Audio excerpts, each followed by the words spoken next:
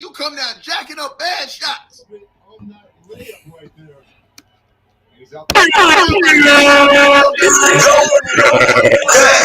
them.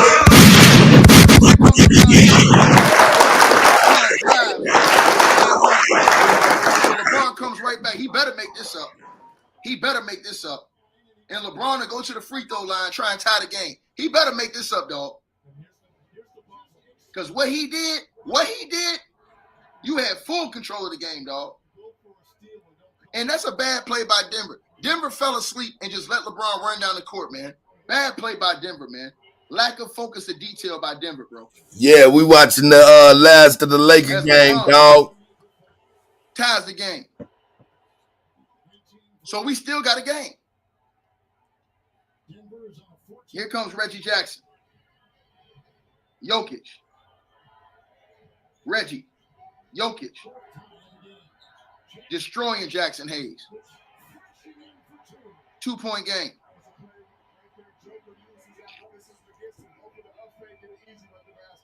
LeBron gives it to Hayes. Hayes to D'Lo. D'Lo got to step up. D'Lo. Offensive foul, Lakers, man. Shout out to Andre Robinson, the Cash App, man. He say that sucker LeBron always play hero for his legacy, man. I see you, brother. That's crazy, bro. Shout out to the brother Keith Cunningham in the Cash App with the donation, man. Salute to you, my brother. He said LeBron trying to get 30 ticket, man. I don't care what he trying to do, bro. He need to be trying to win the game. As here comes Reggie Jackson. He gives it up. Reggie gets it back. Reggie looks at Jokic. Jokic one-on-one. Jokic shoots a fadeaway three. That won't go. And Aaron Gordon gets the rebound, man. That's game, man. And LeBron just standing around, man. Reggie Jackson misses a three. Here comes LeBron. In full steam ahead, LeBron James. Down the lane, misses a layup. LeBron James missed a layup. Lord Jesus have mercy, man.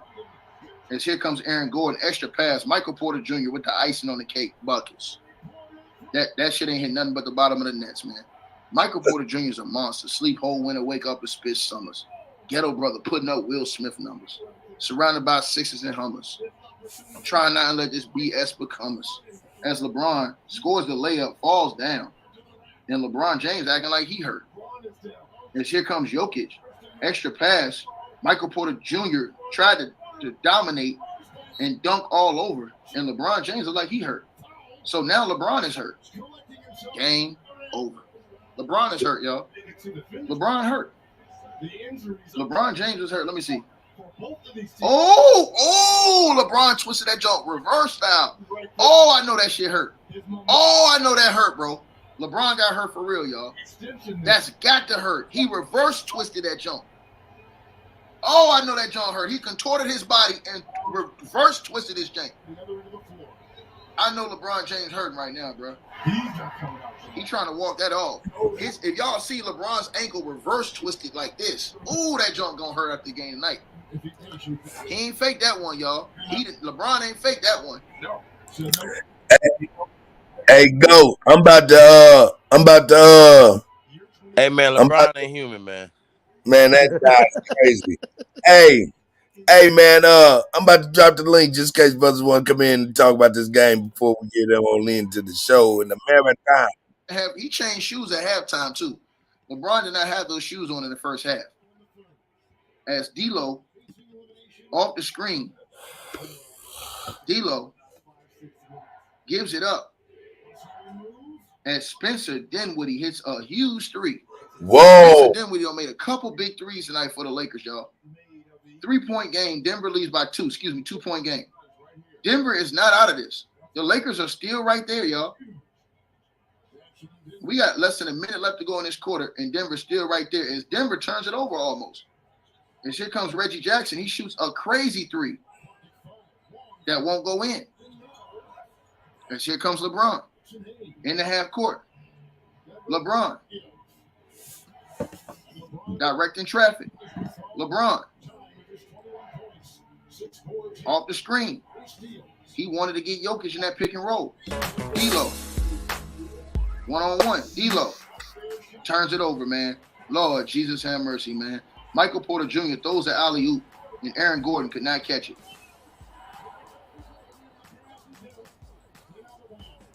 Man, Michael Porter Jr. tried to throw the alley-oop. Aaron Gordon couldn't catch it. They got to get on LeBron James. They got to get on LeBron. Bro, y'all giving him too much space. You got to get on LeBron James. Get up. They giving this dude too much space with 3 seconds left. Don't give him a head start. Get up.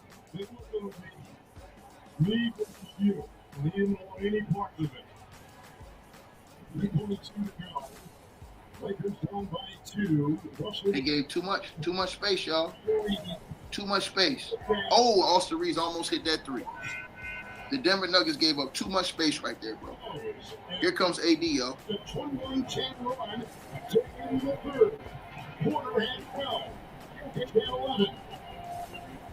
The Nuggets, the champions of the NBA, trying to close out this first round series. Let's go to the fourth in the 2024 presented by Google. Here you go, y'all. It's all on the line. It's all on the line right here. Oh, here, buddy. Y'all smash the like button as y'all come on in. Yeah. It's all on the line, bro. It's all on the line right here, brother.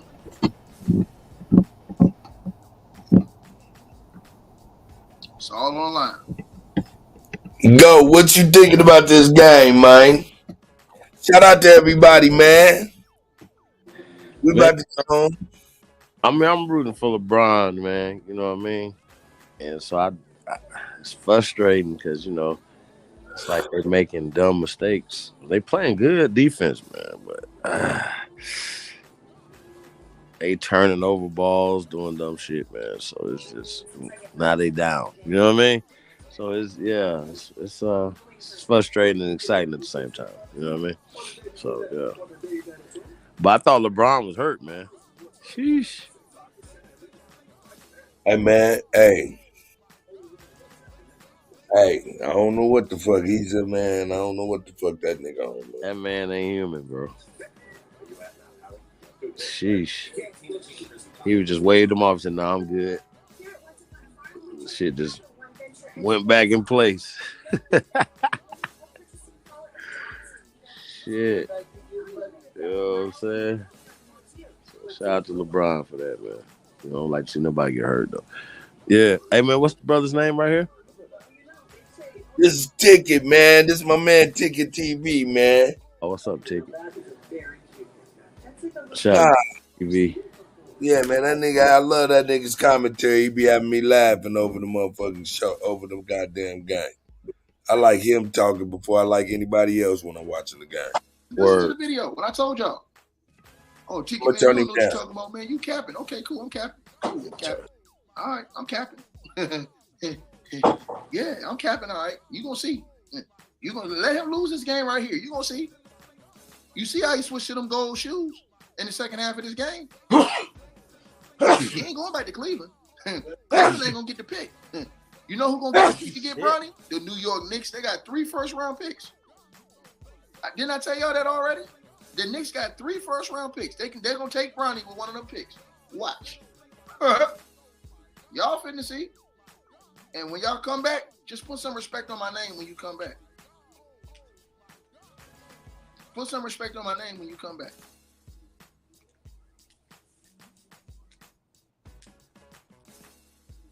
Y'all let me know what y'all think, man.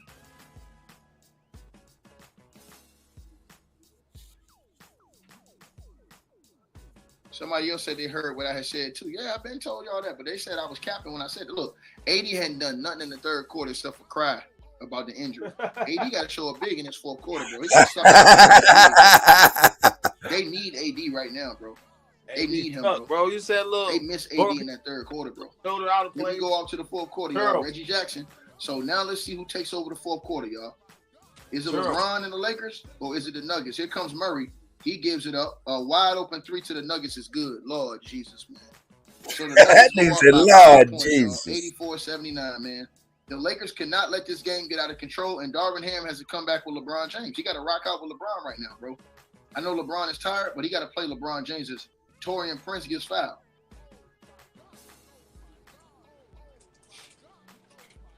If I'm Darvin Ham, man, LeBron James got to play the whole fourth quarter, bro. Oh God.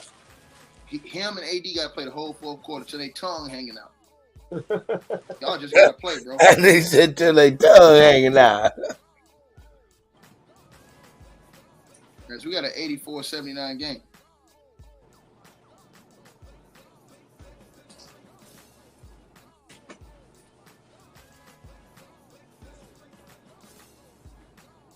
As Hey, Torian man. Prince, Y'all do us a favor, man. 84-80. Like, share, subscribe, man. Share us on all your social media platforms, man. 84-80. And AD has a call. It's the GOAT. You killing them.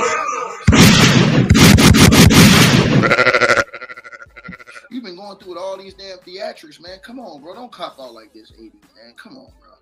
3-point game, man. 84-81, man. You can't cop out like this, bro. You got to play, man.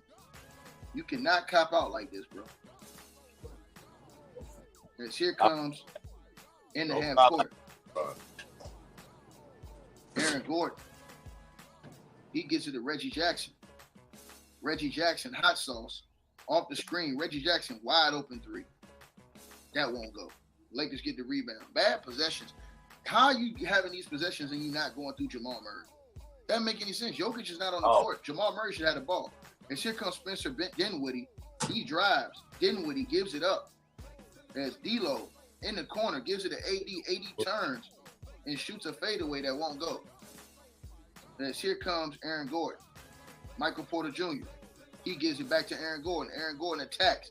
He gives it up to Reggie Jackson. The floater is no good. Reggie, got to get Reggie off the ball, man. You got to go get Jamal Murray. Why is Murray not touching the ball if you're Denver? As here comes Spencer Dinwiddie, gets it blocked, but they call foul, and Michael Porter Jr. wants a review. He wants a review. Michael Porter Jr. wants to review. Let's see if they review it. As Dinwiddie looking. I think that's crazy. Hold on. What? That they could challenge fouls. That's wild. Did he foul him on that? Oh, no, that's not a foul. I don't know why they didn't challenge that. It's Dinwiddie missed the free throw. That's not a foul, bro. They should have challenged that, bro. That is not a foul, bro. Dinwiddie missed the free throw, but they should have challenged that, bro. That's not a foul, brother. I don't like that. That's not a foul. That nigga This shit both comes LeBron back in the game. Crazy. Terrible. And Dinwiddie misses both free throws, man. God dog, man. Oh. Spencer Dinwiddie don't miss both free throws, man. We can't get no excitement in this series, bro. Oh, man. As here comes Jamal Murray. Off the screen, Murray the three ball. That's the casket, man. Jamal Murray's clutch, man. If That's the casket. Jamal Murray got that Kobe Bryant blood through his veins. He clutch. As here comes LeBron James. He gives it up to AD. AD in the post, one-on-one. AD to LeBron. LeBron back to AD. AD backing down, goes up, shoots it, and gets fouled. And AD gonna shoot free throws as Denver leads by 6.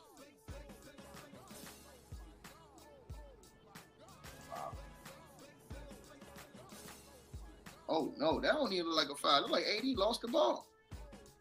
That look like AD lost the basketball, bro.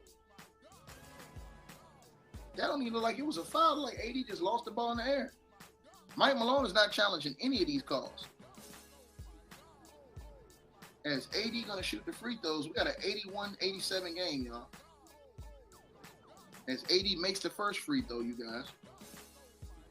I'm gonna shoot one more. As AD got one more free throw coming, you guys. Oh, wow.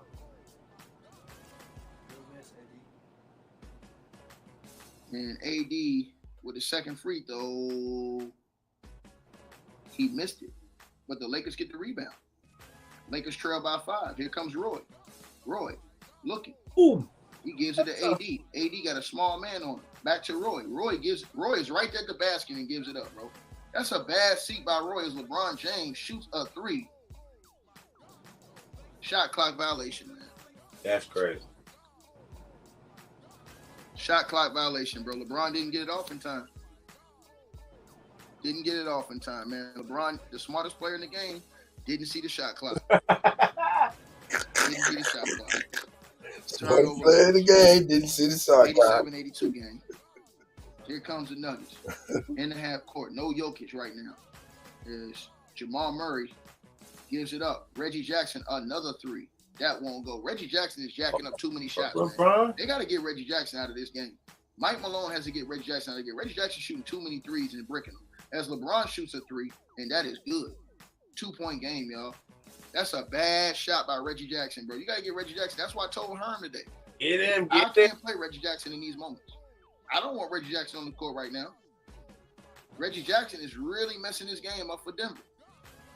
And here comes Murray. Murray one-on-one with AD. He gives it up to Aaron Gordon. And Gordon gets fouled by Roy Hachimura. I told y'all, man, you got to get out. You have to get, what's his name, out of there, bro. You have to get Reggie Jackson out of the game, bro. He's unplayable right now. I told y'all that. That man jacked up all them shots and missed every last one of them. The ball should have been going through Murray's hands all that time. As we got a 2-point game. Michael Porter Jr. One-on-one with AD. Michael Porter Jr. driving at AD, goes past AD, gives it up. As Michael Porter Jr. gets it back, throws it to the rim. That won't go. And we got a shot clock violation. Ball goes to the Lakers. 2-point game. 2-point game. As LeBron James and the Lakers got a chance to tie or take the lead right here. Here comes Reeves. 85-87. 42 left to go. Comes AD. LeBron off the double screen. LeBron down the lane. LeBron gives it up to Roy, and Roy dunks all over. Tie ball game. Roy Hachimura, good pass from LeBron James right there. Roy Hachimura dunks on the whole Nuggets team, and he said and one. LeBron was right. That should have been an and one. That should have been an and one. It should have been an and one. Yeah, that was a foul. For sure. Cut. Good cut by Roy Hachimura. Good backdoor by LeBron, man. Yeah, man. Shout out to everybody, man. Tap in, man. Appreciate y'all. Come on in the building. Hey, y'all do us a favor, man. Share this on your social media platforms. Everybody in the building. We're gonna get into this discussion tonight. We're just having a little fun right now, y'all. Checking out this Lakers game. Appreciate y'all being here. Shout out to Ticket TV.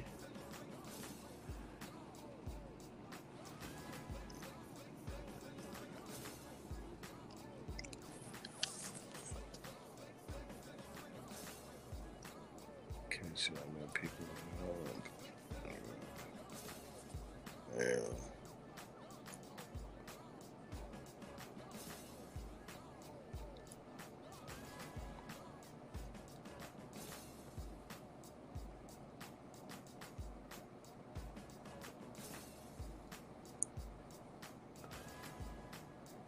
But man, look like Eric Spears a little bit. He do, don't he? He's gonna do. A little bit. He's gonna try to make history. A little bit. You got to get through this one tonight, though.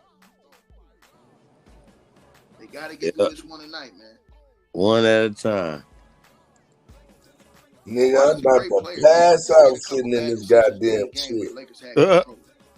And he does that a lot sometimes. He's so smart, but he make dumb decisions. Like, he'll take bad threes where it just get your team out of the game. If he would have just kept playing smart and letting the game come to his team, they would not have lost control of that game.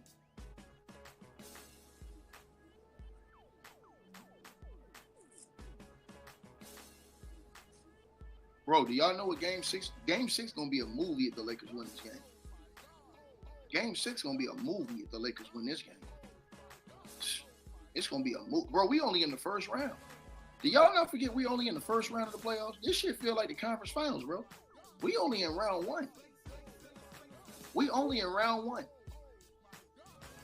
Whoever win this series still got to go through Minnesota and still got to go through OKC, the strippers, or the Mavs.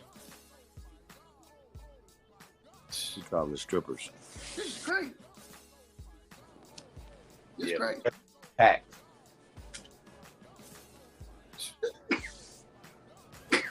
Unbelievable, man. Boy, there's so much high tension in this series right now, bro.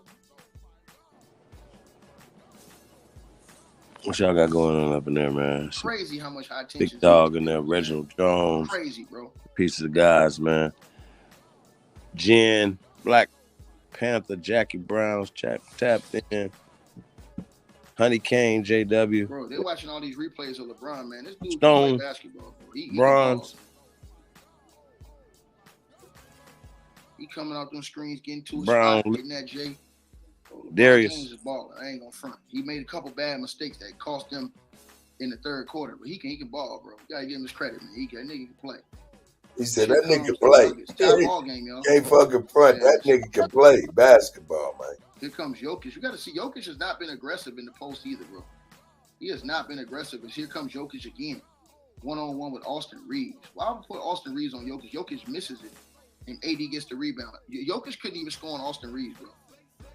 Jokic is selling, bro. LeBron's on Why don't you just get bucket. Austin Reeves under the basket and dunk him? Ooh. Jokic is selling. I do that LeBron every in time. half court. LeBron gonna drive to the rack. Give him the goes ball, up go and to the score. bucket every time. And one. Little Caldwell Pope And came one. for him. Ooh. And he's LeBron James. LeBron Ramon James. Ramon. Oh, Ramon. good gracious, great. Man, what is happening? Ramon. What happened to his ankle? As LeBron misses the free throw. Oh shit. The only worst thing is if man, Nuggets look hit at another this game. bullshit. That'll hurt the worst. That Here comes Murray to Jokic. Jokic, easy buckets. And almost missed the dunk. Top game. 89 all game. Yes, here come the Lakers. In the half court, AD gets the ball. AD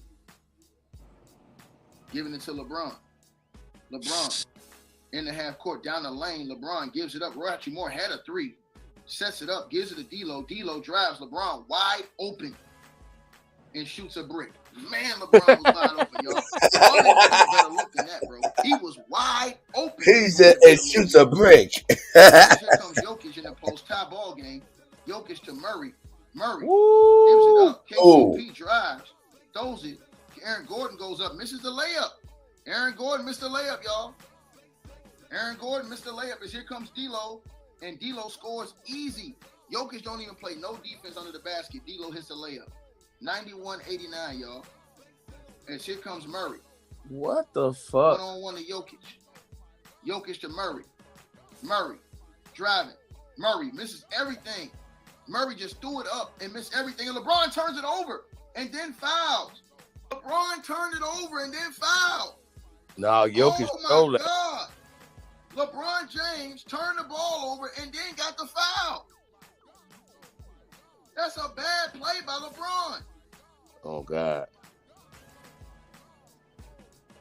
What is LeBron doing? Get that LeBron ball out of his hands, man. Woo! Back to the Denver Nuggets. Denver. Instant classic, y'all. Murray. Off the screen. Murray. Easy layup gets blocked by AD out of bounds. And you can tell Murray is wearing down. He just laid it up way too soft for AD, bro.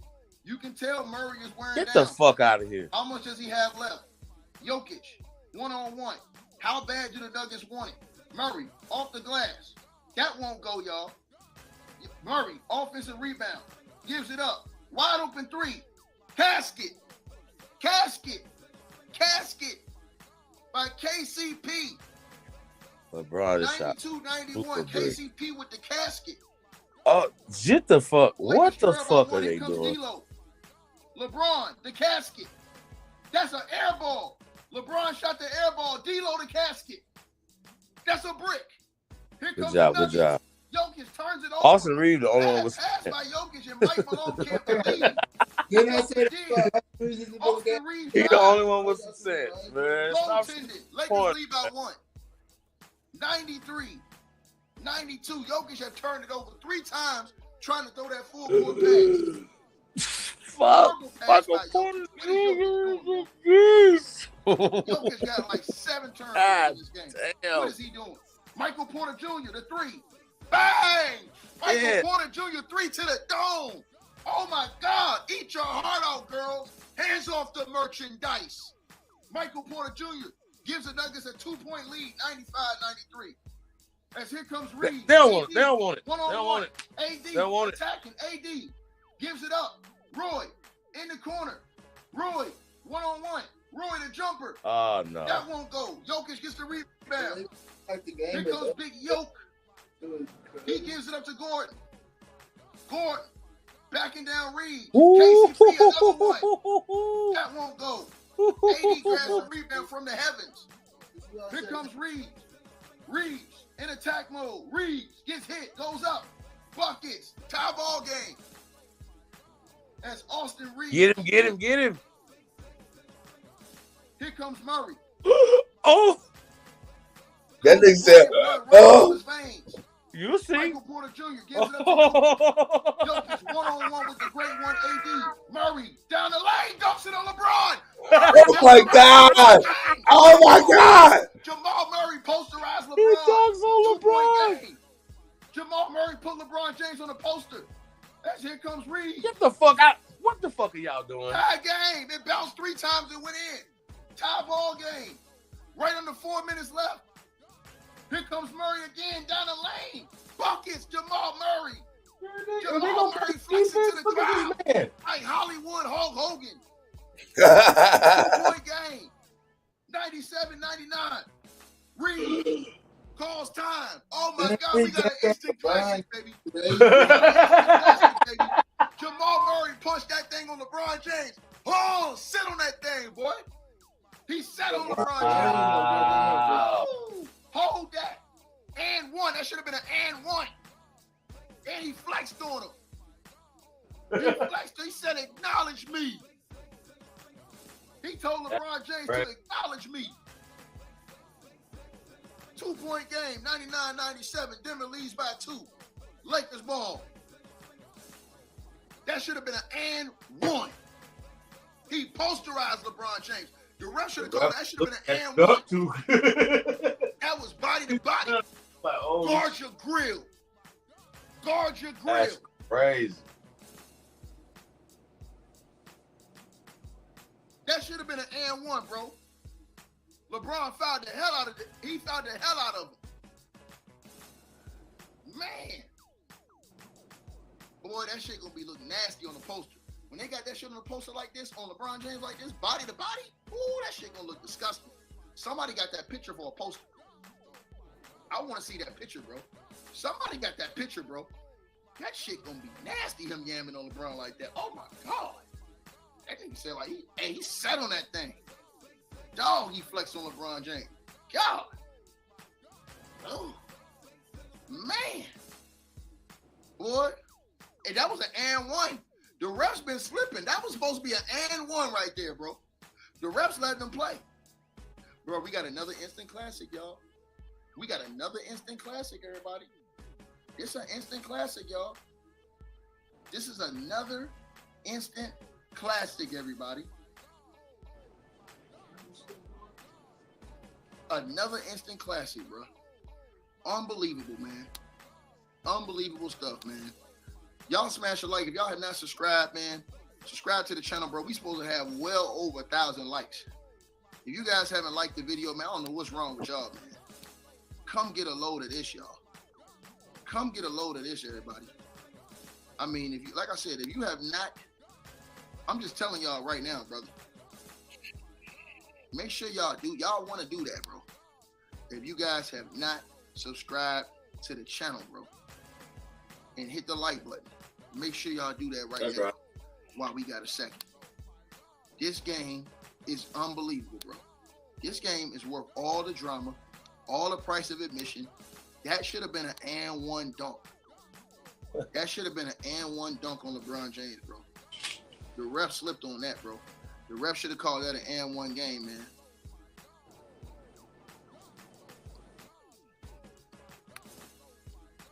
Straight up. My nigga. Straight no up. play. I'm about to fall out. Bro. I'm just keeping it real with y'all, man. Jamal Murray have been cooking in these late game situations, bro. Murray been cooking, bro. Shout out to African Skyfire Scholar. He said LeBron James is still playing with a twisted knee stem cell. I don't know what he got going on, Skyfire. Shout out to my boy Skyfire in the building. I don't know what LeBron James got going on. I do know one thing, though, Skyfire. I know one thing. This is a good-ass game. This is a good damn game right here, brother. This game right here is for the agents. Here we go, y'all. Back to the action, everybody. Here we go. And here comes LeBron. Down 2 with 3.5 minutes left to go. LeBron off the screen. LeBron one-on-one gives it up to D'Lo. D'Lo goes down the lane and tie ball game. D'Lo lays it in. Easy bucket. Remember, D'Lo's balling. D'Lo is balling. Tie ball game. Tie ball game, y'all. Here comes Murray in the half court. Murray gives it up. Jump ball. Where is Hold up, man. Y'all talking the future, man. Jokic one-on-one. Y'all in the future. He don't even want it. Jokic attacking AD. Jokic at AD gets fouled, and Jokic gonna shoot 2 free throws. Terrible. And AD is upset. He don't look like he hurt now. He don't look like he hurt now.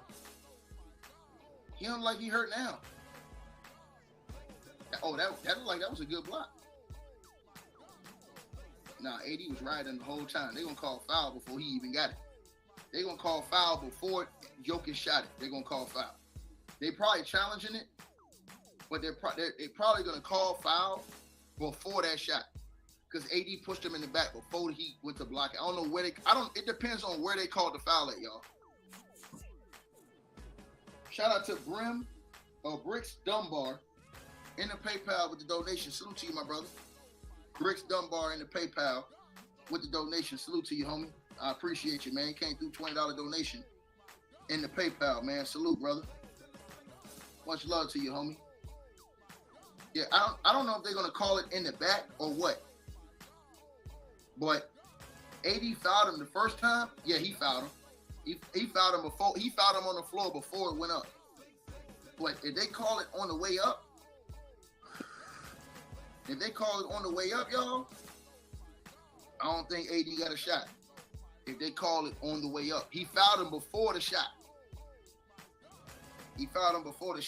But if you Darvin Ham, you got to challenge it after last game. What happened with LeBron? You got to challenge it.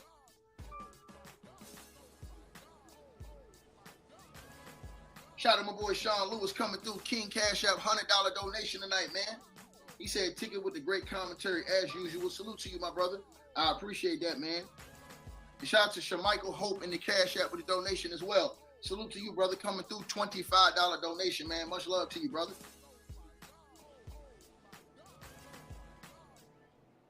We got to see what happens here, bro. He mugged. Shit. We got to see what happens. He got him a foul before he jumped. He fouled him. It depends on where the ref called the foul at. Let's see what they say, y'all. Hold on. Cut.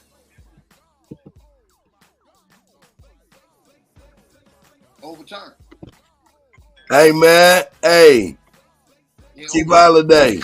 Yeah. Overturned it. Man, you want to talk to Denmark, Andy? Or jump ball or goes back to the Who's Lakers. Denmark Andy? Boy, the Lakers getting Remember that white boy that was doing cocaine on the goddamn live? Overturned it. It was a clean block. AD fouled him before. That was like, oh, man. I mean, is he coming here to talk about some basketball right now? Because we're going to get into that's why I said the ref called the Cointelpro bag tonight. So I don't know about that. What you talking about, Denmark, Andy? How you living, guy? Yeah, everything good. I've been working all weekend for my girlfriend. I don't know if I'm cool with it. I'm about to get ready to go to sleep, man. Give me a chance. Tie ball game, y'all. Woo, Hey. I love these moments right here, baby. I love this moment. Hold on one second. Chief Holiday bring you up in just LeBron James, y'all king, y'all. Ah, Y'all love LeBron. He gonna hit a big shot tonight. Is LeBron gonna make the LeBron fans go crazy tonight? Here comes LeBron, one-on-one. LeBron driving. LeBron gives it up. Austin Reeves misses the three. LeBron passed it up. Yeah, I'm in the Here future. comes Jokic, pushing it ahead. Jokic, backing down. Jokic, the jump hook, buckets. LeBron James gave the ball up. He had Jokic one-on-one for a drive, and he gave it up. Here comes D'Lo. They trail by 2. They still got another shot, though. The Lakers got another shot right here. Here comes LeBron James reversing. D'Lo looking. Austin Reeves ain't fucking around. Aaron Gordon. Will you stop? My bad. Reeves one-on-one. Reeves pulls a deep 3. Buckets. Austin Reeves. Lord have mercy. Real name Christopher. Oh shit! I said real name Christopher. Get out of my way. As Jokic my turns it God. over. Oh, Here comes Jokic one-on-one with AD. Jokic backing down. Jokic deep in the paint. Jokic, he gives it up. As KCP drives. KCP shoots a midi, and an offensive rebound and stick back by Jokic is good. 1 point game. Denver is 103-102. Under 2 minutes left. A minute and 40 left. Here comes Austin Reeves. Does he want to give it to LeBron or keep it? Reeves says, I'm going to keep it. No, he gives it to LeBron. LeBron drives. LeBron James down the lane, goes up and scores the layup. And the Lakers lead by 1. LeBron James scores the layup. The LeBron Maniacs are going crazy as the whole series is on the line right now, y'all. As here comes Murray in the half court. Murray down the lane. Murray in the half court. Murray off the screen. Murray down the lane. Fade away. He misses. Aaron Gordon gets the rebound of his life. Gordon, Murray, the casket. Oh, Jamal Murray. It's that man. He's him. Jamal Murray is him. He is him. 2-point game. Murray with the casket. Reeves down the lane. Wow. Reeves, the fadeaway. Oh my God. He's missed it with his season on the line. Here comes Jokic. Denver leads by 2. Here comes Jokic. Murray is him. Murray to Jokic. Jokic, foul. No. Aaron Gordon, ball goes back to the Lakers. 106-104. Heavyweight fight. Man. 106-104. Nuggets lead by 2. Lakers got the ball. Lakers. Take him to the hole. Possession. LeBron James has a chance to atone all sins. Here comes LeBron James. They fouled him. Season on the line. LeBron, one-on-one. LeBron with the season on the line. LeBron, one-on-one. LeBron drives. LeBron misses the layup, but gets fouled. LeBron James gets fouled. As LeBron going to shoot 2 free throws with the season on the line. Lord have mercy. Keep your heart out, girls. Hands off the merchandise. Hands off the merchandise. Lord. As LeBron with the season on the line. 2 free throws. First one. It's good. LeBron James makes the first. That's a major free throw. LeBron James. First free throw. It's good. 105, 106. It goes LeBron James. Second free throw. All the money on the wood, baby. All the money on the wood. Get the ball out of his hand. Come on, man. It's good. LeBron made both free throws with the season on the line. And here comes Murray with the series on the line. Jamal Murray. It will deja vu strike twice. Murray with the season on the line. 1-on-1. Murray with everything on the wood. 7 seconds. 6, 5. Murray. Game. Jamal What? Murray for the win. LeBron. Game. Nigga, I'm out. Cut. Wow. That's crazy, y'all. Nigga, I'm out. Nigga, fuck LeBron, them, nigga. That's crazy. Yo, man. Shout out to Ticket TV, man. Jamal Murray, bro. So nothing to say. That shit crazy. That's crazy. Yeah, man. Man. Wow. Hey, man, we got to call that man Anthony Davis Terry Clough. Terrible. Because he very soft. Yeah, man. He's terrible.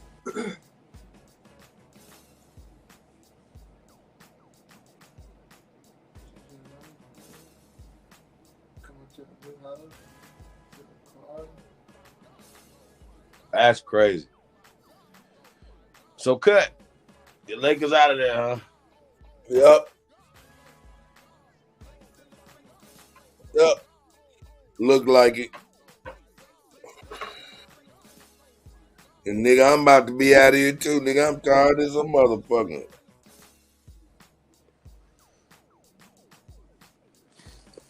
Shit.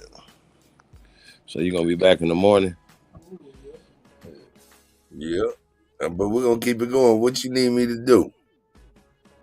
Well, the CEO was gonna come in here, but I got the joint and it's in the back. But I emailed it to you too, though. Nah, nigga. Is she gonna play the same video though? What you mean? She coming in to play a video or something? Yeah. Okay. Nigga, you know about my experience today. Mm. Yeah, that's what's up, man. But Shout out to everybody. Well, I'm listening to you, brother. Go ahead. yeah, man. No, so we're gonna get into a little conversation, man. Get into the Black Project and get into Cointelpro and Pan Africanism. The Pan Doodles are dead, but here's the problem. I just like they just still lingering around, spreading misinformation. You know what I mean? Along with some of these Native American sympathizers, man. I don't know if you call it Turtle Gang and it's a Turtle Gang Midwest or West Coast. I don't, bro.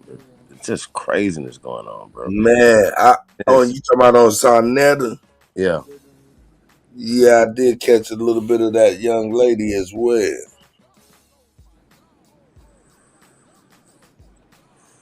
I don't know about the young part, but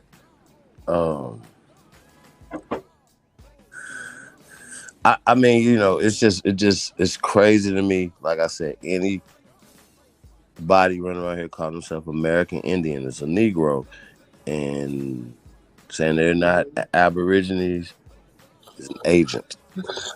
We're not gonna go back and forth with y'all and pushing division. You know what I'm saying? Especially going over on Sonnet platform, and y'all see how that went. You know what I mean? So y'all gotta watch these people because they're definitely double agents around here. So I gotta say that. I'm just gonna keep it real. I'm not about to play with y'all. So it's easy to tell who you are because it doesn't make any sense when you know American.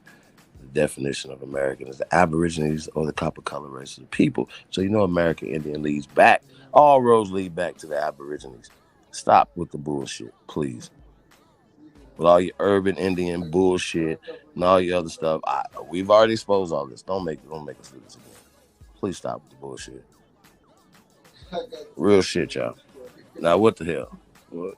And people don't be wanting to call shit out and be mad at the motherfuckers that stand on business and call shit out. I'm not gonna stop doing that. I'm gonna keep doing it. So y'all gotta stop with the bullshit.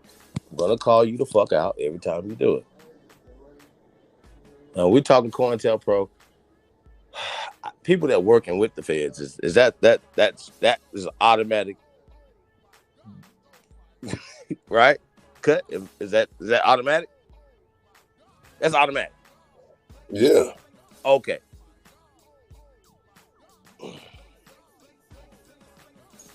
The fuck are we talking about?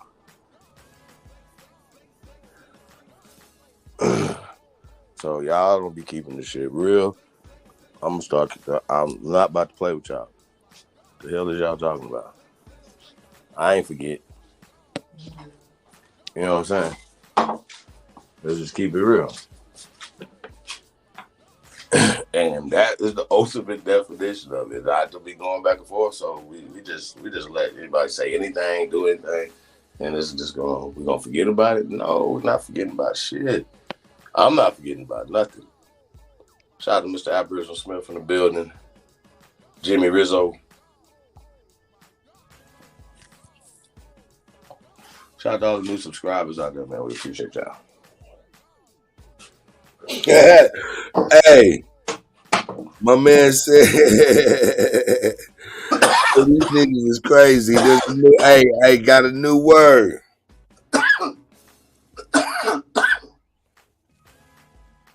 Got a new word. Got a new word. I'm gonna use it though later when it comes in handy. Got a new word, folks. What is it? Transmission. Nah, that ain't new. What is that?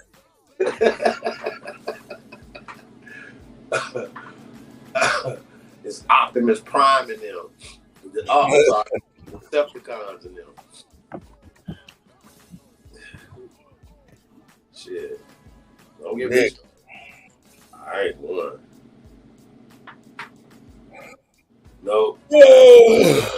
Cut. You're not gonna do it. Nigga, I'm out of here. When is Tasco coming, bruh?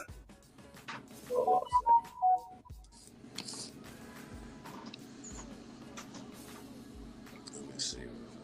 I don't want to leave you hanging.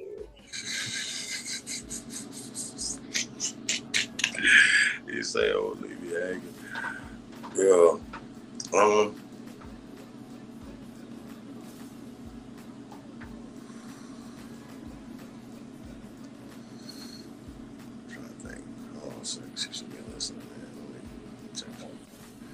Oh, shit.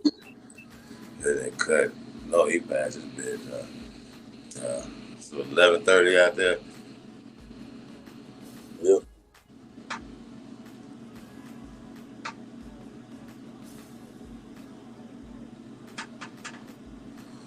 Hey, Ticket be doing boxing too? Yep. Okay.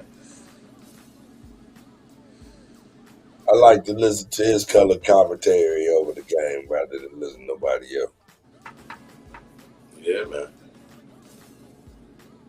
We'll make sure we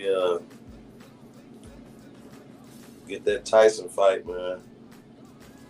It's gonna be on Netflix. Y'all heard about that? Oh, yeah. Yeah, I think it's gonna be interesting. Netflix is getting in on the fight game.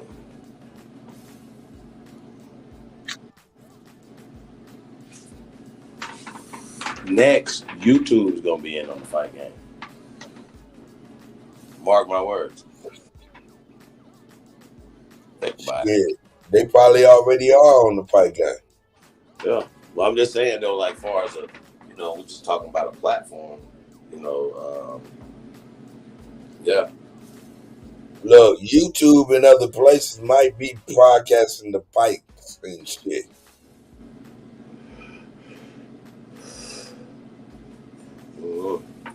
I'm sure those fight promoters and stuff and that. I don't know if they're gonna go backwards. You know what I mean? As doing it, you know what I'm saying? Because Jake Paul actually come from YouTube, so I'm sure that was already kind of something that been on. You know what I mean? Like people are like, oh no, we're not. Yeah, YouTube, y'all want too much. You know what I'm saying? Shout out to Dame Dash, man.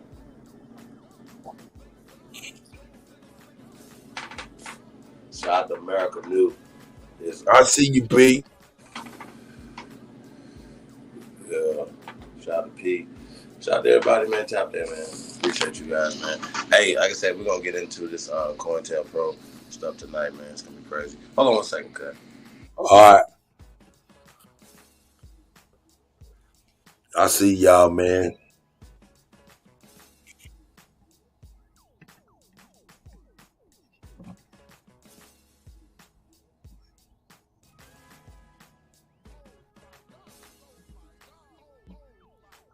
Wait on the goat to come back. Oh, damn, did I do that? I did do that dumb shit.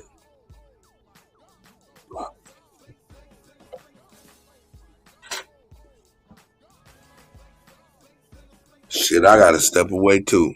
Go to be right back. I'll be right back as well. I need to go take a piss.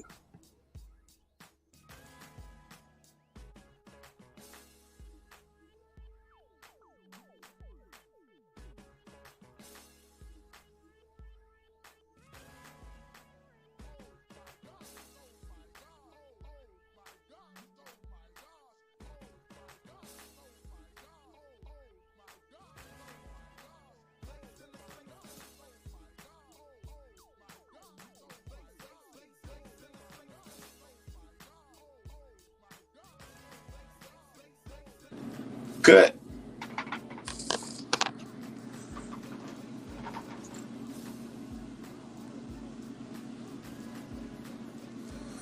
I never got no music playing in the background. Nothing. You know what we're gonna do? I'm about to put a video on real fast. My bad, I had to go take a piss. You there? I'm about to play. Huh? Yeah, I'm here.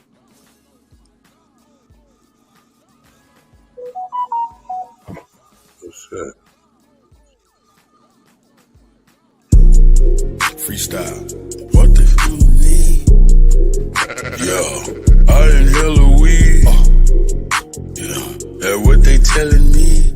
What they telling me? What they yeah, what that fella need? What that heifer need? Can't get caught with these. What are those felonies? Trying to keep the hood straight with they felonies. When I made it back safe, I just fell on knees. Thank the Lord for the hustle that just fell on me. In these streets, I'm trying my hardest not to felony. Keep a popper and some paper for my bell on me. If I have to pop, I pray my blick don't fell on me. Ain't gon' tell me when they coming, they gon' bell on me. Every time them hoes get caught, they gon' tell on me.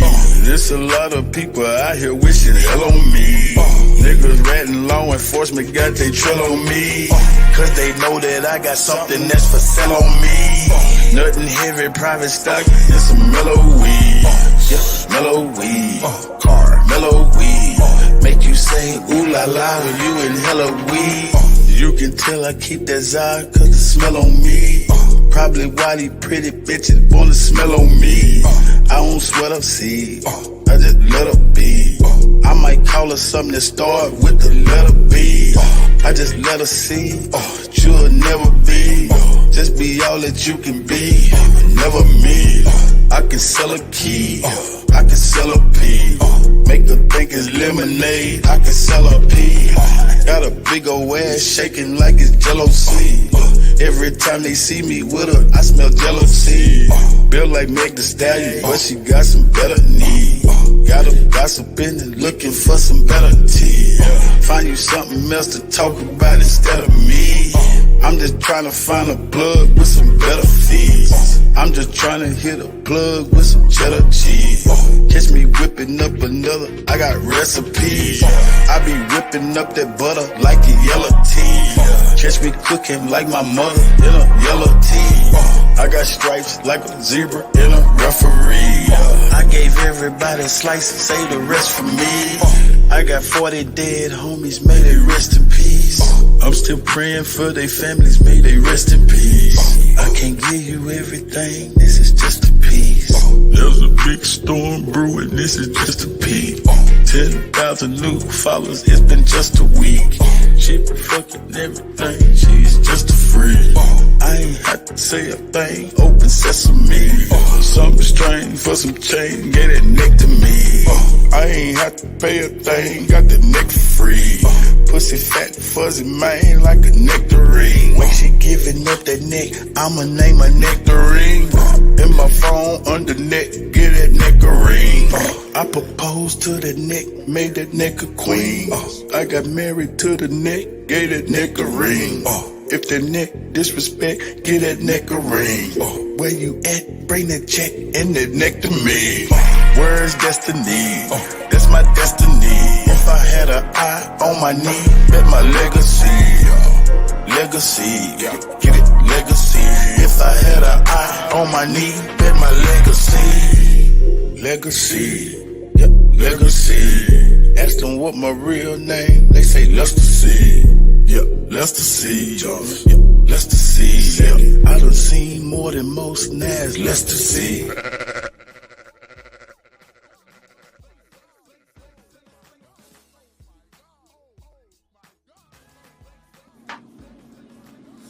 Cut. Cut out of there, y'all. So shout out to all the American Aborigines, man. Appreciate you guys tapped in tonight. So shout out to the one and only, y'all big homie, CEOs in the building. Yo, like I said, y'all, like this is not up for debate anymore. I think it's crazy for this to be going on in 2024. It's gonna be a hell of a summer, y'all. So y'all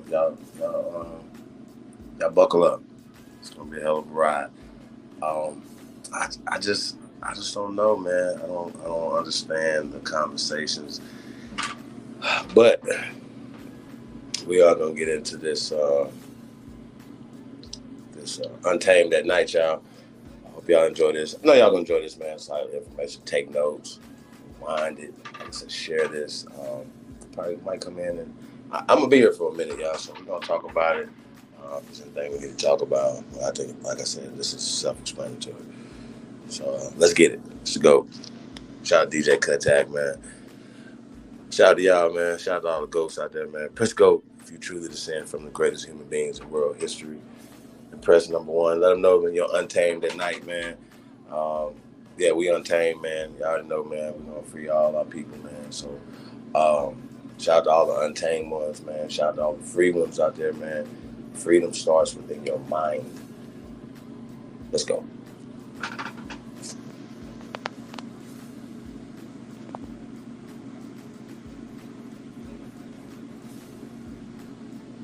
Shout out to all the American Aborigines, man. Hey, man, shout out to y'all big homie, the one and only, the CEO. It's tapped in tonight, y'all. It's Cheeto Gambine, North God. It's Mr. Miyagi. I am him, Mr. Miyagi. Say peace to everybody tapped in. Remember what we got in the building. C. Roberts, peace God. King Samu, or Samu. Sister Betty's tapped in. I'm a Mob Magazine is tapped in. Shy Apples, Belinda. What else we got? Juice, Juan, It's Stereo, Mr. Darkfly Brother, number 100. Crypto Cakes Cartel, Gretchen's tapped in. Who got tapped in, man? David Bell's tapped in, man.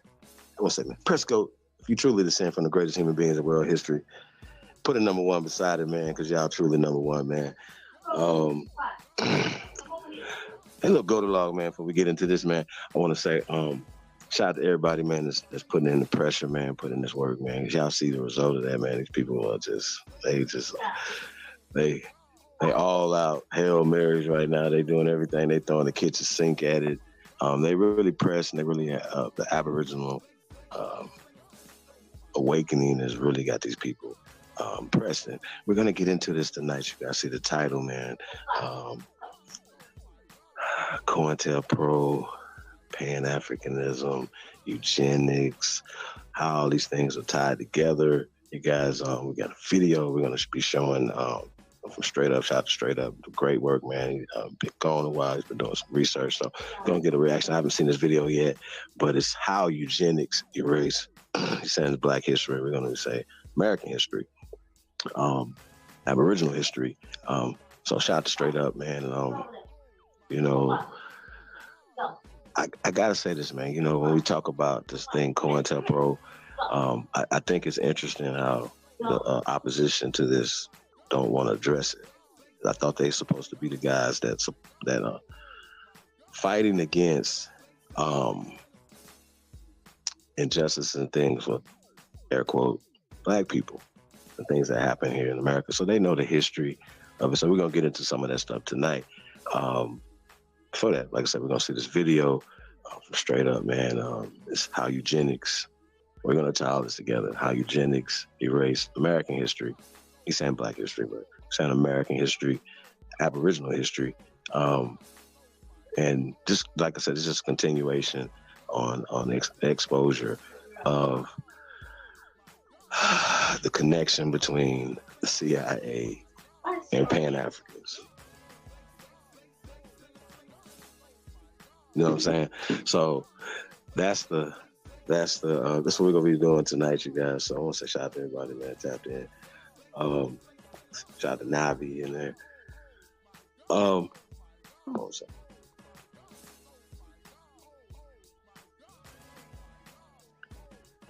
So yeah, man. So like I said, we've been going back and forth with these guys, man.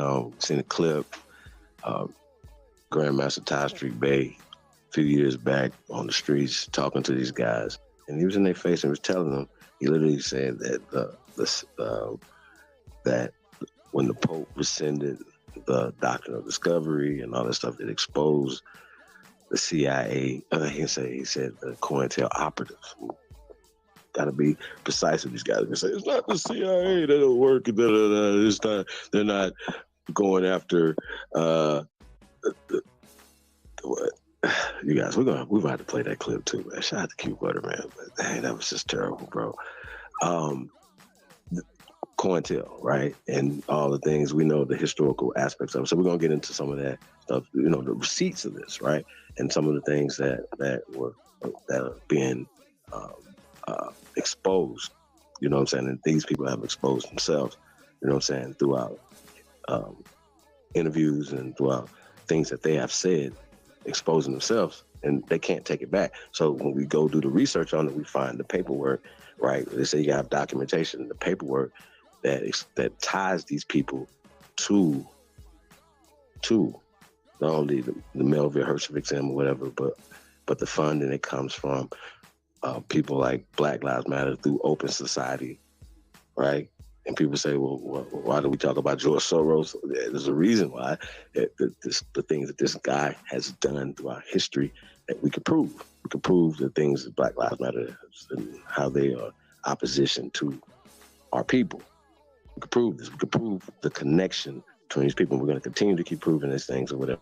So, like I said, we got to take a memory down, trip down memory lane. But like I said, shout out to my man Straight Up. So we're going to get into this video, you guys.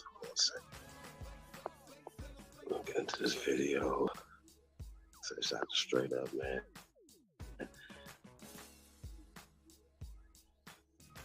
Hey, do us a favor, man. Like, share, subscribe, man. Share us on all your social media platforms. We'll talk. Tag us in it. We appreciate you guys. So I'm going to thank you guys in advance. See Tayshawn, the Confederate Don, is tapped in. Aboriginal Mary Gal. Rayvon Johnson. He's of the Johnson clan. That's what's up. Is that a board? A bold? Bro, I don't know. How everybody doing this evening?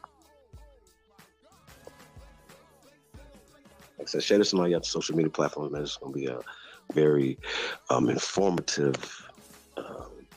build tonight. And then we're going to open up the platform a little later, man. But we're going to really get into some stuff, man. I'm going to get in my bag tonight. So, shout out to Straight Up, man. So, let's go. Let's go.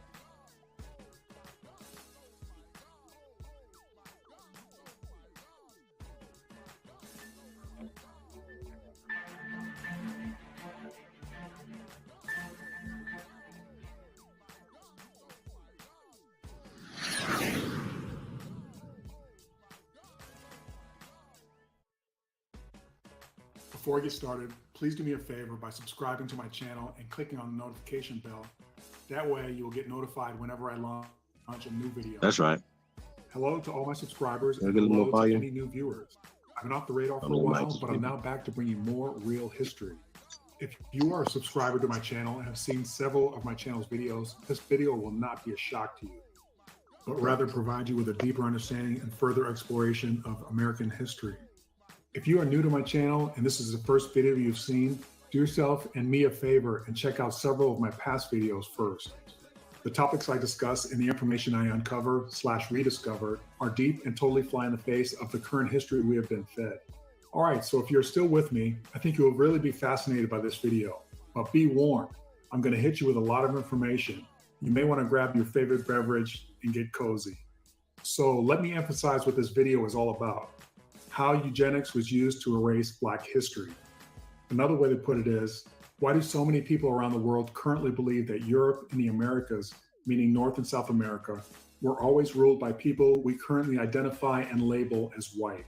Now, for those of you that have watched my videos before, should understand that the label white person is a status that has changed greatly since the turn of the 20th century. So, back to what I was saying. As we all can see, Europe and the United States currently have large populations of people that identify as white, and for the most part are ruled by people that identify as white people. How did this come to pass, and why do many, if not most, believe this has always been the case? I have two words for you: white supremacy and eugenics. Although I've been MIA for several months, I was not sitting on my hands contemplating my navel, as my old math teacher loved to say. What I am doing is constantly researching ancient and current history. For as we all know, history is being made as we live our lives minute by minute. So one of the books I read was War Against the Weak, authored by Edwin Black. This book was extremely revealing, very credible, and very well researched. Mr. Black went out of his way to ensure that the information that went into his book was verified several times over. His access to information that most will never experience was unprecedented in my opinion. This book to me was the key that explains how American and European history was whitewashed, and it also explains why to this day whitewashed history is still being taught. My only issue with Mr. Black's book, and I will get into it further later in this video, is its focus on how the evils of eugenics was waged on poor, uneducated, mentally impaired whites, and secondly, other ethnic and social groups. But he never emphasizes that people of color received the worst outcome, because Black folks, aka people of color, were victims of everything that happened to the white people in the categories I just mentioned. In addition to that, Black people's history was rewritten and appropriated still to this day via systematic racism. I know, based on all the information I have researched and that I've been able to piece together in my past videos, that Mr. Black and his researchers, while conducting research in various countries, came across not only written proof of significant people of color in European and American history, but also visual proof. Yet I fear they chose not to reveal this historical information, but instead focused mostly on the past transgressions against white people. Please don't think that I'm diminishing the atrocities committed against white people. However, unlike Black people, in what are presently majority white countries, they do not continue to suffer systematically. I will also share why I believe Mr. Black chose this course of action as we go along in this video. So, I don't know how many of you watching know what the word eugenics means. So let's take a look at the definition provided by the online Merriam-Webster dictionary. All right, so eugenics is a noun, and it goes on to say the practice or advocacy of controlled selective breeding of human populations as by sterilization to improve the population's genetic composition.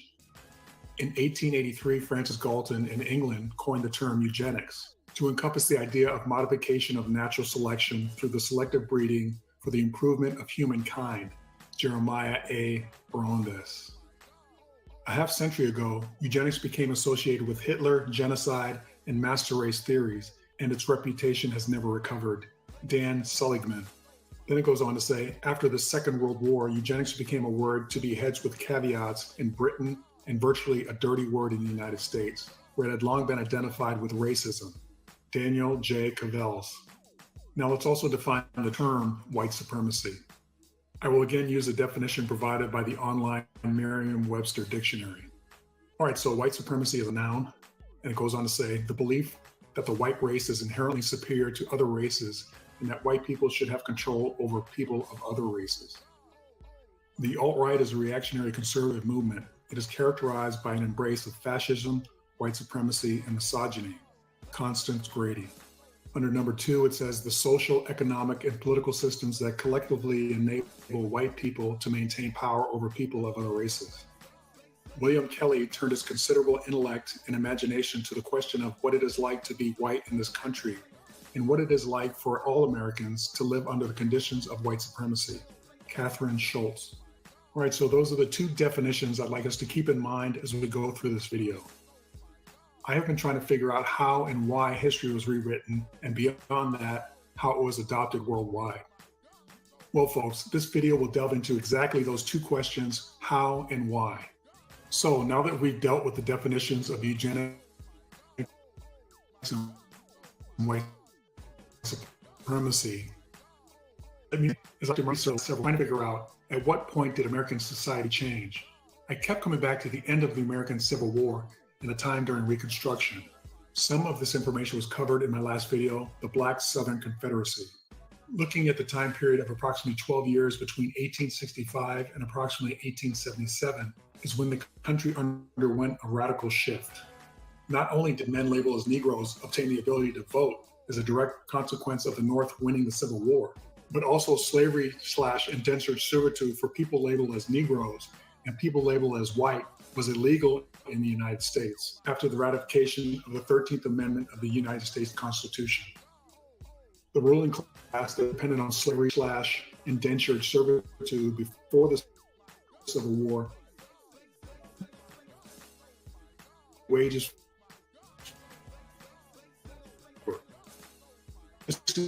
and how the wealthy were not just the non-melanated people, aka white people. It was also Europeans of color, aka Black Europeans, that were very much a part of this ruling class. With the end of the war, Congress passed the 13th Amendment abolishing slavery. Then Reconstruction was put into place by the Republican-led administration of Abraham Lincoln. And please don't confuse it with today. It was done to try to right the wrongs done to those who were enslaved by the societal structure and the rule of law that had been put in the United States, especially in the southern states, for decades. Unfortunately, Reconstruction efforts that held real promise for formerly enslaved people did not last. The equality promise did not come to pass.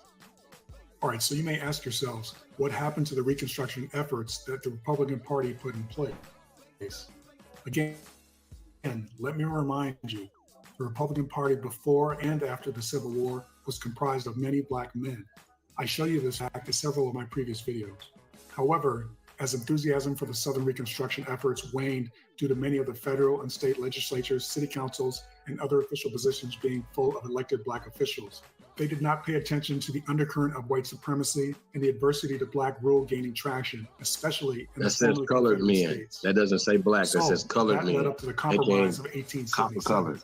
And what was the Compromise of 1877, you may ask? Well, according to history.com, the Compromise of 1877 was an informal agreement between Southern Democrats and allies of the Republican Rutherford B. Hayes to settle the results of the 1876 presidential election and mark the end of the Reconstruction era.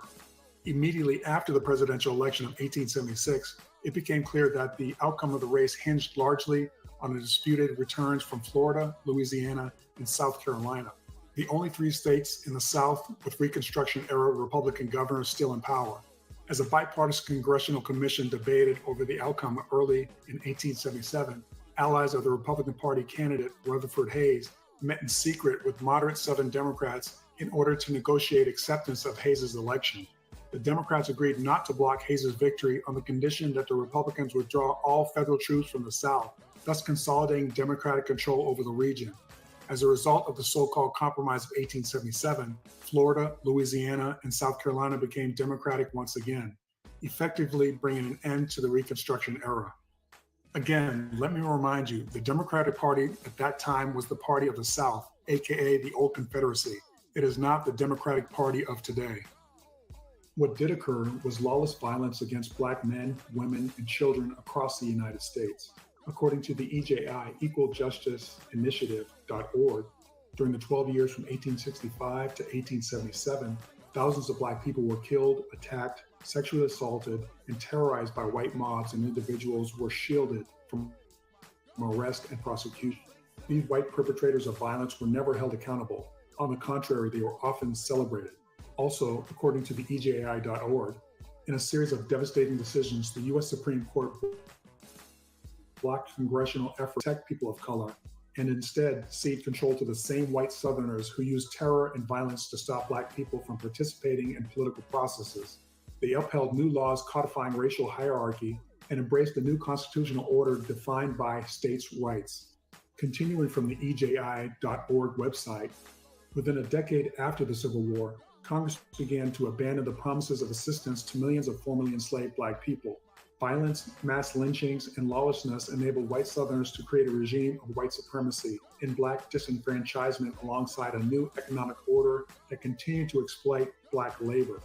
White officials in the North and West similarly rejected racial equality, codifying racial discrimination, and occasionally embraced the same tactics of violent racial control seen in the South.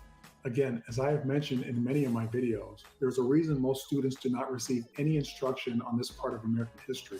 In my opinion, there's a concerted effort to keep people ignorant, so white people may feel like they attained all their wealth via legitimate means and that Black people, for some reason, have never been able to get it together.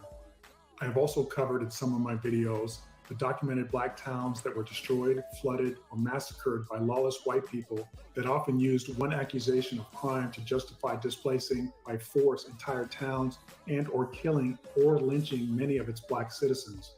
I'm not going to go deeper into this subject for the sake of time. However, I challenge you to research slavery/indentured servitude, Reconstruction, and sundown towns on your own.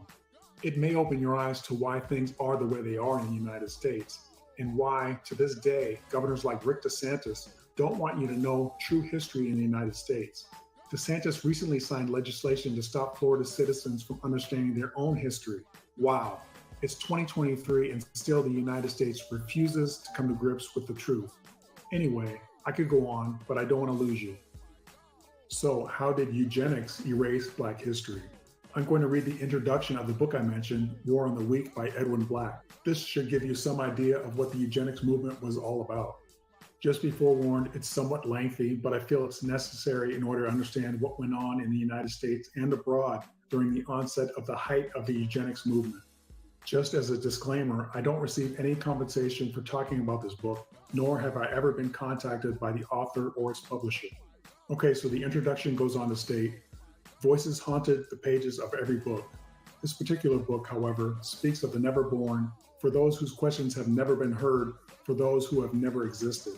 Throughout the first 6 decades of the 20th century, hundreds of thousands of Americans and untold numbers of others were not permitted to continue their families by reproducing. Selected because of their ancestry, national origin, race, or religion, they were forcibly sterilized, wrongly committed to mental institutions where they died in great numbers, prohibited from marrying, and sometimes even unmarried by state bureaucrats. In America, this battle wiped out whole ethnic groups, was not fought by armies with guns, nor by hate sects at the margins. Rather, this pernicious white-gloved war was prosecuted by esteemed professors, elite universities, wealthy industrialists, and government officials colluded in a racist, pseudoscientific movement called eugenics. The purpose? Create a superior Nordic race. To perpetuate the campaign, widespread academic fraud combined with almost unlimited corporate philanthropy to establish the biological rationales for persecution, employing a haze amalgam of guesswork, gossip, falsified information, and polysyllabic academic arrogance. The eugenics movement slowly constructed a national bureaucratic and juridical infrastructure to cleanse America of its unfit. Suspicious intelligence tests, colloquially known as IQ tests, were invented to justify incarceration of a group labeled feeble-minded. Often the so-called feeble-minded were just shy, too good-natured to be taken seriously, or simply spoke the wrong language, or were the wrong color. Mandatory sterilization laws were enacted in some 27 states to prevent targeted individuals from reproducing more of their kind. Marriage prohibition laws proliferated throughout the country to stop race mixing. Collusive litigation was taken to the U.S. Supreme Court, which sanctified eugenics and its tactics. The goal was to immediately sterilize 14 million people in the United States and millions more worldwide, the lower 10th, and then continuously eradicate the lowest remaining 10th until only a pure Nordic race remained. Ultimately, some 60,000 Americans were coercively sterilized, and the total is probably much higher.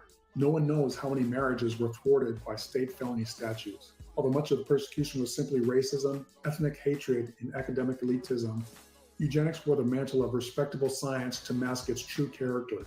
The victims of eugenics were poor urban dwellers and rural white trash from New England to California. Immigrants from across Europe, blacks, Jews, Mexicans, Native Americans, epileptics, alcoholics, petty criminals, the mentally ill, and anyone else who did not resemble the blonde and blue-eyed Nordic ideal the eugenics movement glorified. Eugenics contaminated many otherwise worthy social, medical, and educational causes, from the birth control movement to the development of psychology to urban sanitation. Psychologists persecuted their patients, teachers stigmatized their students, charitable associations clamored to send those in need of help to lethal chambers they hoped would be constructed. Immigration assistance bureaus convened to send the most needy to sterilization mills. Leaders of the ophthalmology profession conducted a long and chilling political campaign to round up and coercively sterilize every relative of every American with a vision problem. All of this churned throughout America years before the Third Reich rose in Germany. Eugenics targeted all mankind, so of course its scope was global. American eugenic evangelists spawned similar movements and practices throughout Europe, Latin America, and Asia. Forced sterilization laws and regimes took root on every continent. Each local American eugenic ordinance or statute from Virginia to Oregon was promoted internationally as yet another precedent to be emulated by the international movement.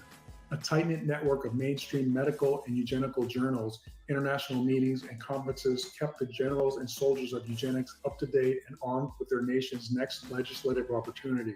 Eventually, America's eugenic movement spread to Germany as well, where it caught the fascination of Adolf Hitler and the Nazi movement. Under Hitler, eugenics careened beyond any American eugenicist's dream. National Socialism transcended America's quest for a superior Nordic race into Hitler's drive for an Aryan master race. The Nazis were fond of saying National Socialism is nothing but applied biology. And in 1934, the Richmond Times-Dispatch quoted a prominent American eugenicist as saying, "The Germans are beating us at our own game. The Gypsies, the rape of Poland, and the decimation of all Europe." But none of America's far-reaching scientific racism would have risen above ignorant rants without the backing of corporate philanthropic largesse. Within these pages, you will discover the sad truth of how scientific rationales that drove killer doctors at Auschwitz were first concocted on Long Island at the Carnegie Institution's eugenic enterprise at Cold Spring Harbor. You will see that during the pre-war Hitler regime, the Carnegie Institution, through its Cold Spring Harbor complex, enthusiastically propagandized for the Nazi regime and even distributed anti-Semitic Nazi party films to American high schools. And you will see the links between the Rockefeller Foundation's massive financial grants and the German scientific establishment that began the eugenics programs that were finished by Mengele at Auschwitz. Only after the truth about Nazi extermination became known did the American eugenics movement fade. American eugenics institutions rushed to change their names from eugenics to genetics. Okay, so I know that was a lot. However, there's a lot to unpack when it comes to the unspoken history of the United States. So for most of this video, I will be quoting from Edwin Black's book.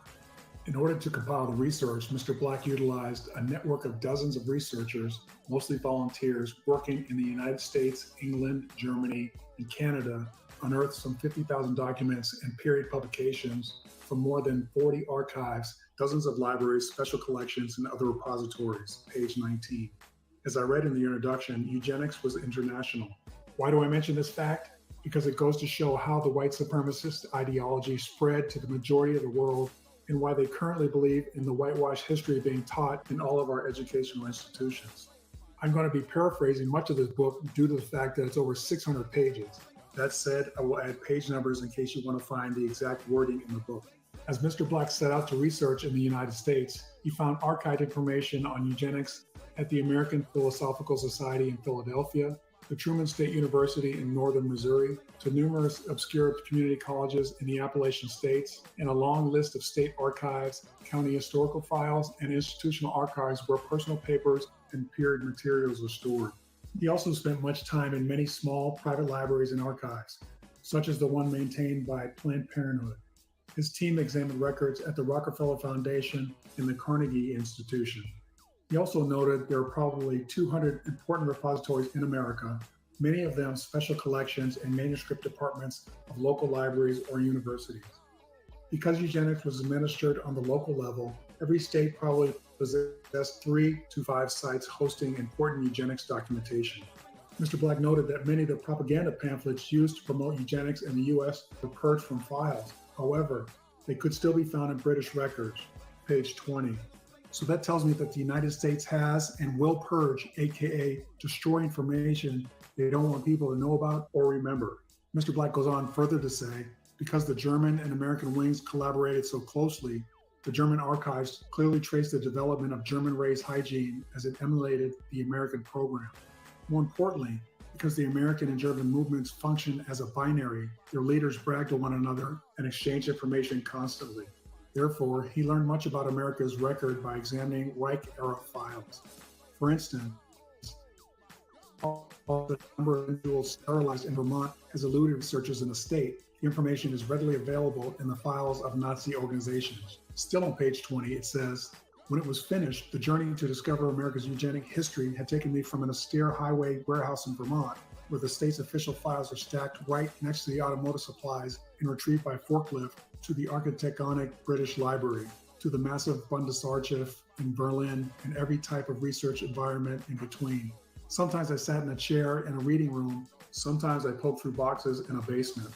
On to page 22, it states, when we were done, we had assembled a mountain of documentation that clearly chronicled a century of eugenic crusading by America's finest universities, most reputable scientists, most trusted professional and charitable organizations, and most revered corporation foundations. They had collaborated with the Department of Agriculture and numerous state agencies in an attempt to breed a new race of Nordic humans, applying the same principles used to breed cattle and corn.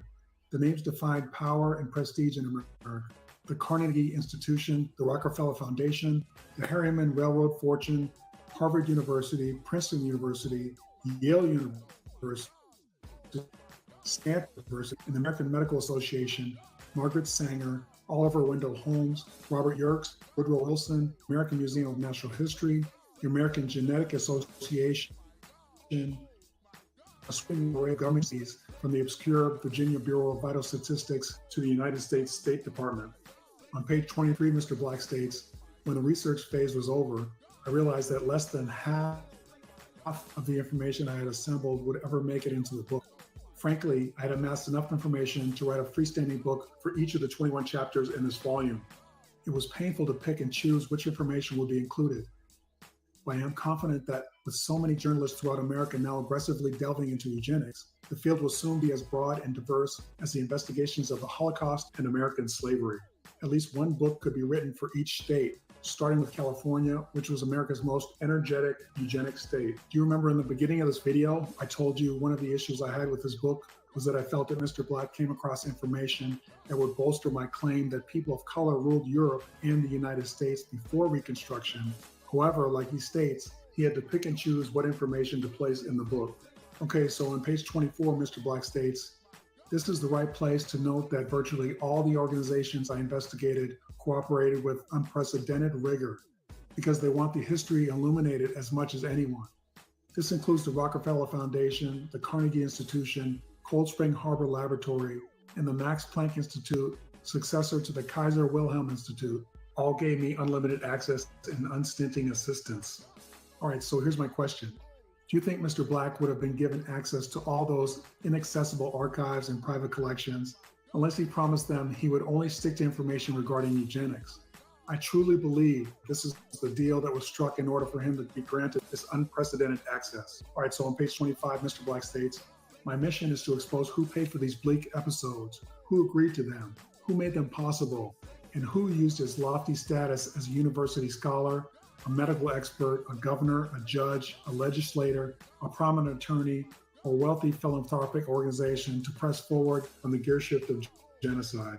All right, so why do I mention this paragraph? Because individuals in these positions mentioned above were also responsible for allowing our true history to be rewritten and taught to future generations. I believe power, greed, jealousy, and envy were contributing factors as to why these people did these horrible things. I also believe it's why it's allowed to continue to this very day. According to Mr. Black's book, the man that coined the word eugenics was an English explorer and anthropologist named Sir Francis Galton. However, he was inspired by Gregor Mendel, a Hungarian scientist and teacher, and Galton's cousin, the English naturalist Charles Darwin. These theories took root around the time of the American Civil War, well into the time of the Reconstruction period. Coincidence? I think not. Let me read you a little bit more from the book to give you an idea of what was going on during the early 20th century. All right, so we're going into chapter 1 of the book, and it's called Mountain Sweeps. It goes on to read, in the 1930s, the Brush Mountain Hill folk, like many other clans scattered throughout the isolated Appalachian slopes, lived in abject poverty. With little education, often without running water or indoor plumbing, and possessing few amenities, they seemed beyond the reach of social progress. Speaking with indistinct drawls and slurred vestigial accents that marked them as hillbillies, dressed in rough-hewn clothing or hand-me-downs, and sometimes diseased or poorly developed due to the long-term effects of squalor and malnutrition, they were easy to despise. Quite simply, polite Virginia society considered them white trash, page 31. These simple mountain people were systematically sterilized under a Virginia law compelling such operations for those ruled unfit. Often, the teenage boys and girls placed under the surgeon's knife did not really comprehend the ramifications. Sometimes they were told they were undergoing an appendectomy or some other unspecified procedure. Generally, they were released after the operation. Many of the victims did not discover why they could not bear children until decades later, when the truth was finally revealed to them by local Virginian investigative reporters and government reformers, page 32. Western State Hospital in Staunton was not Virginia's only sterilization mill. Others dotted the state's map, including the Colony for Epileptics and the Feeble-Minded near Lynchburg, the nation's largest facility of its kind and the state's greatest center for sterilization. Lynchburg and Western were augmented by hospitals at Petersburg, Williamsburg, and Marion. Lower-class white boys and girls from the mountains, from the outskirts of small towns and big city slums, were sterilized in assembly line fashion. So were American Indians, blacks, epileptics, and those suffering from certain maladies day after day. Thousands of them as though orchestrated by some giant machine, page 32. Retired Montgomery County Welfare Director Kate Bolton recalled with pride, quote, "The children were legally committed by the court for being feeble-minded, and there was a wait list from here to Lynchburg," end quote, she added. "If you've seen as much suffering and depravity as I have, you can only hope and pray that no one else goes through something like that. We had to stop it at the root," end quote, page 32. Wow, she sounds like Nurse Diesel from the Mel Brooks movie High Anxiety. On page 34 it reads, Virginia's victims were among some 60,000 who were forcibly sterilized all across the United States, almost half of them in California. Continuing on to page 34, it says, the movement was called eugenics. It was conceived on the onset of the 20th century and implemented by America's wealthiest, most powerful, and most learned men against the nation's most vulnerable and helpless. Eugenicists sought to methodically terminate all of the racial and ethnic groups and social classes they disliked or feared. It was nothing less than America's legalized campaign to breed a super race, and not just any super race. Eugenicists wanted a purely Germanic and Nordic super race, enjoying biological domination over all others. Nor was America's crusade a mere domestic crime. Using the power of money, prestige, and international academic exchanges, American eugenicists exported their philosophy to nations throughout the world, including Germany. Decades after a eugenics campaign of mass sterilization and involuntary incarceration of defectives was institutionalized in the United States, the American effort to create a super Nordic race came to the attention of Adolf Hitler. Again, I want to mention that this book is extensive, so there is no way I will be able to cover the entire book. It goes very deep into how eventually laws were passed in numerous states and who championed them into existence. What I want you to take away from this book is to understand white supremacists were responsible for coercively sterilizing over 60,000 Americans. While they were at it, they also created laws to keep people of different ethnic groups from marrying. They maintained positions of power yet refused to hold perpetrators accountable or even consider prosecuting thousands of murderers of indigenous people, Black Europeans, poor whites, etc. What I also want you to realize is, if these sick people in their places of power and prestige were willing to carry out this evil, do you think they wouldn't have the ability or mindset to rewrite our history to glorify themselves? Ask yourselves, do you think it's within the realm of possibility? All right, so we're going to move on. I'm going to cover some of the most powerful people in American society during the early 20th century that allowed eugenics to grow and spread. People like Theodore Roosevelt. He was president from 1901 to 1909. He was a well-known white supremacist. In a book written by Thomas G. Dyer called Theodore Roosevelt and the idea of race. He states, Roosevelt believed fundamentally that American greatness came from its rule by racially superior white men of European descent. A quote from the website history.com states, in spite of those words, though, Roosevelt hardly saw all Black Americans as equals. Roosevelt was quoted as saying, as a race and in the mass, they are altogether inferior to the whites. He confided in a friend in a 1906 letter. 10 years later, he told Senator Harry Cabot Lodge that, quote, the great majority of Negroes in the South are wholly unfit for the suffrage, end quote, and that giving them voting rights could, quote, reduce parts of the South to the level of Haiti, end quote. In a book called The Roughest Riders, The Untold Story of the Black Soldiers in the Spanish-American War, the author states on the back cover of the book, Americans have long heard the story of Teddy Roosevelt and the Rough Riders charging up San Juan Hill during the Spanish-American War, but often forgetting in the great swamp of history is that Roosevelt's success was ensured by a dedicated corps of Black soldiers, the so-called Buffalo Soldiers, who fought by Roosevelt's side during his legendary campaign. Roosevelt admitted that the Black troops actually spearheaded the charge, beating him to the top of Kettle Hill ahead of San Juan Hill, but later changed his story, claiming their performance was due to the superior white officers under whom the Black troops served. People should always remember, it's not what you say, it's what you do or don't do that matters. I say this because sometimes inaction, not doing anything to stop or intervene when someone or some group is being brutalized, is just as bad as partaking in the action itself. All right, so let me talk about William Howard Taft. He was president of the United States from 1909 to 1913. He was also a segregationist, white supremacist, and he was a big believer in states' rights, which meant whatever people in power in those states decided was best for them, regardless of who was hurt, was okay by him. Let's look at what President Taft did. Taft had written in 1906 that the Jim Crow laws designed to codify segregation and to disenfranchise Southern Black voters were not harmful because African Americans were not ready to use the vote well anyway. In Taft's words, quote, when a class of persons is so ignorant and so subject to oppression and misleading that they are merely political children, not having the mental stature of manhood, then it can hardly be said that their voice in the government secures any benefit to them, end quote. That quote was from ehistory.osu.edu, Ohio University. Let me comment by saying the author in the paragraph I just read used the term African American to refer to Black voters in the South. We know that the term African American was not widely used until the 1980s, so that is purely the author's assumption. Those that have seen my videos know that the majority of Black people in the United States at that time were Black Europeans and indigenous Black people.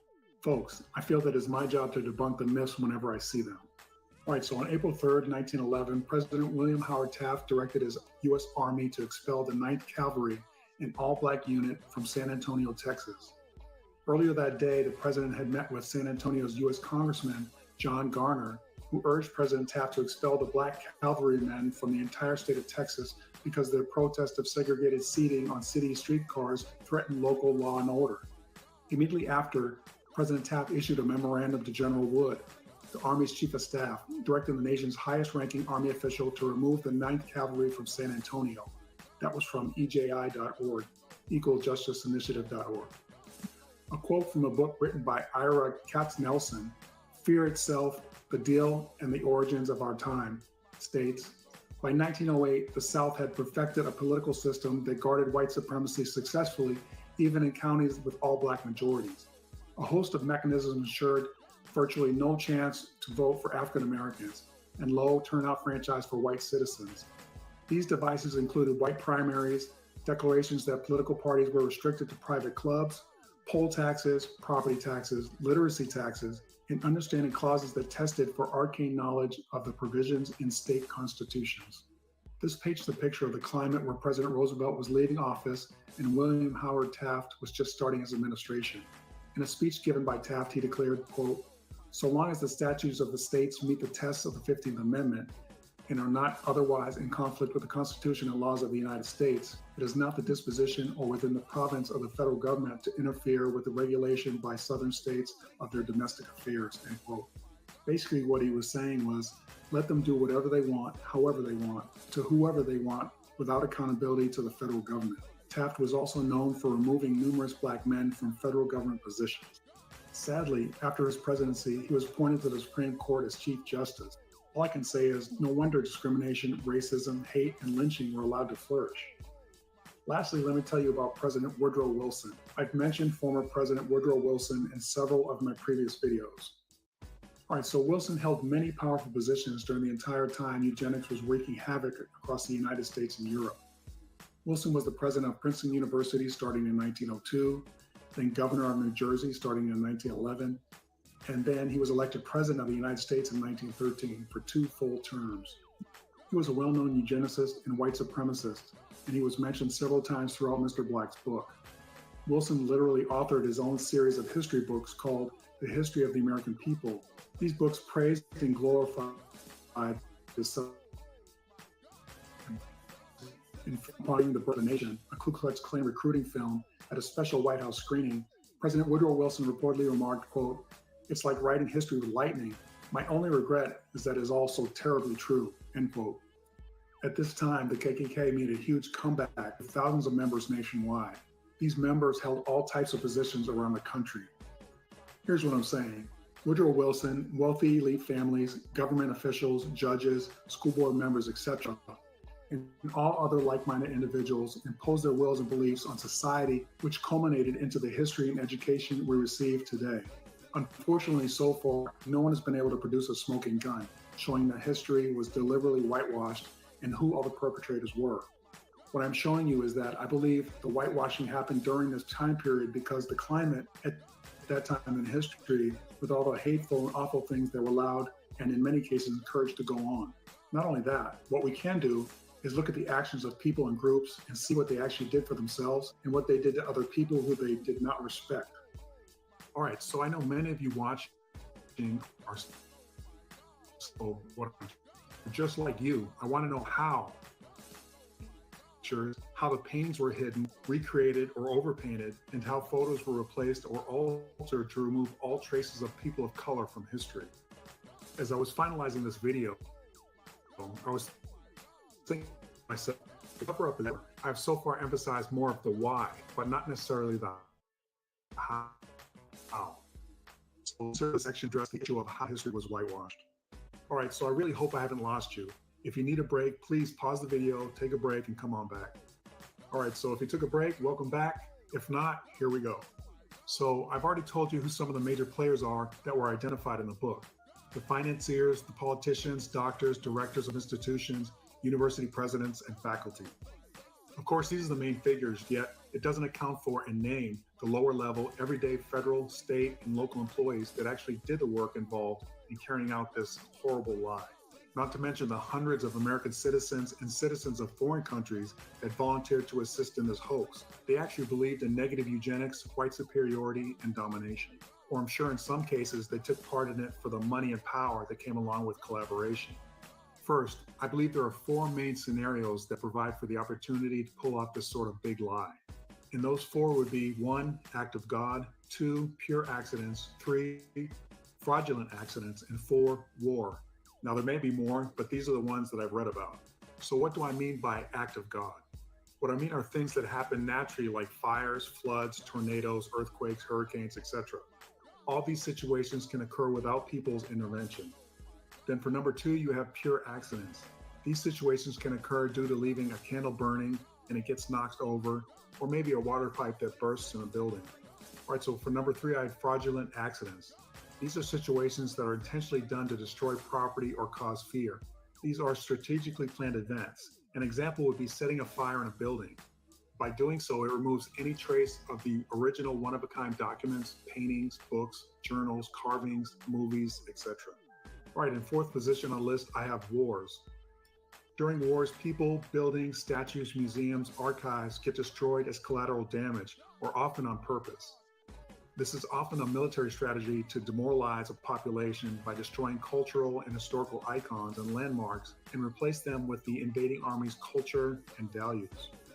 What I'm going to show you now is how these wealthy individuals and these philanthropic organizations use their money and influence to spread the eugenic ideology within the United States and around the world. By doing so, they were able to appropriate the world's real history with their own version of whitewashed history. Now I'm going to have to condense this down so it won't be hours long. However, I will be creating a video to go more in depth on this topic. but for now, I'm just going to give you enough to show you how it happened. As I mentioned previously, there are 4 scenarios where society or culture would recreate its history. The first 2, act of God and pure accidents, are viable scenarios that have occurred throughout history. Although one can take advantage of these 2 situations, I'm choosing not to focus on them for now. All right, so let me start with the third scenario. I named it fraudulent accidents. There have been many of these occurrences in American and European history. They mainly take the form of setting fire to buildings such as archives, libraries, museums, churches, or homes. Unfortunately, setting fire to a structure is easy and very inexpensive. It often has a desired effect of destroying much, if not all, of the contents within the structure. Once the contents in a building have been consumed by fire and destroyed, it is gone forever. If these items were one-of-a-kind originals like paintings, books, manuscripts, carvings, clothing, then they are lost for all time. If the items destroyed were able to be copied, like books for instance, then the information would still exist. Unfortunately, in the past, there were many important one-of-a-kind books. As you can imagine, this creates the perfect opportunity for whoever is in power to replace the items with whatever version they want. For instance, paintings can be recreated to reflect someone in the same pose, style of clothing, etc., but then be an entirely different person. Books can be recreated with the same stories, but with new engravings, pictures, and photos. Paintings that survived a fire and were just smoke damage can be overpainted. Overpainting was common in the past. What has also occurred over time is eugenics educators have convinced their students that certain words don't mean what they originally meant, like dark complexion, brown complexion, and brunette, or phrases like tall, dark, and handsome. Please understand that just about anything can be recreated by master craftsmen, publishers, painters, etc. This is what I'm suggesting happened. During times of chaos and confusion, like during the fog of war, where communities are being destroyed, many things can be accomplished, good or bad. So let's look at some of the places that were destroyed by fire in the United States. The first one I'd like to look at is the Library of Congress, which was destroyed by fire on October 8, 1814. According to the loc.gov website, which is the Library of Congress website, the library was destroyed along with the Capitol building stemming from the War of 1812. The British Army destroyed several buildings: the White House, the U.S. Treasury, U.S. Patent Office, and the National Intelligencer newspaper. After the fire, Thomas Jefferson offered to sell his private collection of over 6,000 books to replace the books that were lost, and eventually Congress purchased them. There was also a mystery surrounding the original collection of books and if they were actually saved or not. That said, I'm sure you can imagine that many one-of-a-kind items were destroyed, never to be replaced. I'm not as concerned with the first burning of the Library of Congress because, in my opinion, white supremacy had no major political power at that time, and historical whitewashing had not taken place yet in the United States or in Europe. All right, so moving along. According to accessiblearchives.com, in 1851, the Library of Congress was again ravaged by fire. 35,000 out of 55,000 books were destroyed. Paintings, busts, manuscripts, letters, very valuable information was lost. Yet again, Congress had to appropriate funds to build a new collection. In my opinion, with each destructive fire comes the opportunity to change information or hide it like it never happened. Keep in mind, the people that were eyewitnesses to the historical events that were written about were generally dead years prior to the publishing of the text. So essentially, there is no one to protest if the recreated books have incorrect or misleading information. Here's an example for you. 4 valuable busts were destroyed in the second Library of Congress fire. They were likenesses of Washington, Jefferson, Lafayette, and General Taylor, all of whom had died years before. Now I'm suggesting when the busts got recreated, they were changed to look like the person that commissioned them wanted them to look like. All right, so take a look at this coin. It is the Indian head cent. According to wikipedia.com, it was created by James Barton Longacre. He was an American portraitist and engraver, and the 4th chief engineer of the United States Mint from 1844 until his death. Longacre is best known for his design of the Indian head cent, which entered commerce in 1859, and for the design of the shield nickel, flying eagle cent, and other coins of the mid-19th century. Reading from a paragraph from the website US Coins and Jewelry, it reads, "As we mentioned, this Indian head portrait, not a Native American profile, but apparently modeled after James Barton Longacre's daughter, Sarah, it is rumored that she was at the Mint visiting her father when she tried on the Indian headdress of Sitting Bull. Her father saw her and sketched her, hence the image of the obverse side of the coin was born. Of course, everyone knows Longacre's daughter did not represent what an Indian looked like. However, that's what was deemed acceptable by those in charge of the National Treasury. My point here, showing a misrepresentation of an American Indian on a national coin utilizing a young white girl was perfectly fine. This actually goes a long way in proving my point that if misrepresenting an entire group of people was okay for national circulated coins, then it should not be far-fetched to believe and understand that it occurred with many important people in our history books. Okay, so I spent a lot of time talking about these two fires at the Library of Congress. Let me tell you about some others within the United States and Europe. Remember, this is not a complete list. All right, so in 1865, the library on the University of Alabama's campus was destroyed, burning 7,000 volumes. In 1879, the Birmingham Central Library was destroyed by fire. 49,000 books were burned. In 1895, the University of Virginia Library at Charlottesville, Virginia was burned. Only 20% of the books and special collections survived. Then in 1911, the New York State Library burned.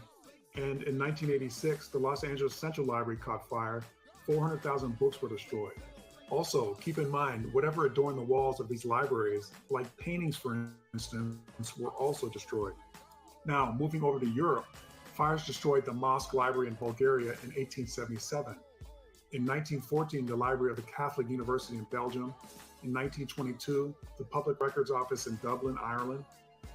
In 1931, several religious libraries in Madrid, Spain. In 1933, the Institute of Sexology in Berlin, Germany. In 1941, the National Library of Serbia in Belgrade. Also in 1941, the British National Central Library was seriously damaged from an air raid. In 1943, the SS Cyril and Methodist National Library in Bulgaria. In 1944, the National Library of Poland, the Warsaw University Library, and the Warsaw Public Library, along with the Central Archives of Historical Records in Warsaw. Again, please keep in mind this is totally not a complete list, just a small sample. According to a paper written in 2015, United Kingdom Libraries during World War II by Matthew Levitt, MLIS, Brigham Young University, he stated the British knew that their libraries would be targeted for destruction, so they purposely moved many thousands of books to safer locations. In my opinion, that means they had to choose which books, collections, and other works of art they had to save and which ones to leave behind. All right, so finally, let's look at the last scenario on my list of 4, which is war. I'm going to show you the Oxford Research Encyclopedia's website, oxfordre.com. On the webpage called American History, Urban Destruction During the Civil War by Megan Kate Nelson, it says, quote, during the American Civil War, Union and Confederate commanders made the capture and destruction of enemy cities a central feature of their military campaigns. They did so for 2 reasons. First, most mid-19th century cities had factories, foundries, and warehouses within their borders, churning out and storing war material. Military officials believed that if they interrupted or incapacitated the enemy's ability to arm or clothe themselves, the war would end. Second, it was believed that the widespread destruction of property, especially in major capital cities, would also damage civilians' morale, undermining their political convictions and decreasing their support for the war effort.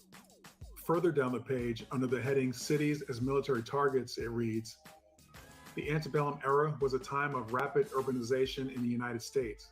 Large, densely populated cities and towns had proliferated on both sides of the Mason-Dixon line by 1861. During the Civil War, Union and Confederate commanders made the capture or destruction of enemy cities a central feature of their campaigns. So she goes on to say why. Burning cities damaged civilian morale, quote, bringing the enemy to the point where it can go no further physically, emotionally, or ideologically. According to that same website, 11 southern cities were destroyed, the most notable being Richmond, Virginia, Charleston, South Carolina, Atlanta, Georgia, and Columbia, South Carolina. Again, hundreds of thousands of documents, books, paintings, family heirlooms, etc. were lost. Not to mention the people that were killed that had institutional knowledge of what had occurred in the past, but also what was unfolding at that time. My thought pattern here, much of the evidence of who was who and who did what in the past was lost. Now I want you to guess who rebuilt the southern United States after the Reconstruction period failed. I'll tell you, the white supremacist, lost cause narrative veteran soldiers and their families that actually lost the Civil War. The caveat here that most don't realize, unless you've seen my video, the Black Southern Confederacy, is that the majority of Black veteran Confederates were excluded and erased from history books, their likenesses replaced by white people, thereby appropriating the true history with a white supremacist version. After approximately 10 years of Southern Reconstruction, federal Union troops had done their best to enforce the new regulations and constitutional laws put in place to bring about equality in the Southern states. During those 10 years, Black men were voted in and dominated many of the state and local legislatures due to their voting numbers. This, in my opinion, led to the white supremacist Confederate veterans having vengeance in their hearts and minds. Not only did they lose the war, now they had very little political control. As I mentioned earlier, they created the White Leagues and the KKK to terrorize, manipulate, and cheat Black Southerners out of their civil rights. These white supremacists systematically took over the political process, created the Black Codes, and rebuilt the South with Black in the rest of the country with their version of history through political domination. The final nail in the coffin having been struck by Republican Rutherford B. Hayes' Compromise of 1877. Okay, so moving on with the scenario of war and how eugenics whitewashed the history of European countries. World War I caused the destruction of four main empires, the German, Russian, Ottoman, and the Austro-Hungarian empires. Many centuries-old historical cities and landmarks were destroyed. So, who came to the rescue after all that destruction? Let's take a look. All right, so I'm going to read from the AmericanForeignRelations.com website. It goes on to read, between the wars, American foundations assumed an increasingly prominent role in the totality of American philanthropy, especially in cultural activities and healthcare. The Carnegie Endowment rebuilt libraries and supported large-scale academic studies of war. John D. Rockefeller Jr. built the League of Nations Library in Geneva, while the Rockefeller Foundation financed the foreign policy studies and international scholar exchanges. The Harkness family founded the Commonwealth Fund in 1918, which dedicated itself to the welfare of mankind. And in 1930, the Pilgrim Trust gave $10 million to Great Britain for its future well-being. The Rockefeller Foundation helped rebuild the University of Louvain and the Cathedral at Reims, and it underwrote the maintenance costs of Versailles and Fontainebleau as it expanded the American schools at Athens and Rome. Moreover, the Rockefeller Foundation, the Carnegie Corporation, and private individuals made sizable gifts to British, European, Canadian, and Mexican universities. Outside the Atlantic world, educational efforts were concentrated on the Near Eastern colleges, Hebrew University of Palestine, Chinese colleges, and surveys of educational programs in Africa and East Asia. James Loeb supported a psychiatric institute in Munich, and George Eastman provided dental clinics in a number of European capitals. The Rockefeller Foundation founded work on parasitic and infectious diseases when it established Peking Union Medical College. I previously mentioned the Harkness family. They owned the Standard Oil Company and obtained their wealth from drilling oil. There were also philanthropists that created the Commonwealth Fund 1918, which dedicated itself to the welfare of mankind. Not only that, they also created the Pilgrim Trust, which gave Great Britain $10 million for its future well-being. Sounds like a political payoff to me. Well, guess what? Both David B. Harkness and Edward S. Harkness were members of the American Eugenics Society. So, that said, I'm sure you can understand what they believed in. All right, so I'm going to move on to a website called jstor.org, JSTOR.org. And the heading of this particular article from that website is called The Rockefeller Foundation and the Transition from the League of Nations to the UN, 1939 to 1946, authored by Ludovic Ternese, sourced from the Journal of Modern European History. All right, so it goes on to read, the Rockefeller Foundation played an important role in the transition from the League of Nations to the United Nations through its collaborations with two international organizations. The first was the Economic, Financial, and Transit Department, EFTD, of the League of Nations. By financing its move to the United States and all of its work during the Second World War, the Rockefeller Foundation would allow it to make a major contribution to the reorganization of the global economic order after 1945. The second organization was the United Nations Relief and Rehabilitation Administration, UNRRA, which the Rockefeller Foundation provided with staff, work methods, and a network of contacts around the world.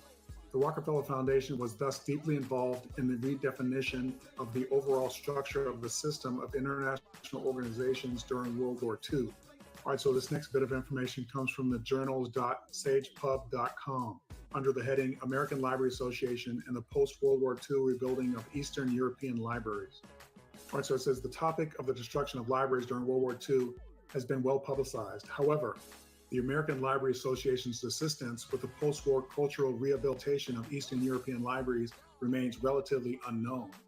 The paper examines the Aid to Libraries in War Areas program, funded by the Rockefeller Foundation and administered by the American Library Association, with respect to Eastern European countries, including Bulgaria, Czechoslovakia, Hungary, Poland, Romania, Russia, and Yugoslavia. The program consisted of two parts. The first, which ran from 1941 to 1947, dealt with periodicals. The other, in operation from 1944 to 1947, focused on books. Its goal was to replenish, through a limited scale, devastated collections with American publications unavailable in most European and Asian libraries during Axis occupation. I just want to bring you back to where it says devastated collections were replaced with American publications unavailable to most of Europe and Asian libraries during Axis occupation. Call me cynical, but gee, I wonder what BS was contained in the replacement books. All right, so continuing on with the articles from JSTOR.org, here's a paragraph from an essay written by Charles Johningsmeyer, probably butchered that, Realism, Naturalism in American Public Libraries, 1880 to 1914. All right, and it goes on to say, quote, yet somewhat surprisingly, given their significant impact on literary history, the distribution systems by which physical copies of realist and naturalist text in periodical and book form were transmitted from publishers and printers to readers have received little scholarly attention. One of the most important of these systems in the United States was the public library. Librarians and governing board members who controlled individual libraries played a major role in determining who had access to works of these genres, as well as in shaping readers' experiences of them.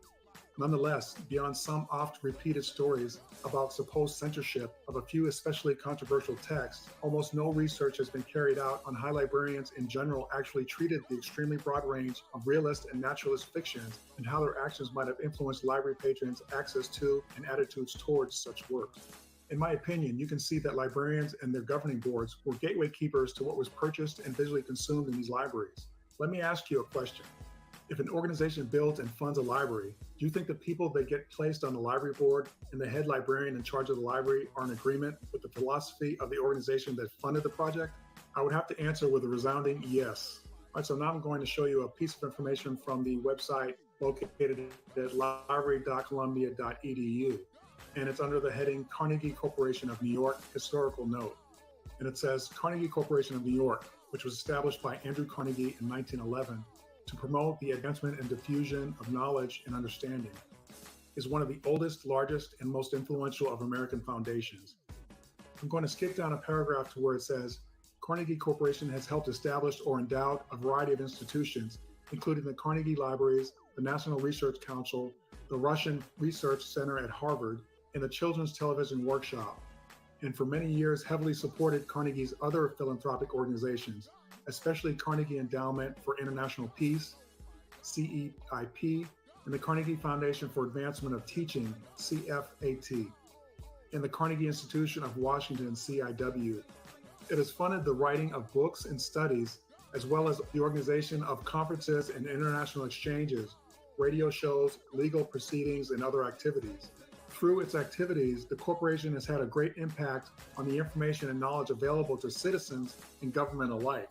Okay, so I'm going to stop right there. Do you see what I just read? All right, so I'm going to read that section again. It says the corporation has had a great impact on the information and knowledge available to citizens and government alike. Folks, I can't make this stuff up. This is exactly how history was rewritten. All right, so back to the paragraph. It says, its work and that of its grantees has exerted a substantial influence on public discourse and policy. All right, folks, there it is again. Substantial influence on public discourse and policy. All right, so I'm gonna skip down a little bit and go to the section where it says founding and early years. It goes on to read, by 1911, Andrew Carnegie had endowed 5 organizations in the United States and 3 in the United Kingdom, and had given away over $43 million for public library buildings and close to $110 million for other purposes. Nevertheless, 10 years after the sale of the Carnegie Steel Company, he still had more than $150 million and, at the age of 76, was tiring of the burden of philanthropic decision-making. Wow, must have been tough. On the advice of Elihu Root, a longtime friend, he decided to establish a trust to which he could transfer the bulk of his remaining fortune and, ultimately, the responsibility of distributing his wealth after his lifetime. Having already used the conventional labels for his previously endowed institutions, he selected corporation for this last and largest. It was chartered by the state of New York as Carnegie Corporation of New York. The corporation's capital fund, originally donated as a value of about $135 million, had a market value of $1.55 billion on March 31st, 1999. Then it says during 1911 and 1912, Carnegie gave the corporation $125 million, making it the largest single philanthropic trust ever established up to that time. As the residual legatee under his will, the corporation received an additional $10 million when the estate was settled. Carnegie earmarked a portion of the endowment to be used for philanthropic purposes in Canada and what were then the British colonies. This part of the endowment was first known as the Special Fund, then the British Dominions and Colonials Fund, and later the Commonwealth Program. Charter amendments have allowed the corporation to use 7.4% of its income in countries that are or have been members of the British Commonwealth. All right, so I'm getting to the end of this section, but let me show you this page that I got from History of Ireland, Winter 1998, Volume 6, page 25, by Brandon Grimes, published by World Weld Ltd. As you can see in the photo there, Bangor Library, County Down, designed by E.L. Wood, opened in 1910 as both a school and a library. All right, so the heading on this article is Carnegie Libraries in Ireland by Brandon Grimes. And it goes on to read, Andrew Carnegie, 1835 to 1919, immigrated with his parents from Scotland to America in 1848. He became exceptionally successful in the steel business, eventually gaining a near monopoly of steel production in the U.S. In 1901, he sold the Carnegie Corporation and all its holdings to John Pierpont Morgan's Federal Steel Company for $480 million. All right, so I'm going to skip down the paragraph to where it says, one of Carnegie's first gifts after he sold his company was $5,200,000 to New York City for the construction of 65 branch libraries. Carnegie had given money for libraries before, but he was now to devote himself to a philanthropic career, and it was not long before Ireland was to benefit. By early 1905, he had pledged $39,325,240 for 1,200 libraries in English-speaking countries, and of this money, $598,000 was for Ireland. He and his trust were to finance more than twice that number before the library program came to an end. Estimates of the number of libraries he paid for vary between 2,500 and 2,509. It was not only the libraries that Carnegie was interested in. He endowed trusts for universities, the advancement of science, etc. His wealth was so vast and increasing from the interest on the capital that he found it difficult to match his philanthropic schemes with the money he had. I kind of like that he used the word schemes because that's exactly what he was up to. Between 1897 and 1913, he promised over $170,000 to pay for the building of about 80 libraries in Ireland. 66 of the libraries were built and 62 of them have survived. Although the money that Carnegie gave for the Irish libraries was small in proportion to his total expenditure, it greatly helped the library movement in Ireland. In 1919, 81% of the towns in Ireland which had rate-supported libraries received contributions from Carnegie. This compares with 65% for Scotland and 49% for England and Wales. All right, folks, what I'm showing here is the very philanthropists that were financing eugenics in the United States, Europe, and other countries like Mexico were allowed to rebuild the libraries and collections of these devastated countries that had been destroyed by war. These foreign countries allowed these philanthropists to use their money to buy their way into being allowed to recreate these libraries with eugenics at the core. Controlling access to information was given to philanthropists who were ardent eugenicists. Why were these wealthy individuals so intent on helping foreign countries rebuild their libraries and institutions of knowledge? I believe they wanted to ensure Europe's rewritten history agreed with the United States' rewritten version of history. To ensure that happened, they had to be in full control of the information these countries received and excluded. How better to do that than by financing the entire endeavor? These philanthropists essentially were in control of what Europeans thought about not only their history, but also American history. Remember, much of early American history is intertwined with European history. Let me reiterate, these wealthy eugenicists were able to recreate European history and U.S. history, and they did so by funding libraries, universities, and other centers of knowledge on both continents under the guise of philanthropy. Okay, so this is just a small fraction of information on how the negative eugenics ideology was was spread from the United States to Europe and around the world. I will definitely be going more in depth with future videos. All right, so now I'm going to change gears and I'm going to talk about the people responsible for eugenics and our rewritten history. The people that had something to hide have actually hidden what they don't want you to see. And to keep the false narrative going, they continue to hide the information. The real issue is who controls the information and who has access to the information. Papers, books, recordings, newspapers, journals, all can be altered, destroyed, or hidden. As I mentioned earlier, currently in Florida, Governor DeSantis ordered books to be taken off the shelves because they were deemed offensive, along with removing curriculum regarding Black American history.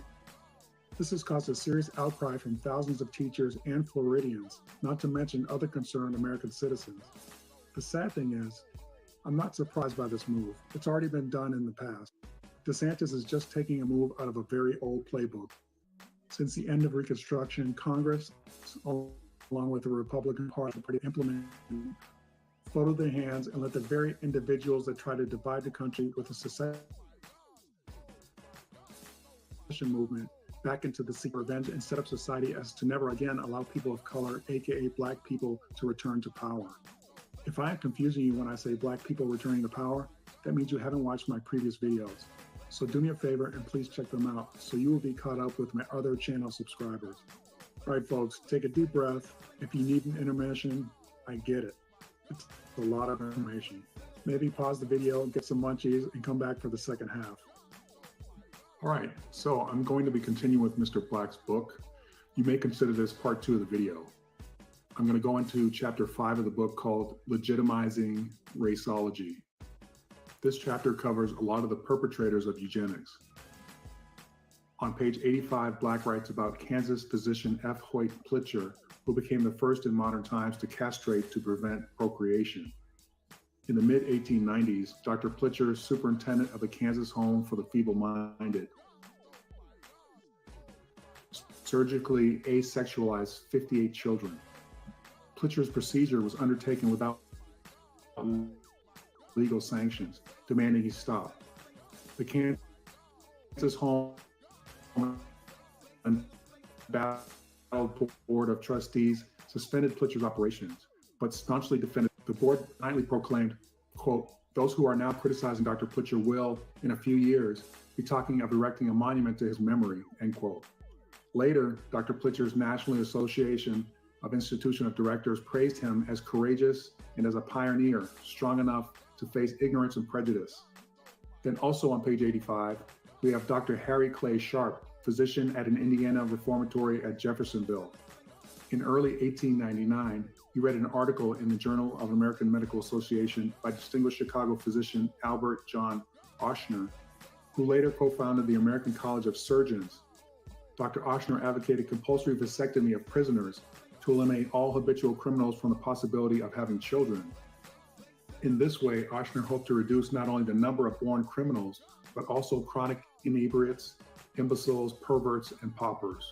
He goes on to read, the Indiana prison doctor proudly lectured his colleagues about the procedure's advantage in a 1902 article in the New York Medical Journal. He presented the surgery strictly as a tool for human breeding.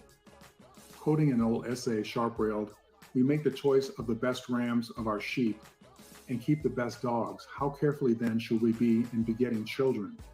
Sharp's article described his method of instructive clinical detail, yet involuntary sterilization was still not legal and was thought by many to be unconstitutional. So he urged his fellow institutional doctors to lobby for both restrictive marriage laws and legal authority for every institutional director in every state to render every male sterile who passes its portals, whether it be in an almshouse, insane asylum, institute for feeble-minded, reformatory, or prison. Sharp declared that widespread sterilization was the only rational means of eradicating from our midst a most dangerous and hurtful class. Radical methods are necessary. All right, so I'm now turning to page 87, which reads, biologist David Starr Jordan, president of the University of Indiana, conceived that paupers were indeed parasites.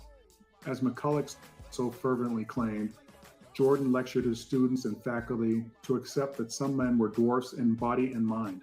Quickly, Jordan became America's first eminent eugenic theorist. His 1902 book, Blood of a Nation, first articulated the concept of blood as the immutable base of race. He readily proclaimed, quote, "The pauper is the victim of heredity, but neither nature nor society recognizes that as an excuse for his existence," end quote. Jordan left Indiana in 1891 to become the first president of the newly created Stanford University. Founded by the estate of wealthy railroad entrepreneur Leland Stanford. While at Stanford, Jordan used his position to first damning paupers in his writings and leading like-minded elite and national eugenic organizations. On January 29, 1907, the state of Indiana passed a bill making them the first jurisdiction in the world to legislate forced sterilization of its mentally impaired patients, poorhouse residents, and prisoners. Dr. Henry Clay Sharp's knife would now be one of a multitude, and the practice would crisscross the United States. Page 88. Okay, so I just read you that in 1907, the state of Indiana began forcibly sterilizing prisoners. Question for you. Who do you think the majority of the prisoners were? All right, so moving on to page 89 states, 3 states did ratify eugenic sterilization in 1909. Washington targeted habitual criminals and rapists, mandating sterilization as additional punishment for the prevention of procreation. Connecticut enacted a law permitting the medical staff at 2 asylums, Middletown and Norwich, to examine patients and their family trees to determine if feeble-minded and insane patients should be sterilized. The physicians were permitted to perform either vasectomies on males or ovarectomies on women. California was the 3rd state to adopt forced sterilization in 1909. Chapter 720 of the state's statutory code permitted castration or sterilization of state convicts in the residence of California Home for the Care and Training of Feeble-Minded Children in Sonoma County. 2 institutional bureaucrats could recommend the procedure if they deemed it beneficial to the subject's physical, mental, and moral condition. During the next 2 years, more states attempted to enact eugenic sterilization laws. Efforts in Virginia to pass House Bill 96, calling for the sterilization of all criminals, imbeciles, and idiots in the custody when approved by a committee of experts, died in the legislature. But efforts in other states were successful. Nevada targeted habitual criminals. Iowa authorized the operation of criminals, idiots, feeble-minded, imbeciles, drunkards, drug fiends, epileptics, plus moral or sexual perverts in its custody. The Iowa Act was tacked on to a prostitution law. Reading further onto page 89, it states, New Jersey's legislation was passed in 1911. Chapter 190 of its statutory code created a special 3-man board of examiners of the feeble-minded, epileptics, and other defectives. The board would systematically identify when procreation was inadvisable for prisoners and children residing in poorhouses and other charitable institutions. The law included not only the feeble-minded, epileptic, and certain criminals, but also a class ambiguously referred to as other defectives. Other defectives could be anyone they didn't like. Guess who signed the New Jersey's eugenics bill into law the year before being sworn in as President of the United States? Yours truly, Woodrow Wilson. Continuing on page 90, New York was next. In April of 1912, New York amended its public health law with Chapter 445, which virtually duplicated New Jersey's eugenic legislation. New York law created its own board of examiners for feeble-minded, epileptics, and other defectives, comprised of a neurologist, a surgeon, and a general physician. Any 2 of the 3 examiners could rule whether family history, feeble-mindedness, inherited tendency, or other factors proved that procreation was inadvisable for the patients or prisoners they reviewed. Once again, a so-called patient attorney was to be appointed by the court. Vasectomies, tubal ligations, and full castrations were authorized at the discretion of the board. I won't go through all the states that adopted these laws. Nonetheless, many states followed in the coming years. On page 91, it reads, eugenicists in other countries who had been corresponding together for some years also felt the need to broaden acceptance of their beliefs.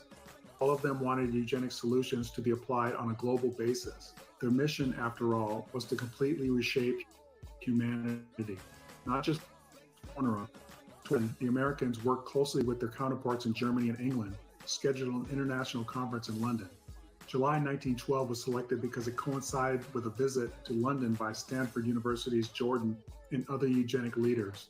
By now, America's negative eugenics had also been purveyed to like-minded social engineers throughout Europe, especially in Germany and the Scandinavian nations, where theories about Nordic superiority were well received.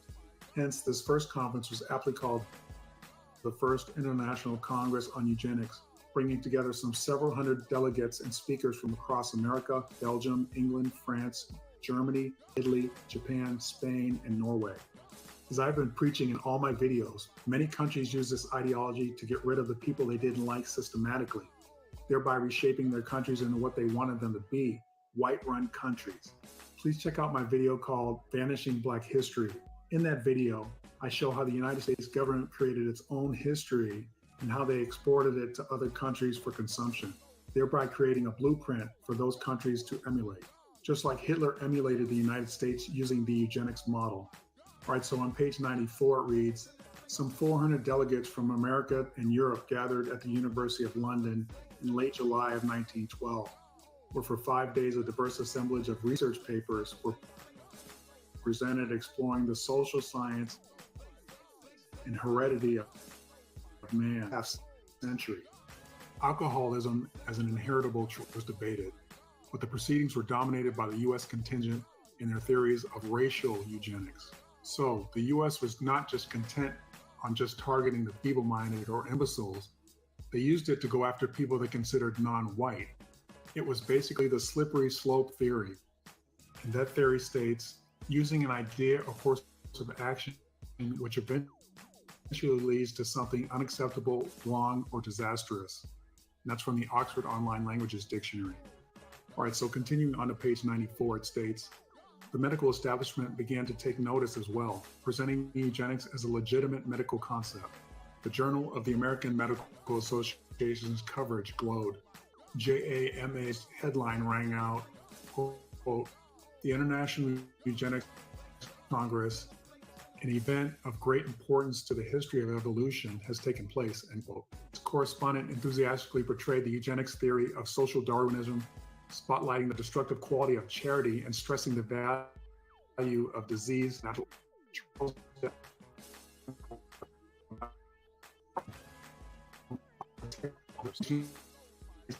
It reads, eugenic text, especially dental, were great work and in some cases actually started a standalone eugenics curriculum. The roster was long and prestigious, encompassing scores of America's finest schools. Harvard University, Castle, Princeton University courses were taught by Dr. Skull and Laughlin himself. Yale's by Dr. Painter, Purdue's by Dr. Smith, the University of Chicago's by Dr. Bish. Northeastern University, a hotbed of radical eugenic thought, offered a course by Dr. Kornhauser, who had interned at Cold Spring Harbor. Right, so continue on page 96. Eugenics rocketed through academia, becoming an institution virtually overnight. By 1914, some 44 major institutions offered eugenic instruction. Within a decade, that number would swell to hundreds, reaching some 20,000 students annually. High schools quickly adopted eugenic textbooks as well. Typical was George William Hunter's high school biology book, published by the nation's largest secondary school book publisher, the American Book Company. Hunter's 1914 textbook, A Civic Biology, presented in problems, echoed many of Davenport's principles. For example, in one passage, Hunter railed against unfit families, spreading disease, immorality, and crime to all parts of the country. His text added, quote, largely for them, the poorhouse and the asylum exist. They take from society, but they give nothing in return. They are true parasites. Before long, the overwhelming majority of high schools employed eugenic textbooks that emphasize clear distinctions between superior families and inferior families. I believe this is what many of our great-grandparents grew up learning and believing. Here's something you may find very interesting. On page 97, a man named Henry Goddard, a psychologist and ardent eugenics crusader who became the movement's leading warrior against the feeble-minded. In New Jersey, in 1906, Goddard was hired to direct the research laboratory at the Vineland Training School for Feeble-Minded Girls and Boys in Vineland, New Jersey.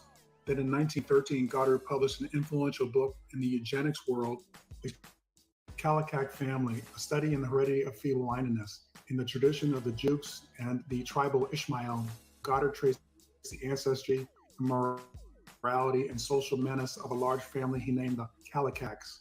He created a surname by combining the Greek words for beauty and bad. The story of the Kallikaks presented more than just another defective family. Patriarch Martin Kallikak from the Revolutionary War era was actually a splendid eugenic specimen who fathered illustrious line of American descendants by his legitimate and eugenically sound Quaker wife.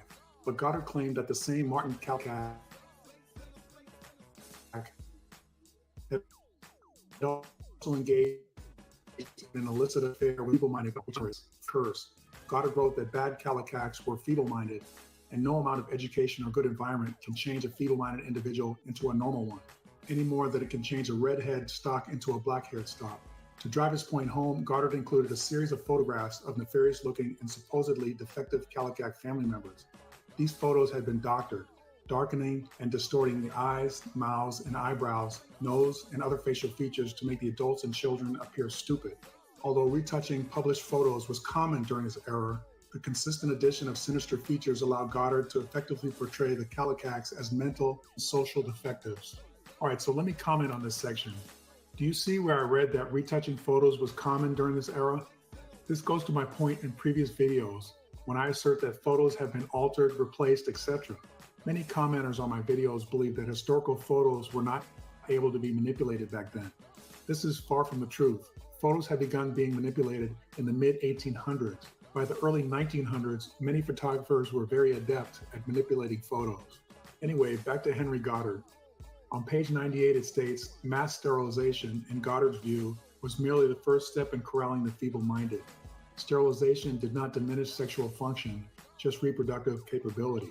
His answer, mass incarceration in special colonies. Segregation through colonization seems in the present state of our knowledge to be the ideal and perfectly satisfactory method.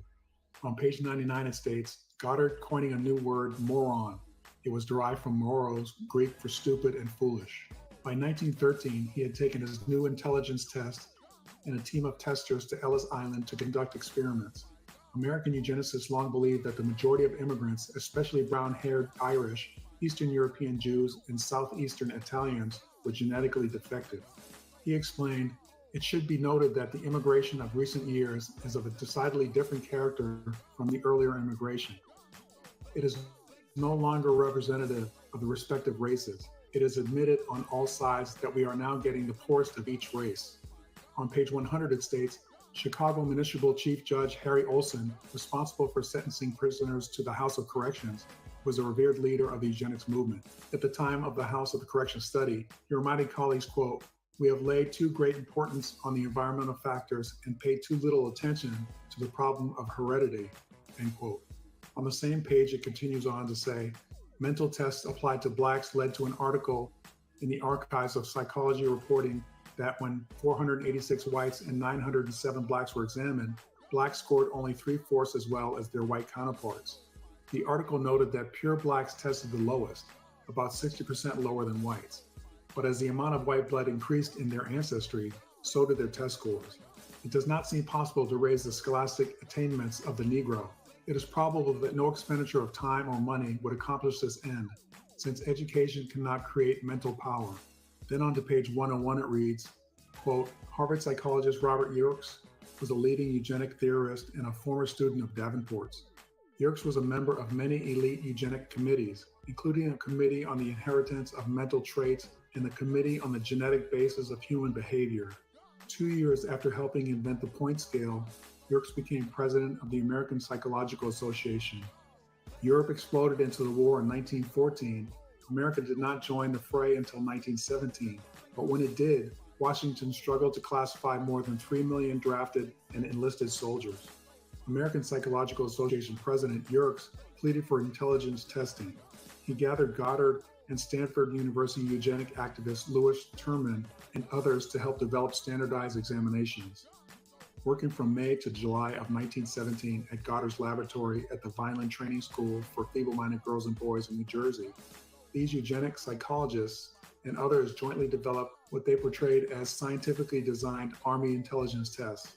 These were submitted to the Army and the Surgeon General, soon authorizing mass testing.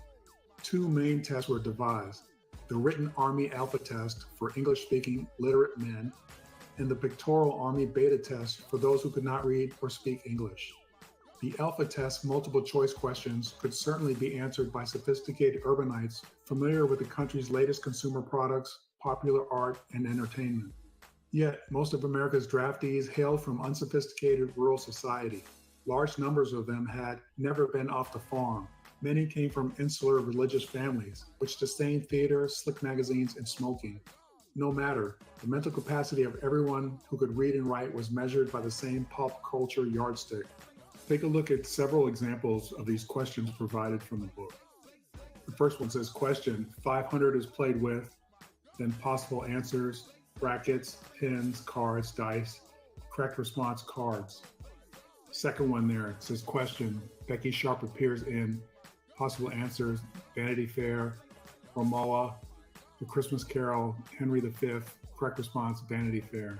Next one, question, the Pierce Arrow car is made in, possible answers, Buffalo, Detroit, Toledo, Flint, correct response, Buffalo. Next question is, Marguerite Clark is known as a, possible answer, suffragist, singer, movie actress, writer, correct response, movie actress. Next question, Velvet Joe appears in the advertisement for, possible answers, tooth powder, dry goods, tobacco, soap, correct response, tobacco.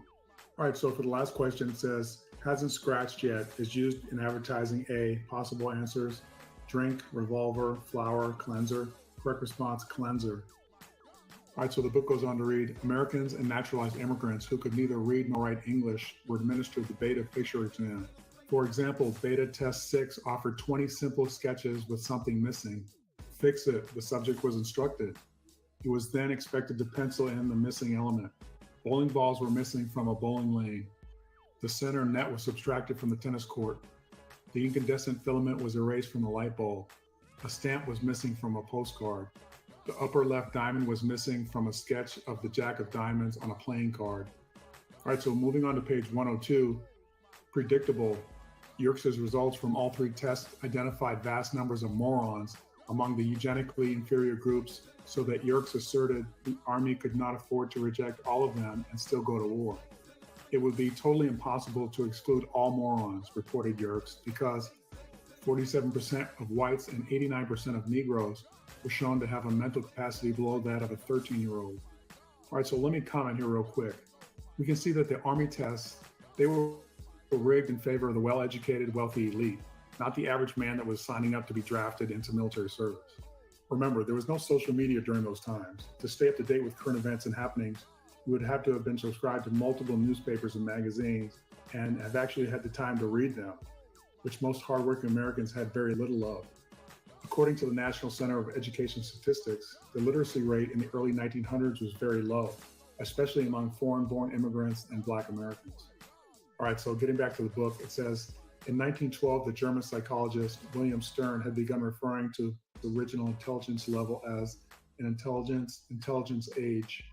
Stern went further, dividing the intelligence age by the chronological age to create a ratio. In doing so, he coined the term intelligence quotient.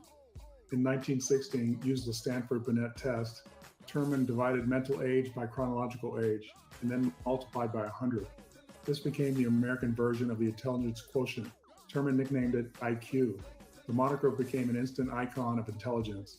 Scales and rankings were devised. Those classified below a certain level, 70 scale points, were graded as either morons, imbeciles, or idiots.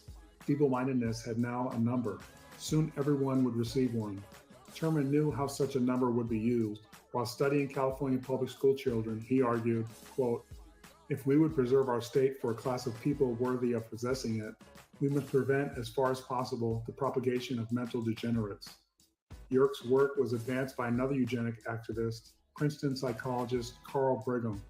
A radical raceologist, Brigham analyzed Yerkes' findings for the world at large, casting them as eugenic evidence of Nordic supremacy and the racial inferiority of virtually everyone else. Brigham's 1922 book, A Study of the American Intelligence, published by no less than Princeton University Press, openly conceded that the volume was based on two earlier raceological books, Madison Grant's virulently racist Passing of the Great Race and William Ripley's equally biased Races of Europe. On page 103, it continues, the decline of intelligence is due to two factors, the change in the races migrating to this country and to the additional factor of sending of the lower and lower representatives of each race. The conclusion that our test results indicate a genuine intellectual superiority of the Nordic group over the Alpine and Mediterranean groups. According to Brigham, Negro intelligence was predestined by racial heredity. but could be improved by the greater amount of admixture of white blood. Brigham concluded, according to all the evidence available then, American intelligence was declining and will proceed with an accelerated rate as the racial admixture becomes more and more extensive. The decline in American intelligence will become more rapid than the decline of the intelligence of European national groups, he warned, owing to the presence here of the Negro, he added. The results which we obtained by interpreting the Army data support Mr. Madison Grant's thesis of the superiority of the Nordic type. Quickly, a study of the American intelligence became scientific standard. Shortly after its publication, Brigham adapted the Army Alpha Test for use as a college entrance exam. It was first administered to Princeton freshmen and applicants to Cooper University. Later, the College Board asked Brigham to head a committee to create a qualifying test for other private colleges in the Northeast and eventually across the country. Brigham's effort produced the Scholastic Aptitude Test, administered mainly to upper middle-class white students. The test quickly became known as the SAT and was eventually employed at colleges across the country. Over time, more and more colleges required high school students to take the test and score high enough to qualify for application. The deeply flawed roots of the IQ test, the SAT, and most other American intelligence tests were more than apparent to many thinking people of the period. It became glaringly obvious that the tests were vehicles of cultural exclusion. Poor-scoring Southern Italian immigrants who had not known who the latest Broadway stars were or which brands of flour were popular. They were, however, steeped in the auris of operatic masters and the arts in general, and had discovered the secrets of fine cooking centuries before. Jews who were overwhelmingly scored as moronic were often only literate in Yiddish, but they enjoyed a rich tradition of Talmudic scholarship that debated to abstraction the very essence of life and God's will.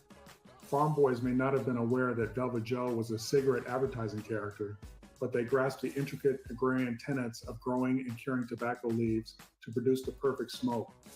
Blacks might not have been able to decipher the reading, writing, and arithmetic denied to them by a discriminatory educational system intent on keeping them illiterate.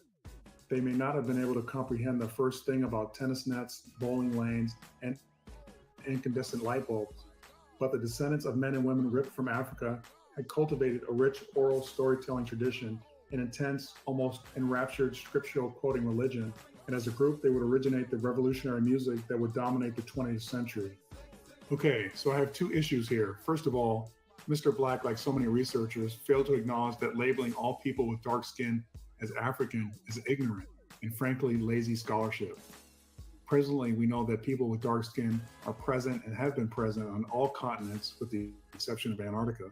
Secondly, people of color have always dominated music prior to the 20th century, so yeah, missed me on that one. Now, I did warn you in the beginning of this video that I had some issues with this book as it pertained to people of color, aka Black people. All right, so back to the book where it continues on about Black Americans. It goes on to say, perhaps most remarkably, they were smart enough to stay alive in a world where an uppity Black man with too much on the ball or too much spring in his step could be lynched for looking in the wrong direction or asking too many questions. On page 105, it states, in 1929, Brigham finally rejected those scholarly publications that asserted a racial basis for intelligence, including his own. Whether out of shame or embarrassment, the Princeton scholar submitted, quote, comparative studies of various national and racial groups may not be made with existing tests. One of the most pretentious of these comparative racial studies, the writer's own, was without foundation, end quote. There's another quote, it says, meaningful as they were to the history of science, the several quiet recantations were published in obscure medical and scholarly journals. Academia could relish the debate and savor the progress, but the system hewn in stone by the eugenics movement's intelligence warriors has stubbornly remained in place to this day. By the time some scientists saw the folly of their fiction, the politicians, legislators, educators, and social workers who had adopted eugenic intelligence notions as firm science had enacted laws, procedures, systems, and policies to enforce their tenets. Quiet apologies came too late for thousands of Americans who would be chased down by quotants, scales, and derisive labels eugenics had branded upon them. No longer constrained by newness or lack of scientific proof, the eugenic crusade blitzed across America. The weak, the socially maligned, the defenseless, and the scientifically indefensible of America's lowest biological caste would now be sterilized by the thousands, and in some cases, euthanized. All right, so moving on to chapter 6 called The United States of Sterilization. On page 107, it says, quote, during the years bracketing World War I, a potent, if unsound intelligence classification system was taking root. A patchwork of largely inert state sterilization in medicine, science, and higher education were busy expanding the body of eugenic knowledge and evangelizing its tenets. However, the moment had still not arrived for eugenic rhetoric to massively impact the country. During these percolating years, Davenport and Laughlin continued to prepare the groundwork. They knew humanity could not be recreated overnight. They were patient men. All right, so let me comment here. Do you see where Mr. Black states, quote, they knew humanity could not be recreated overnight. They were patient men. This, in my estimation, was the groundwork for our rewritten history. These ardent eugenicists in key positions throughout the country and the world slowly manipulated and strategized their way into changing the United States going forward. Okay, so continuing on to page 107, during the war years, eugenic organizations proliferated in America. Like-minded citizens found ethnic solace and even self-vindication in the idea of biological superiority. The Race Betterment Foundation was among the leading eugenic organizations that sprouted around the country to augment the work at Cold Spring Harbor. The society was founded by yet another wealthy American, Dr. John Harvey Kellogg of Battle Creek, Michigan. Dr. Kellogg was a member of the State Board of Health and operated a healthy sanitarium renowned for its alternative and fanciful food regimens. He had developed for his patients a natural product, a cereal made of wheat flakes. In 1898, Dr. Kellogg's brother, Will, created the cornflake. And in 1906, he began selling it commercially through a company that would ultimately become a cereal giant known as Kellogg Company. In the same year, Dr. Kellogg founded the Race Betterment Foundation to help stop the propagation of defectives. The Race Betterment Foundation attracted some of the most radical elements of the eugenics community. The organization wanted to compile its own eugenic registry, listing the backgrounds of as many Americans as possible. This to augment the one being developed by the Eugenics Record Office. In 1914, Dr. Kellogg organized the first Race Betterment Conference in Battle Creek, Michigan.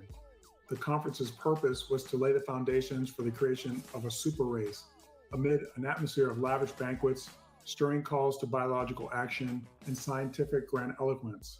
We have wonderful new races of horses, cows, pigs, argued Dr. Kellogg. Why should we not have a new and improved race of men? We wanted the white races of Europe to establish a race of human thoroughbreds. Davenport told the Battle Creek conferences that this could be accomplished by working quietly with the heads of state institutions. The superintendents of state institutions, he explained, were very desirous of assistance. All right, folks, just as a side note, this previous statement shows the collusion of these superintendents on behalf of eugenics to further white superiority. Let me ask you, where did it stop? There were people believing this nonsense at all levels of society.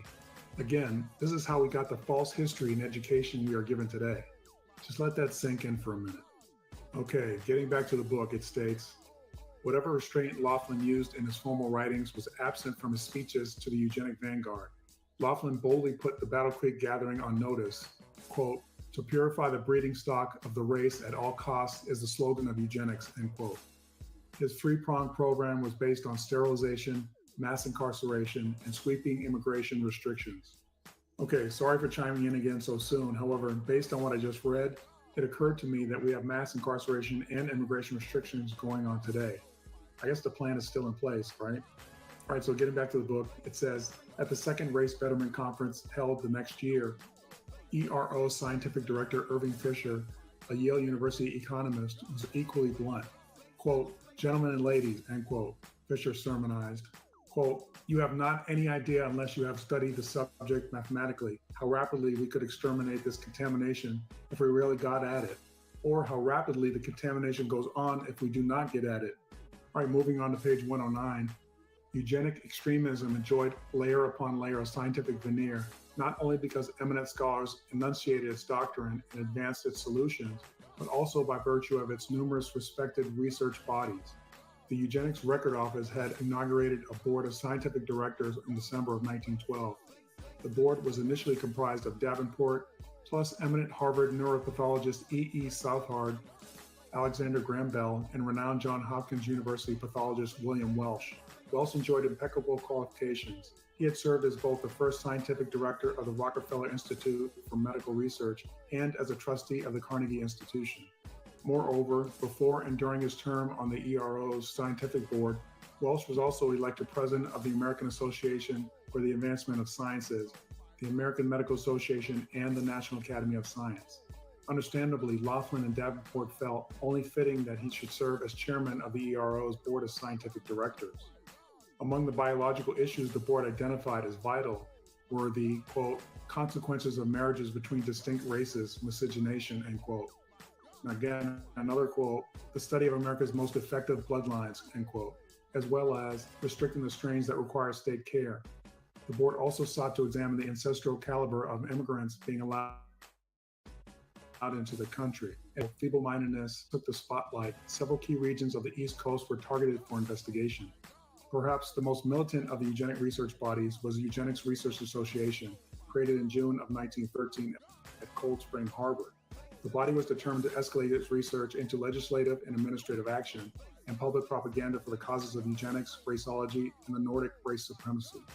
As such, the Eugenics Research Association brought together America's most esteemed eugenic medical practitioners, the field's most respected university professors, the movement's most intellectual theorists, and the nation's most rabid eugenic racists.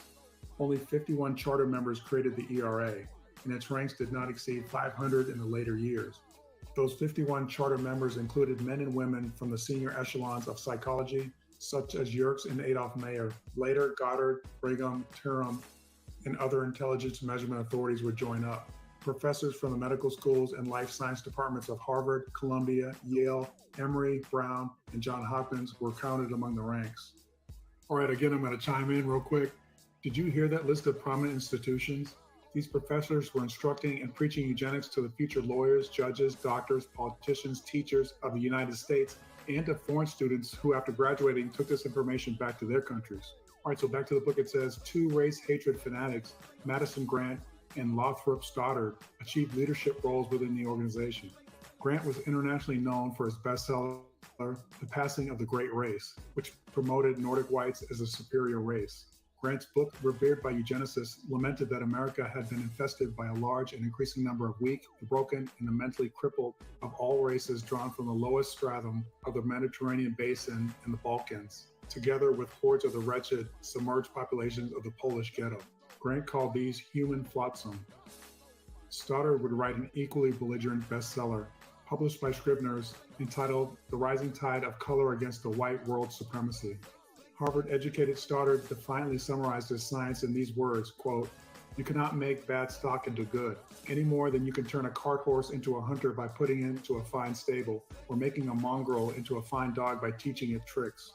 Okay, I'm going to wrap up this video very soon. I just wanted to cover a few more topics to really bring it home.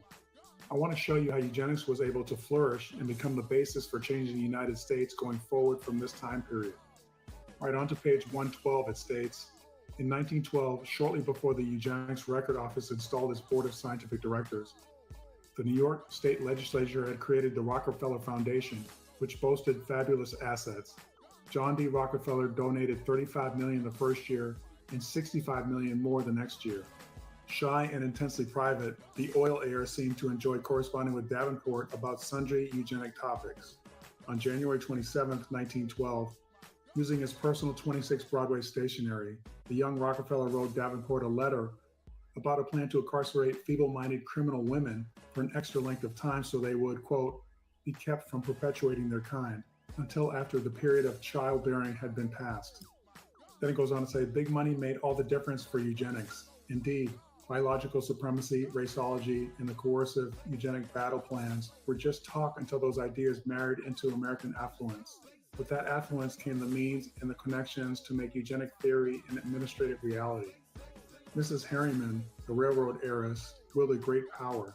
When she made a request to New York state officials, it was difficult for them to say no.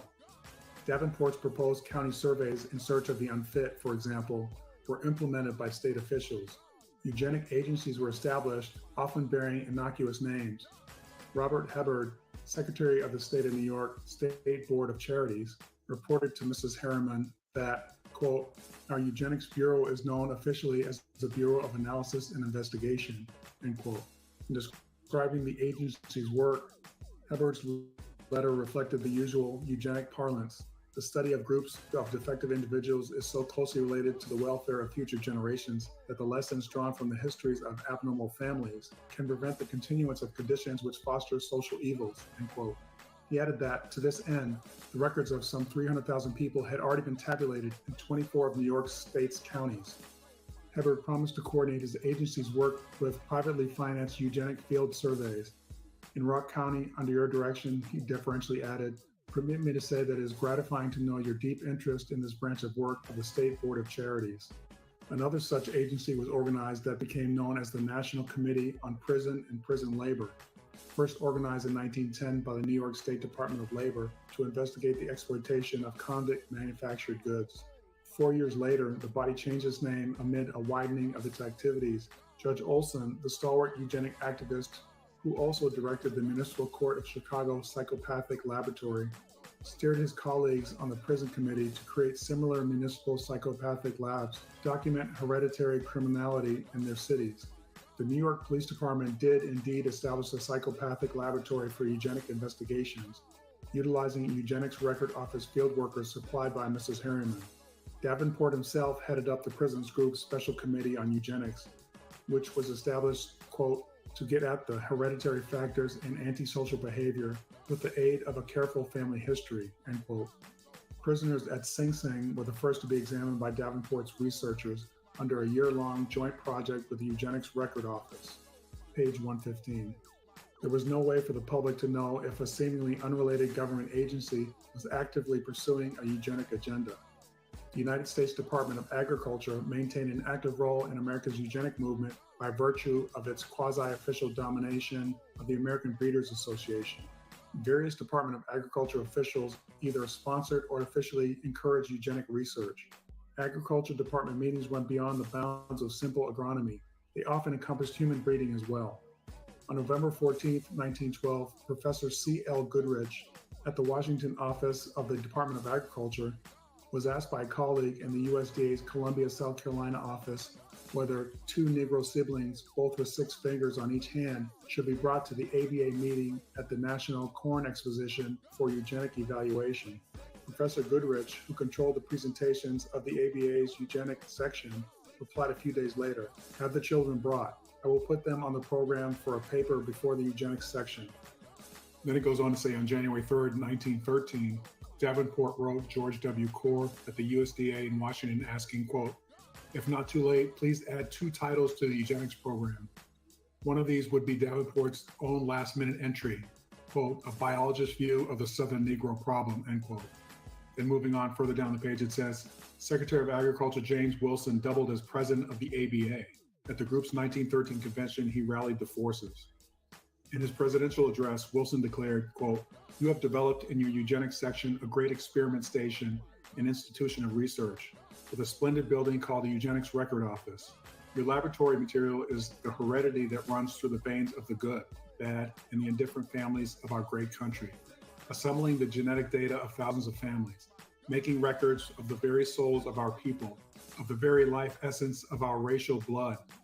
Those families which have in them degenerate blood will have new reason for more slowly increasing their kind. Those families in whose veins runs the blood of royal efficiency will have added reason for the pride which will induce them to multiply their kind, end quote. Please keep in mind, folks, President Wilson ran this country for 8 years, and this is the kind of thought process he had. So yeah, scary. And trust me, folks, he wasn't sitting on his hands those 8 years. He was busy furthering his agenda, making sure the right, or should I say the white families were multiplying. All right, so moving on January 3rd, 1913, former President Theodore Roosevelt wrote Davenport, quote, I agree with you that society has no business to permit degenerates to reproduce their kind. Someday we will realize that the prime duty, the inescapable duty of the good citizen of the right type is to leave his or her blood behind in the world, and that we have no business to permit the perpetuation of citizens of the wrong type, end quote. See, I'm sure you all thought Teddy was a great guy, but yeah, this is what he was thinking. It's just like many things we don't cover in our education. Unfortunately, our history has been written to glorify our leaders, regardless of what they thought or did. And what happens is we end up scratching our heads after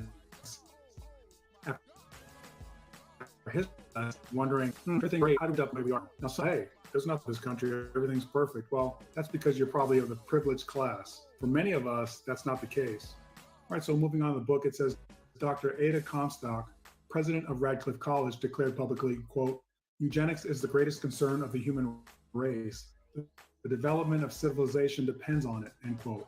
Dr. Albert Wigham, an author and leading member of the American Association for the Advancement of Science, pronounced his belief, quote, had Jesus been among us, he would have been president of the first eugenic Congress, page 118. All right, lastly on page 118, it states, while many of America's elite exalted eugenics, the original Galtonian eugenicists in Britain were horrified by the sham science they saw thriving in the United States and taking root in their own country. In a merciless 1913 scientific paper written on behalf of the Galton Laboratory, British scientist David Heron publicly excoriated the American eugenics of Davenport, Laughlin, and the Eugenics Record Office. Using the harshest possible language, Heron warned against, quote, certain recent American work which has been welcomed in this country as of first-class importance, but the teaching of which we hold to be fallacious and indeed actually dangerous to social welfare, end quote. His accusations, quote, careless presentation of data, inaccurate methods of analysis, irresponsible expression of conclusions, and rapid change of opinion, end quote. Heron lamented further, when we find such teaching based on the flimsiest of theories and on the most superficial of inquiries proclaimed in the name of eugenics, and spoken of as entirely splendid work, we feel that it is not possible to use criticism too harsh, nor words too strong in repudiation of advice which, if accepted, must mean the death of eugenics as a science, end quote. All right, so basically to summarize the last paragraph, there were British eugenicists that believed in the original theory of Galtonian eugenics, but they wholeheartedly disagreed with the non-scientific methods used to derive the bogus theories and conclusions American eugenicists were teaching and using to demonize people. Finally, on page 120, it reads, the millions of Mrs. Harriman, relic of the great railroad promoter, assisted by other millions of Rockefeller and Carnegie, are to be devoted to sterilization of several hundred thousands of American defectives annually as a matter of eugenics. It is true that we don't yet know all of the millions of our plutocracy can do to the common folks. We see that our moneyed plutocrats can own the governments of whole states, override constitutions, maintain private armies to shoot down men, women, and children, and railroad innocent men to life imprisonment for murder or lesser crimes. And if we submit to such things, we ought not be surprised if they undertake to sterilize all those who are obnoxious to them. All right, so I wanted to bring this information to your attention so you can see and understand what's going on in the United States and abroad to shape our society. What is truly sad is you would never get this vital information in any of our educational institutions. Why? Because they are still espousing this nonsense. It has infiltrated and influenced all of our institutions. As you heard in this video, this information was taught in schools. Our grandparents were presented with this junk science and philosophy in their classrooms, in their homes, via textbooks, magazines, newspapers, and journals. It was often legitimized and promoted by presidents, the military, congressional members, governors, and state and local governments. The information was taught via university and high school curriculum and virtually spread by anyone that felt like they wanted to bully others.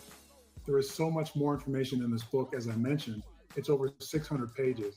This book is very accessible. I utilized the Kindle version for this video. If you want an even deeper understanding, I recommend you get this book. I really wanted to go more in depth with the information. However, I didn't want to lose you. My main goal was to break this information down like a police investigation. Any basic investigation will reveal who, what, when, where, and how something happened. So what I did was show you who was responsible for our rewritten history, what they did to accomplish the task, when it came to fruition, where it was taught worldwide, and how it was spread and used to manipulate not only the United States, but the world as we know it today. As I mentioned earlier in the video, the information in this book was carefully documented. I would dare to say there were approximately 100 pages in the back of this book dedicated to where this information was sourced. There are also several pages of interesting photos. Do me a favor, folks, please comment and let me know what you think. Also, please stay in the next video. Hopefully it won't take as long to create the next one. That said, pull your socks off. So please like, subscribe to the notification bell so you won't miss any of my upcoming videos. Thank you for watching. Peace, love, and truth.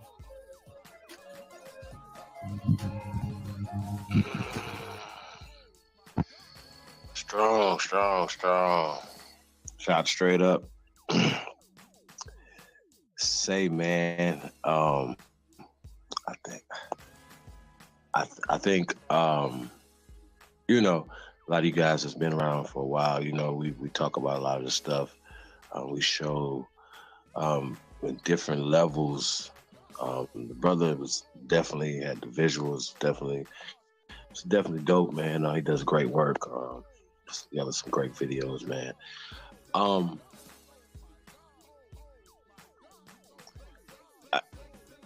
And once again, he definitely breaks down when they try to use African American and they even, you know, the term black was used a lot, of course, and that's used a lot.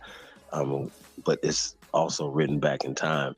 As you've seen, it would be colored, right? And we talked about copper colored and who that pertains to and all these different things, right? So when we talk about the disfranchising of the American Negro, the copper color races of people here, American Aborigines, you know, and how these people did it, you know, this was definitely more than scratching the surface into that.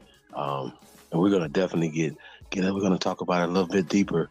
Like I said, not only the eugenic side of it, how this is all still tied into. Because I asked the question earlier, right? I just needed to just press go. If you guys still believe that this is still working and it's just formed, and I said Planned Parenthood, but just this whole mindset within the legal system, within the education system, within every institution has this been planted. Because once again, when we talk about the Carnegies, right? And all the things that the endowments from the kids stuff and all the libraries, all the stuff we talk about, the Rockefellers and the Ford Foundation and all these people. Now, here's the thing. We know for sure that there is a CIA connection with these foundations. That's not up for debate, okay? We're going to get into a lot more of the stuff or whatever, but we wanted to, because I know a lot of times the Pan Boo Boos be like, why you guys, so I heard them say today, why you guys have all this smoke for us and you got no smoke for them? You guys are in the way. We're not bothering you guys. We coming for these people. We don't have a problem. Well, we didn't until you guys literally start caping and blocking the progression, right? Of progress. You guys have been enemies of progression. You know what I'm saying? And that's just unacceptable.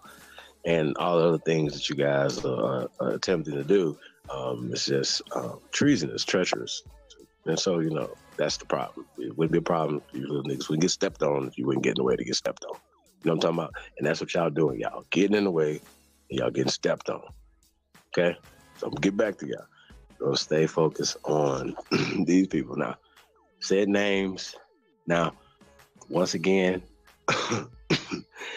I remember when Dr. Leonard Jeffries talked about getting $500,000 from the Carnegies, right, to produce roots. It's not what I said. It's what he said out of his mouth, right? It's what he said out of his mouth. It's not what I say. It's what he said out of his mouth. Now, here's the problem. A lot of times people say, well, these the stories, you know, you can get it in these different libraries and stuff like that. Well, of course, as you've seen, like not only the libraries here were burnt down, the libraries were burnt down other places. And the same people that rewrote history here rewrote history all over the world.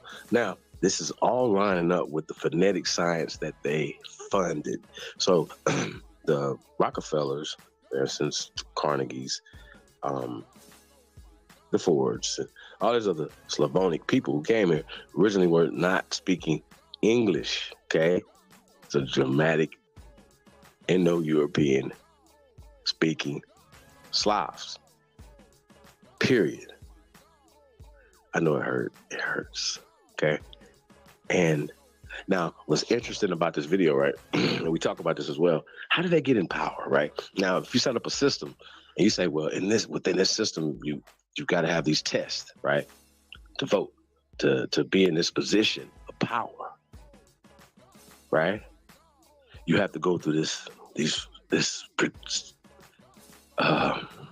predominantly pale universities that we know were created by eugenicists, by people who were racist, who were part of a system, right? Now, it's I know, like, one of the parts that we talk about, like, we wasn't even trying to go sign up. We still like that today, but like, go down there and sign up for these people things. Nah, we wasn't doing that, and our people wasn't doing that, and they wasn't getting the memo. But at the same time, these people were still pushing policies with or without the consent of our people.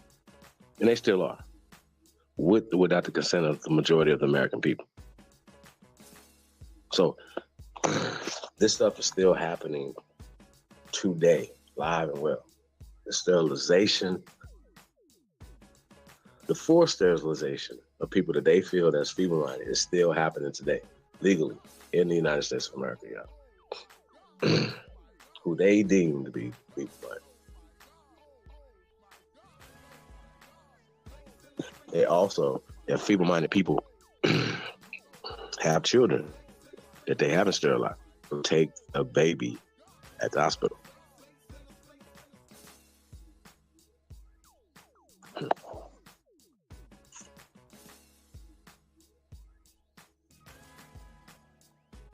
These are the guys, man. It's Hulk Yost and a DJ.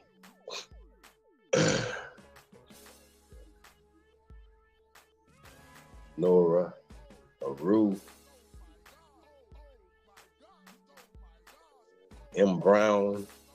See my brother in there, Mr. Brooklyn, aka Aboriginal King, is tapped in. Brooklyn is in the building.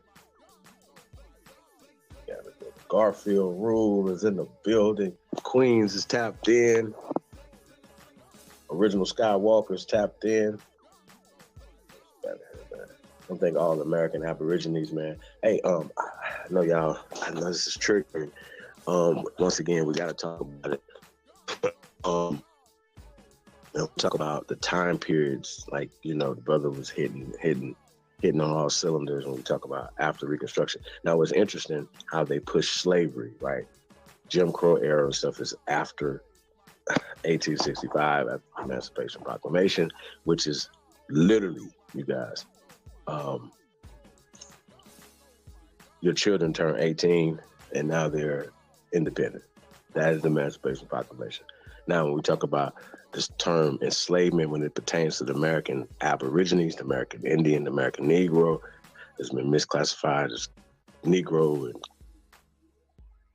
Blacks and African Americans, right? As it pertains to us, we are, damn it, I lost we are, when it pertains to slavery, enslavement, right? It is fake. We're families. Family means a house of slaves, a house of servants. So they love these CIA operatives in the Pan-Boo-Boo community, love using the word enslavement, as well as African descent, which is the note of, right? All this is all tied together. We talk about eugenics. We talk about the theory of evolution, right? That means that, right? Evolution, man, evolving from a monkey, right? And you walked out of Africa as the out of Africa hypothesis. You cannot have the out of Africa hypothesis. You cannot have the out of Africa hypotheses, right? They are one and the same without having the theory of evolution. I think it's really interesting that people that don't believe in the monkey talk, but they absolutely believe in the out of Africa hypotheses, right? With no evidence. And they always want us to provide evidence, right? And they have none. Okay? No evidence. Family, house of servants, generational wealth.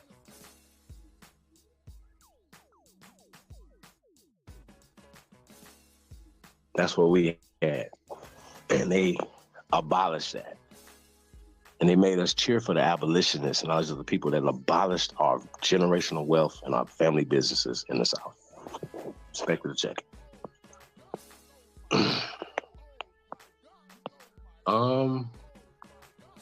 You know what? I want to get a song in real fast. And I want to pull up that first. Just want to run through these things real fast before we open up the panel, right? Got a few things. Like I said, we want to link up eugenics. We're seeing how eugenics has erased American history. You guys, American history, just don't put a color scheme on it. You know what I mean? Erased Aboriginal American history.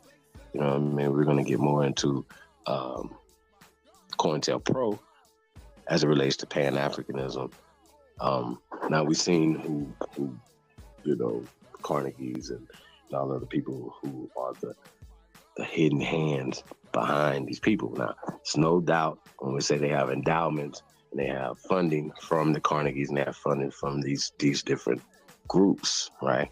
That it's not connected to the CIA, right? So it's not a part of the COINTELPRO Operation Black Program, Ghetto Informant Program, GIP, and all these other things. It is. It's not for debate, as you guys are about to see. Now, hold on, let me get into this. Shout out to all American Evolution, man. Let's go.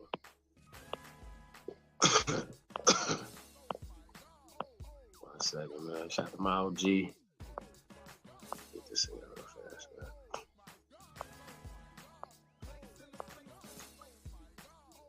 Matter of fact, let's get this. Let's do this film.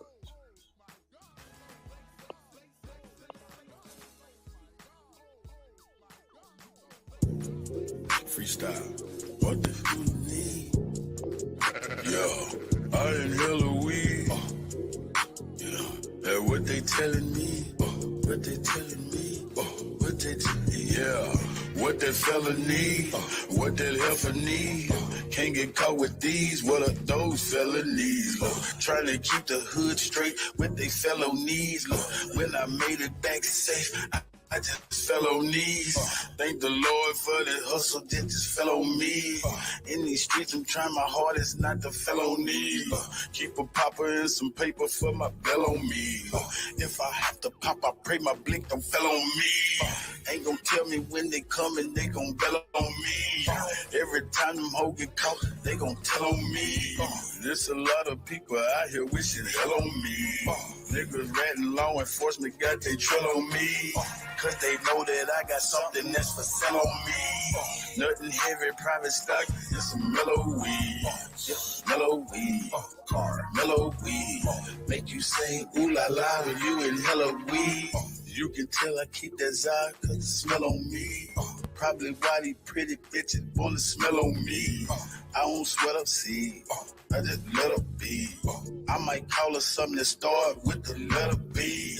I just let her see, you'll never be. Just be all that you can be, never me.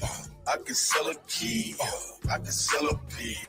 Make the bankers lemonade, I can sell a pea.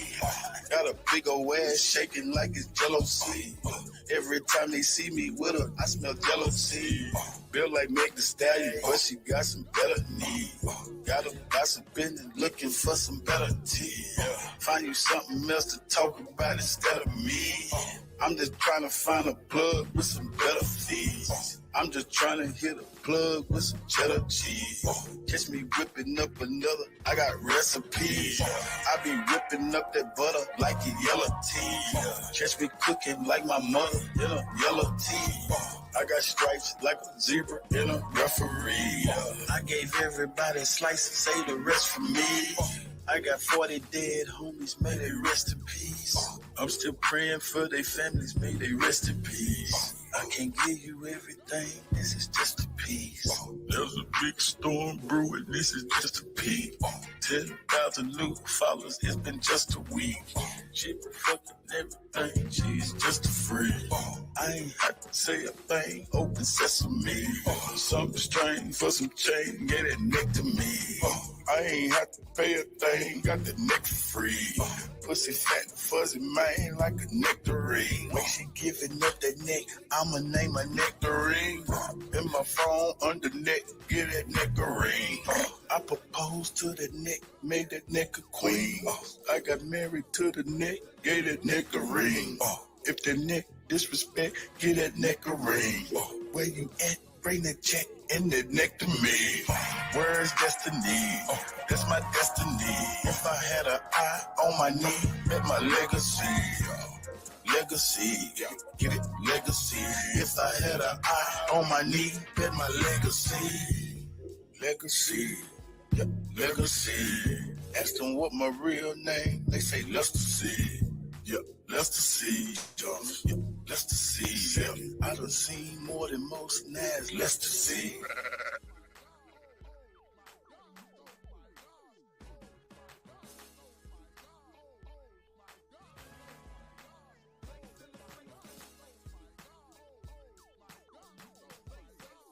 It's my OG felonies.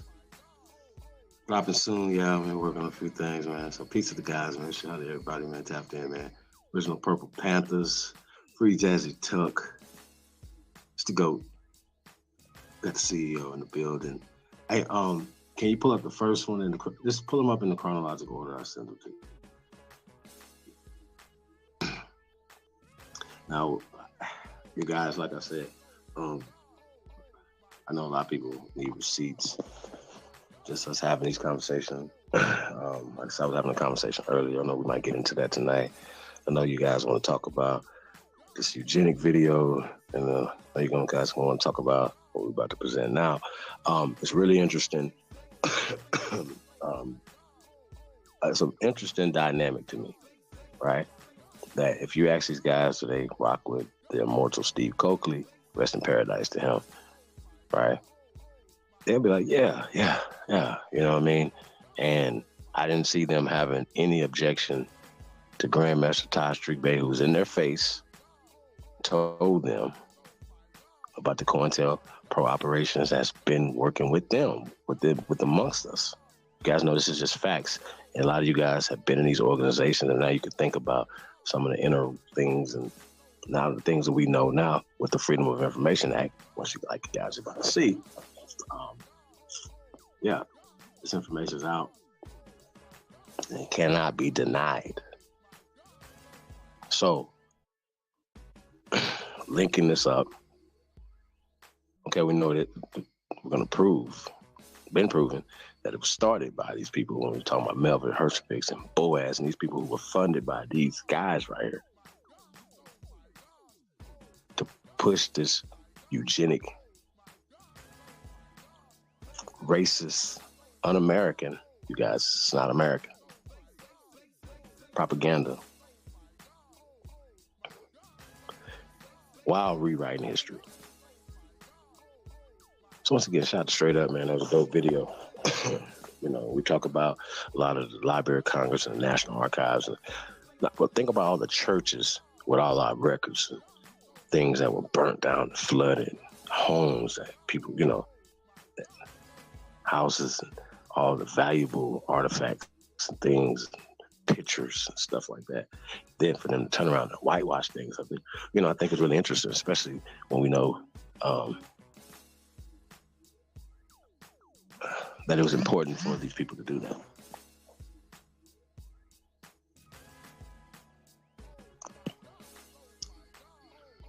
Shout out to Nike, Lil Yos Rios, man, for supporting the channel. Appreciate you guys, man.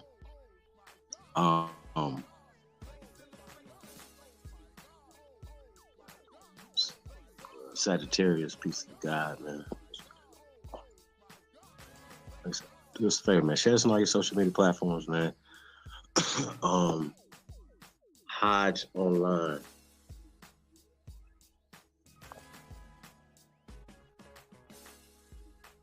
Yeah, I wouldn't have blocked you, bro, over anything like that, Hodge Online. So, if you guys, man, let's don't try not to censor, as people are being just super disrespectful.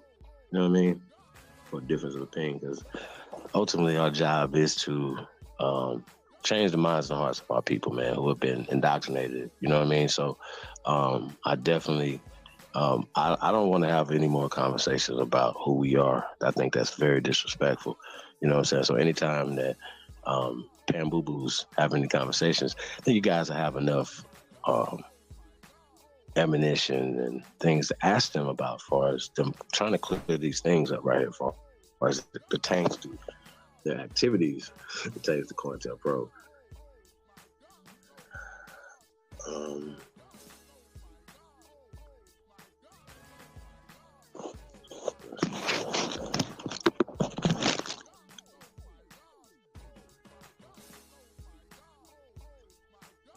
So you guys want to know that? Promo man real fast. CT Finesse. Next up, St. Louis. Break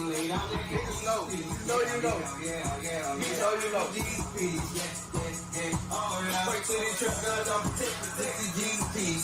Break to the trap, guys, I'm protected. While I feed streets. Boss homie threw me my first package and he said, make what you can. Turned to 28 to 56, came back and hit his hands. You always pay the plug, that showed you love, that shit make you a man. Put on the plug, you niggas dumb, you still in cross, let me understand. I got the full way at the text, so I went right back and cop the A. Got it going like it's a race, damn, though you run some dosey cake. How I blinking, had them thinking I've been out here moving weight. You start flexing and finessing, pussy boys supposed to hate you. Flicky on me when we meet up, ain't no lacking, concentrate, can't throw me off thinking we cool. I know how goofy niggas play. I'm closest to you, try to do you, try to knock you out the way. Sitting on the guy, they think it's safe, sitting on the guy, you relocate. I used to break down 28 just to keep my money straight. My real trappers, they relate. Tell the nuts, smoke out the shake. How much you got, I'm on the way. Don't take too long, no, I won't wait. I coach them up, draw up the plays. I'm getting paid and getting laid. I went from G's to P's. Yeah.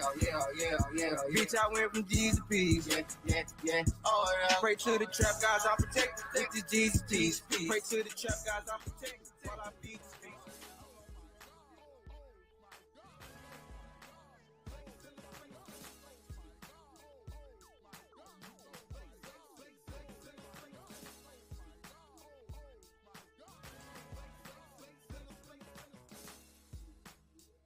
Inc. What up, though? Listen up.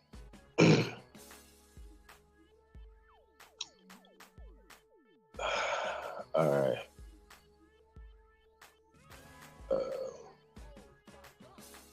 Just gonna go through this real fast, you guys. This comes from book. It just goes. We're gonna go to the title of the book. White Malice. Hold on 1 second. Can you make that a little bigger?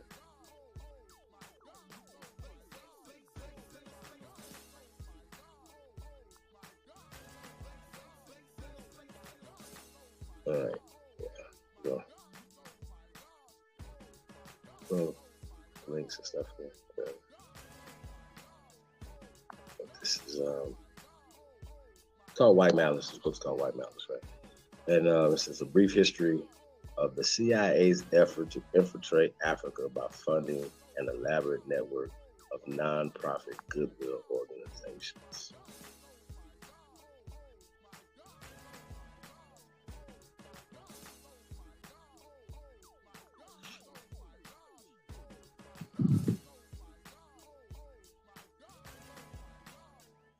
In the early days of the Cold War, the CIA launched journals,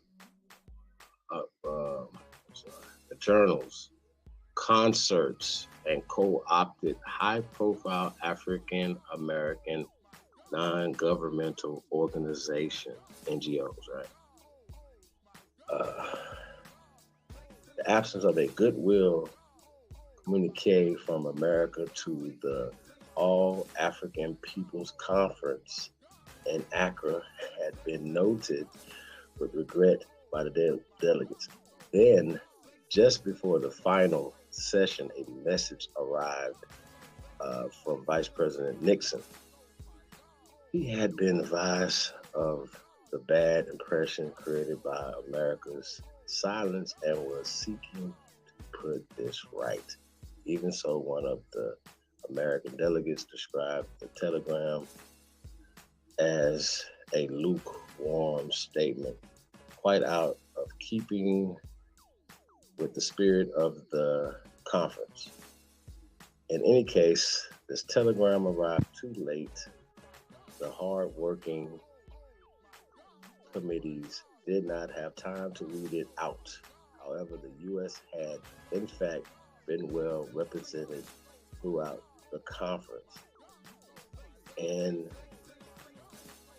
covert and unforeseen ways. Say this again.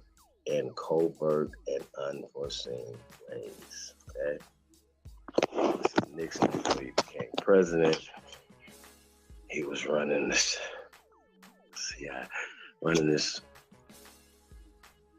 scheme on Africa, right? Like I said, the book's called White Malice, right? It says nearly 40 Americans went to Akron in December of 1958. African Americans. Now we know that it wasn't called African Americans there, so we understand that this article was writing that term back at this time. And white Americans in fairly equal numbers. Some of them attended as individuals in their own right, such as the civil rights activist Congressman Charles Diggs Jr. of Detroit. Others represented non-governmental organizations. Yep, such as, check this out.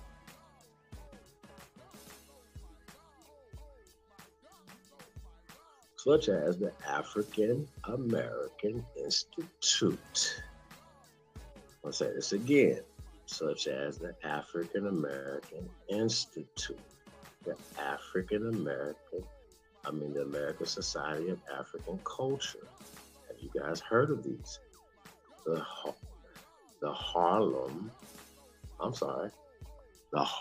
is that where? Okay. The Harlem-based United African Nationalist Movement.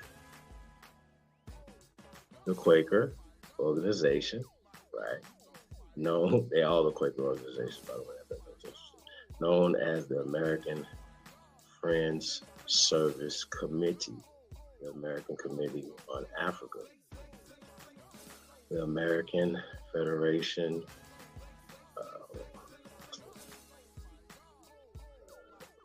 of Labor and Congress of Industrial Organizations, right? AFL and the CIO, right? And the Association Negro Press.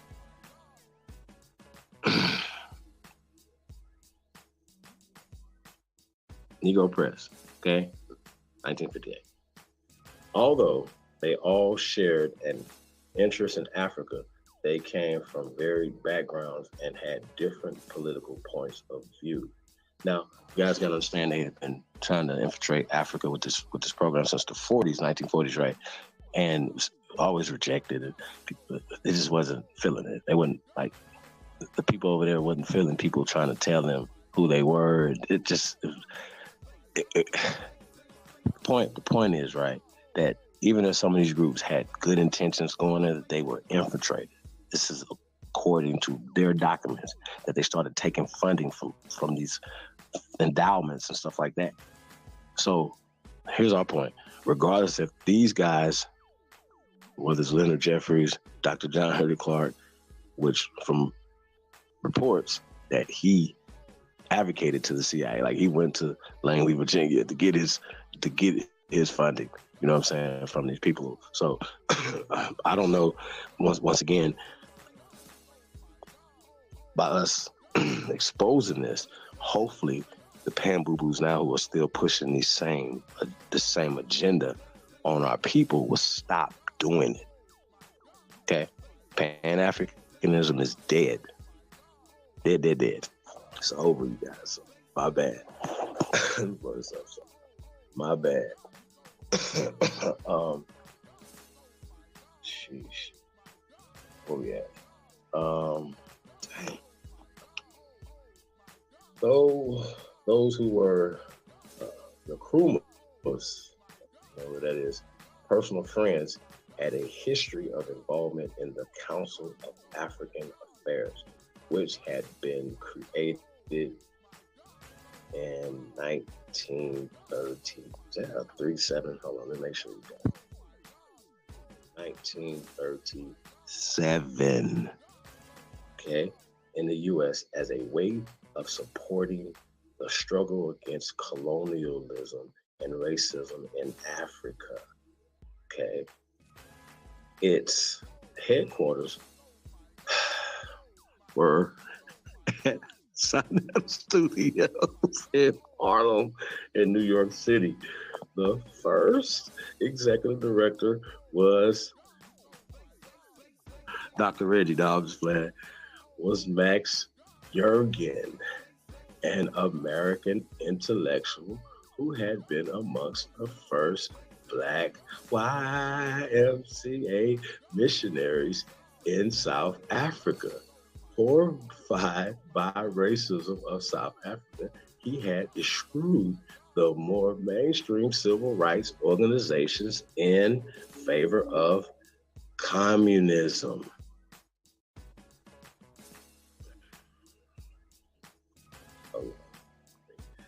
Hold on. Gets better. In the council, he worked closely with Paul Robeson. Other members included Islander Robeson, W.E.B. Du Bois, Shirley Graham, Adam Clayton Powell Jr., Ralph Bunchy, and William Hunton, okay, Alphasis, whatever, okay, a former professor at Howard University. Now, you guys, I don't know about y'all, right? But I think we could just stop right now. It's, but I got more. Really do. Really got more. Okay. I just think this is crazy. That this is basic stuff. This is not like real hard research that you have to find. This is basic knowledge, right? So as the council published a monthly which shone a spotlight on injustices in Africa with articles by scholars including Du Bois and Hunton. Remember, these people are students of Hershoviks, and these people are Boule members who, for instance, Du Bois believed in the talented 10th and looked down on people. Y'all know. And that whole Dr. Cosby, the Huxtable stuff, all these things or whatever. But once again, still today, we could go back and see how this, from his time period, we have a net gain. We've taken L's since this time period. You say 100 years from now, right? Now, going back to 1877, right, to the First World War, we understand where things, especially in the sort of the turn of the century, putting these people in the position, having these people in the position of power that had to, it took strategic planning, right?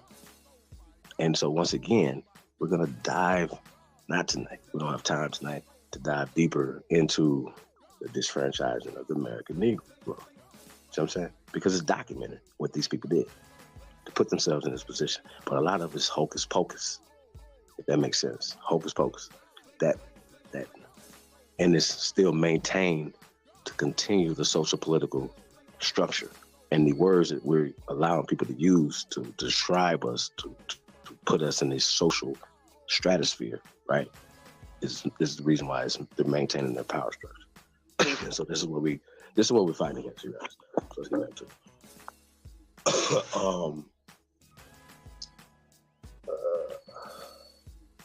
The council created a successful public profile, right, and organized mass meetings, including rallies attended by tens of thousands in Madison Square Garden and Abyssinian Baptist Church in Harlem. The Nkrumah participated in a conference in 1944, organized by the council to project an international program for the post-war liberation of Africa. Now, they wasn't just talking political stuff to get people into the Madison Square Garden. So they were using the hottest Beyoncés and Jay-Z's of that time, and our greatest musicians and ball players, Robeson, all these other people, to usher our people into these places, or people who had excelled at high levels, you know, doctors and lawyers, people that were in the Jet magazine and stuff like that or whatever. All this stuff is all playing, guys. So I think it's really interesting. It says Jurgen was ousted as executive director in 1948. He had become openly anti-communist, and from 1952 started to collaborate with the FBI against the council. I gotta say that again. In 1952, this fool started collaborating with the FBI against the council. By then, the council had become a casualty of the Cold War. The House UN American Activities Committee accused members of the council of being communists and pointed to the fact that some, like Paul Robeson, had visited the Soviet Union. In 1954, executive director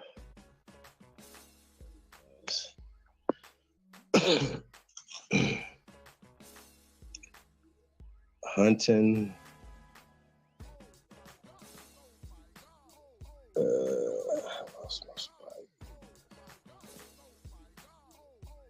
Hunton was subpoenaed to appear before a grand jury and was forced to surrender all the council's documents relating to their communications with the African National Congress of South Africa.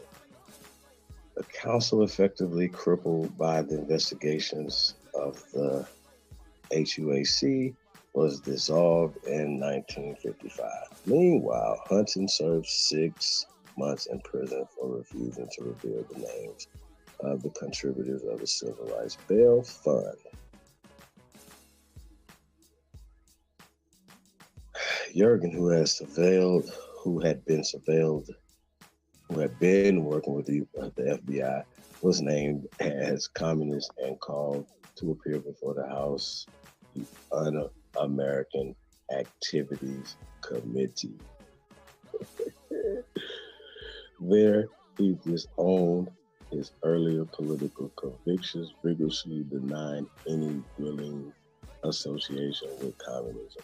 His biographer, David Henry Anthony III, refers to the relentless, still largely secret pressures to which he and his family were subjected by the intelligence community. Only Jurgen himself and those who convinced him to turn knew precisely what forced his hand. It is not to be found in the Jurgen's papers, observes Anthony. Okay, quote, it is hinted at his FBI file, however, were among bulldozering and redacted documents lie the traces of betrayal or vengeance or other emotional-laden acts by which sensitive material was leaked to the Bureau. It is likely, adds Anthony, that Jurgen feared not only for himself, but also for his children, for whom he was willing to sacrifice anything and everything. Smells fishy to me. The Council on African Affairs had taken a position of active political and practical support for African liberation. Now, y'all know, a lot of our people don't know nothing about no goddamn African liberation, and these fools running around here doing all this weird ass shit. How about some African liberation? We don't know nothing about no Africa, right?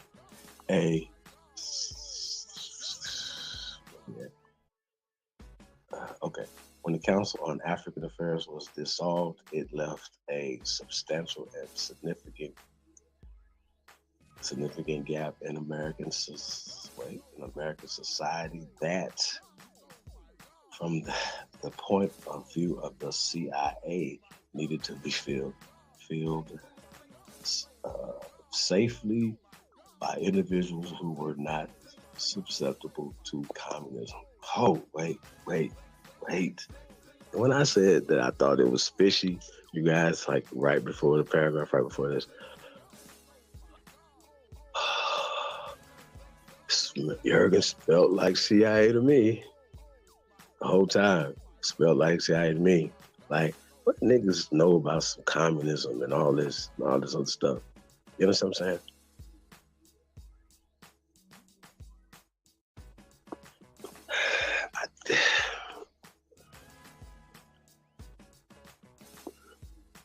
So now here to go, not the CIA is like they just like replace people and put people in these positions. That's how I'm reading this. I don't know how you guys read it. This is how I'm reading this. And they're talking about put people in these positions that safely won't be sympathetic to communism. Wait. What do you mean put people safely in these positions? That's crazy talk to me, right? It says the Council on African Affairs had taken a position of active political and practical support for African liberation. A stance not adopted by African American institutes. Or to say that again? A stance not adopted by the African American Institute. Wait a minute. I missed that. Yeah, I got that part. Right there, didn't I? Yeah. We talking about these fools right here. And the African American Institute didn't adopt that stance, which sent members to the All African People's Conference in Accra in 1958. Remember that one, CIA? And the AA had been established in 1953 by a multiracial group of academics and by businessmen with powerful mining interests in Central Africa. So these guys, right, in collaborations with the robber barons, the people that are going into, so they're using niggas and all this cultural brotherhood and boo, goodwill bullshit, but they were really going over there to steal mines, steal resources. Okay, got it. Terrible.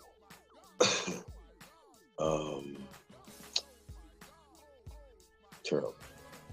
The academics included Horace Mann Bond, who had been president of Lincoln University when Nkrumah was a student there, right? In 1951, 6 years after Nkrumah had left the U.S. for Britain, Bond conferred on him the honorary degree of Doctor of Fuck Nigga. I'm sorry.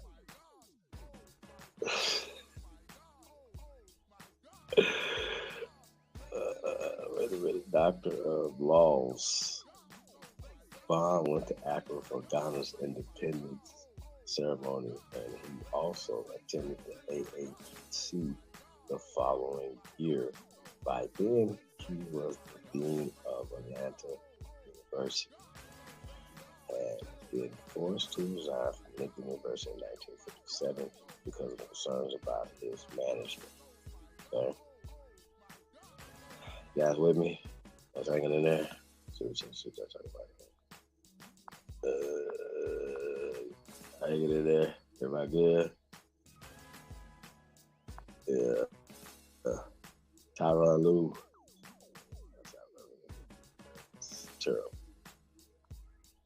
Terrible. Certified is in the building. Royal Bloodline. Yeah, man, we cooking. Hey, I am not finished. I promise. I am not finished. Sorry. Yeah. Hey, actually, the stated aim of the AAI was to establish closer bonds between the peoples of Africa and the United States. Now, I thought it was interesting, right, that they would be talking about a memorandum 46 leaked, and it was like keep niggas away from niggas in Africa. At the same time, when they're actively funding, put niggas, and culturally link niggas to Africa, right? Because they were trying to stop, what they're saying, the rise of communism. So a lot of this stuff is redacted because they're using what is called national security. So they're saying, well, we're going to redact these things. So you can have 300,000 pages or something, and it's redacted. You're only getting so much information, right? Redacted is blacked out.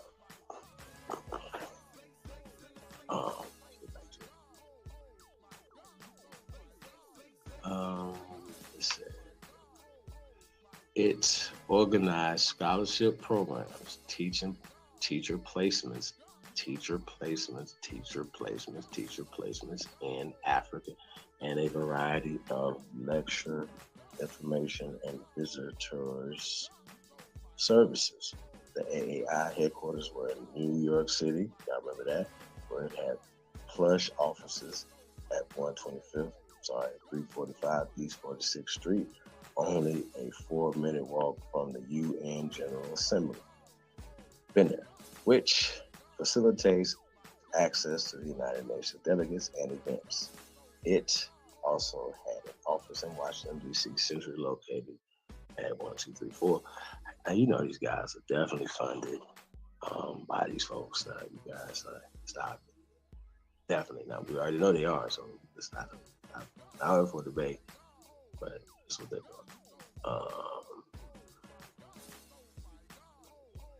Okay, I see. 12th Street and an office in Accra. It published a monthly magazine, Africa Special Report, later Africa Report, which was edited by Bob Keith. But the AAI was not what it seemed. Is that right?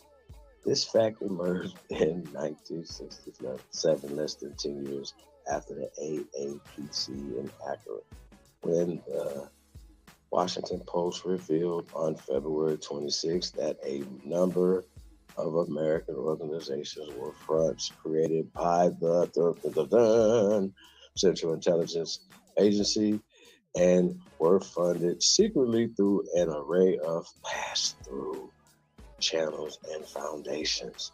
One of these fronts was the AAI.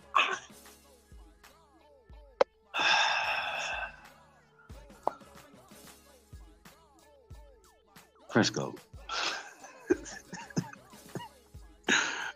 Hey, Rob Boy, these your people? These your people? Hey, the exposure of the CIA was picked up by the Radical magazine Ramparts and the Saturday Evening Post, which fleshed out the details. Like electricians tracing out the underground wiring of complicated circuits, reports one journalist in 1969. Newsmen dug deeper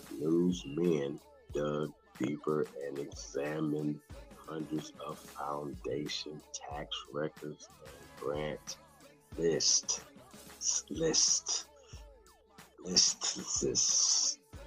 And again, to their amazement, they succeeded in making connections between a labyrinth of nonprofit organizations and a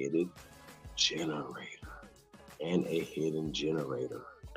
This generator was demonstrably the Central Intelligence Agency, CIA. Quack, quack, duck, duck.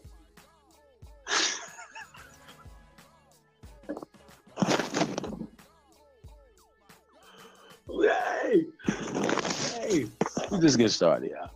We just get started, I promise. Just get started. A congressional and press firestorm swept across America. Now, how about this? Now, this is the reason why I know, the ones who came after this, right? Like, this is before Roots and all that, right? So, shouldn't Dr. John Henry Clark and all them know about all this, right? Because this was a newspaper, it was a big news, and it was congressional hearings, and this swept across America. So they were alive during this time, so they knew this was going on, right? So when they started taking funding after this, they knew specifically that this was happening. I'm sorry, y'all, my bad. I'm sorry. It's okay. Walk it off. I told you y'all gonna learn today. Y'all gonna learn. Reggie, y'all gonna learn today. Garfield, y'all gonna learn today. Y'all gonna learn today. Keep my name out your mouth. All y'all. Tell y'all little minions, Jackie Chan, them, Jet Li, keep my name out your mouth, man. promise. Q Butter. Here are the receipts, buddy. You want the receipts? I'm gonna give you some receipts, okay? Please have that same energy after this tonight, Q Butter, okay? Same energy. Somebody tag him. Q Butter, same energy, buddy. Okay? Same energy. This is terrible, y'all.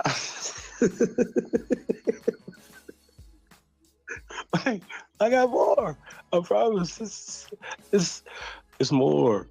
This is terrible. Hold on, I gotta say it again. It said a congressional and press firestorm swept across America, unearthing a mass of secret information that eventually more than 225 different organizations,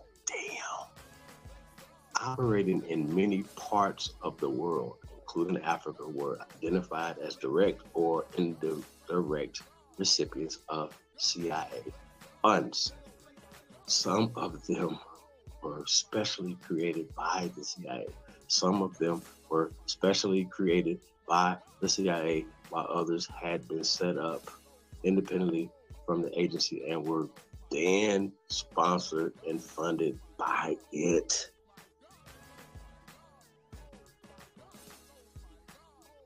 Cut, where you at? We need them bombs, them gunshots.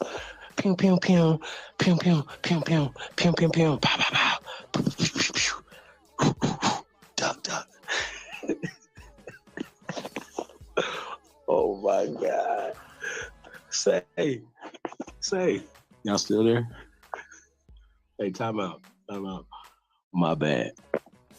All right, it said Bob Keefe. Y'all remember that dude, the editor of the A? Hold on. So, he the editor, Bob Keefe. Right? So, we'll see what this fuck nigga gotta say. The editor of the AAI Journal, Africa Special Report. This Africa Special Report by the CIA was recognized as the AAPC and actor as an American press correspondent. In a dramatic moment, Keefe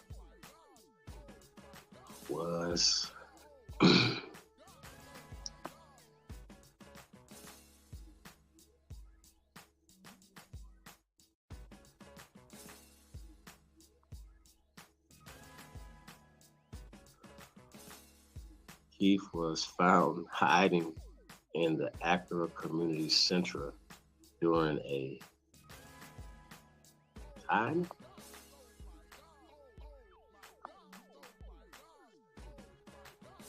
I don't know if I'm delay.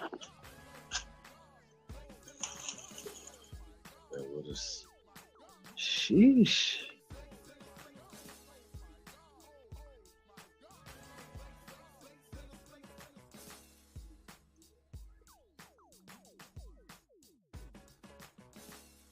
Wow. I told him stop fucking with Candy, man. Shit is not gonna work. I promise. Terrible. Alright, so where we at here? This nigga was hiding in the community center during a closed session of the conference, which was off limits to the press.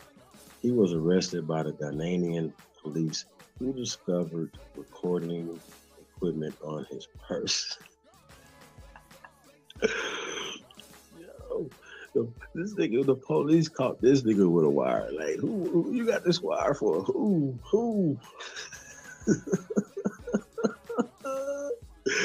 Keith, this fuck nigga tried to justify why he had a wire on, y'all. This is y'all people. Bravo, this your people. Stop. Wait. Hold on, what? Right here. He tried to justify why he was there wearing a wire. He said he had entered the building in order to obtain photographs from the central's office. Official photographer. Several decades later, Kojo Basio, then Ghanaian Minister of Foreign Affairs, was asked about Keith's secretive behavior. But Basio laughed as he remembered the evening on Monday, the 8th of December, 1958. The AAI held a. Oh yeah, I did. Okay. Damn. Hold on, damn. Oh wait, okay. That's a lot. He said, okay. He laughed and remembered the occasion. Yes. I'm gonna use my African voice now, you guys. He said, yes. I think I remember he was a journalist who wanted to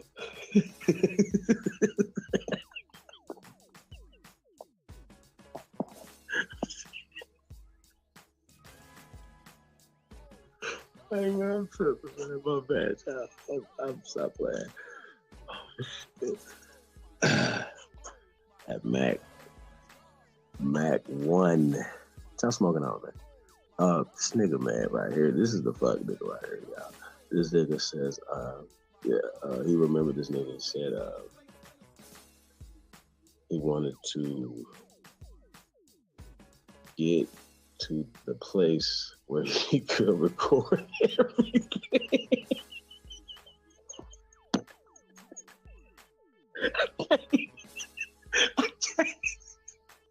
I can't read this.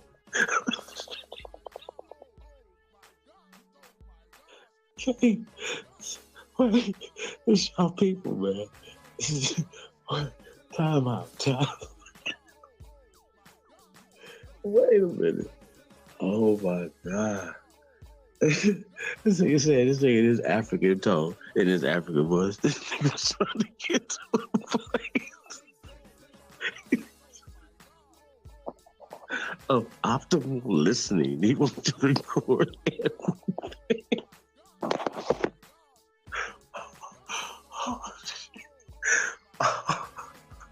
Hey, y'all. I'll tell you, I don't know if y'all don't think that's funny. Oh my God. That's comedy, yo. All right, man. I digress. Let me try. I'm gonna get through it. Oh no.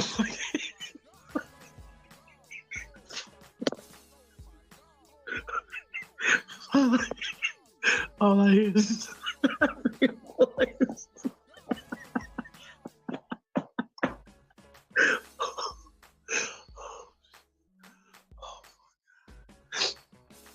yeah, I'm crying. Oh, I'm laughing at all these fools right here. I swear to God. My bad, man. Okay. I'm trying.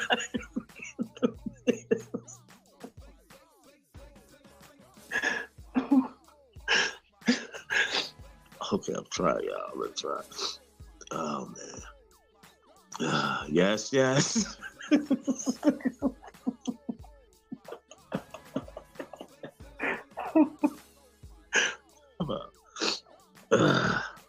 right. Put the kids to bed, y'all. Okay. All right. We getting back to it. All right. He trying to get to the point where he recorded. I can't read.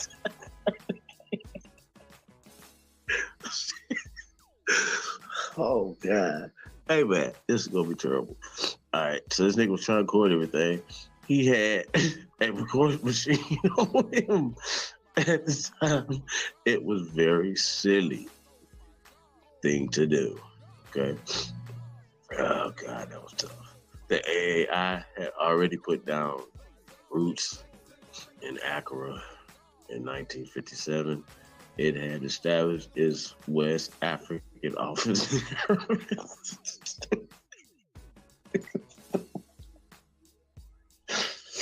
All right, y'all. Whew. Under the leadership of Emmett Jefferson, Pat Murphy, and true historian. I'm just playing, y'all. That nigga sound like he from this time period. A historian of Africa who was in the AAI's executive vice. He was the AAI's executive vice president, right? CIA. On the evening of Monday, 8th December, 1958, the AAI held a reception for the conference in Murphy's family home. Wired up.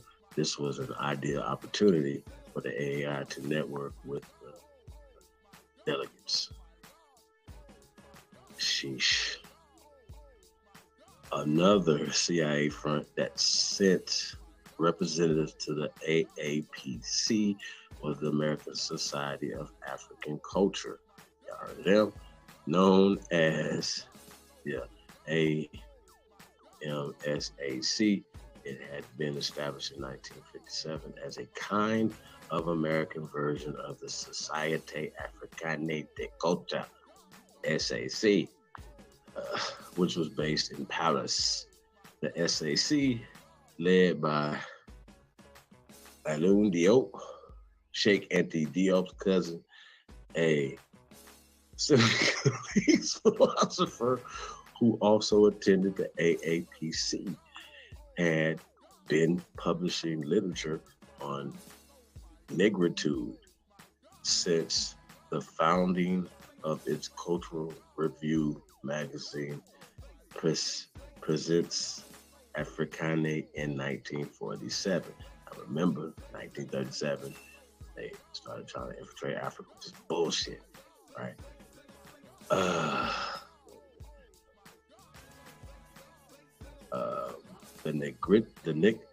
The negritude movement, that sounds crazy, had been started during the 1930s by the poet and political Leopold Sédar Senghor as a celebration of African culture in the Francophone world. And what that means is, like, wherever the French, so-called French, went and laid their hat and started Francophoning, which is still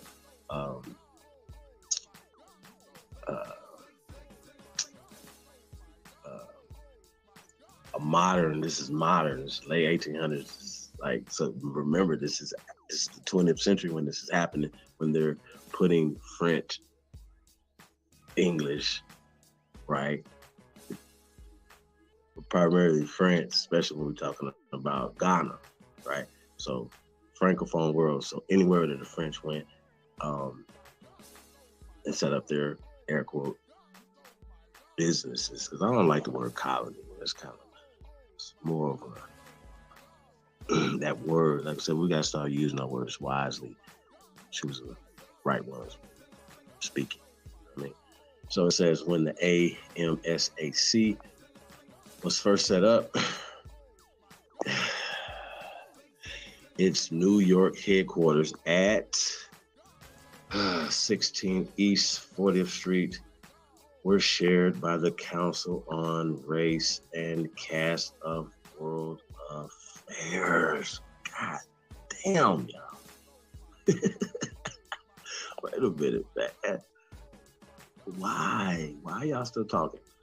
Which was yet another front organization established by the CIA. CORAC claimed to examine the extent to which the communists were capitalizing on racial conflicts globally.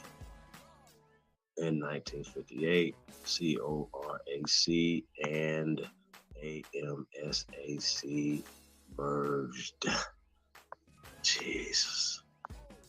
The professed aim of AMSAC was to expose African Americans to their African heritage, and the organization was explicitly anti-communist, albeit avowedly apolitical. As well as offices in Paris and New York, it had an apartment on Fifth Avenue to host guests. It gave scholarships to African students and published its own journal, African Forum.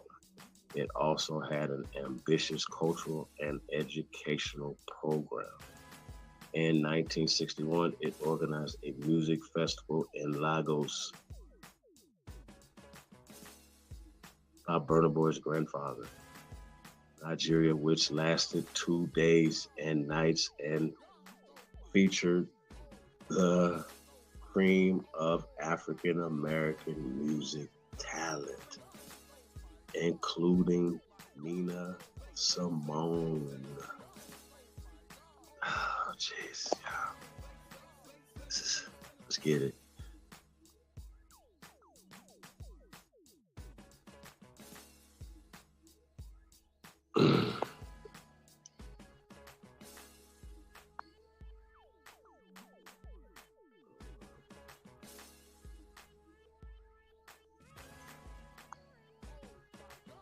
Because of its abundant, check this out.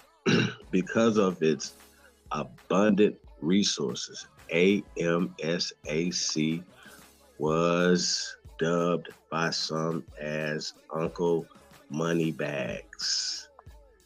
But the artists benefiting from AMSAC's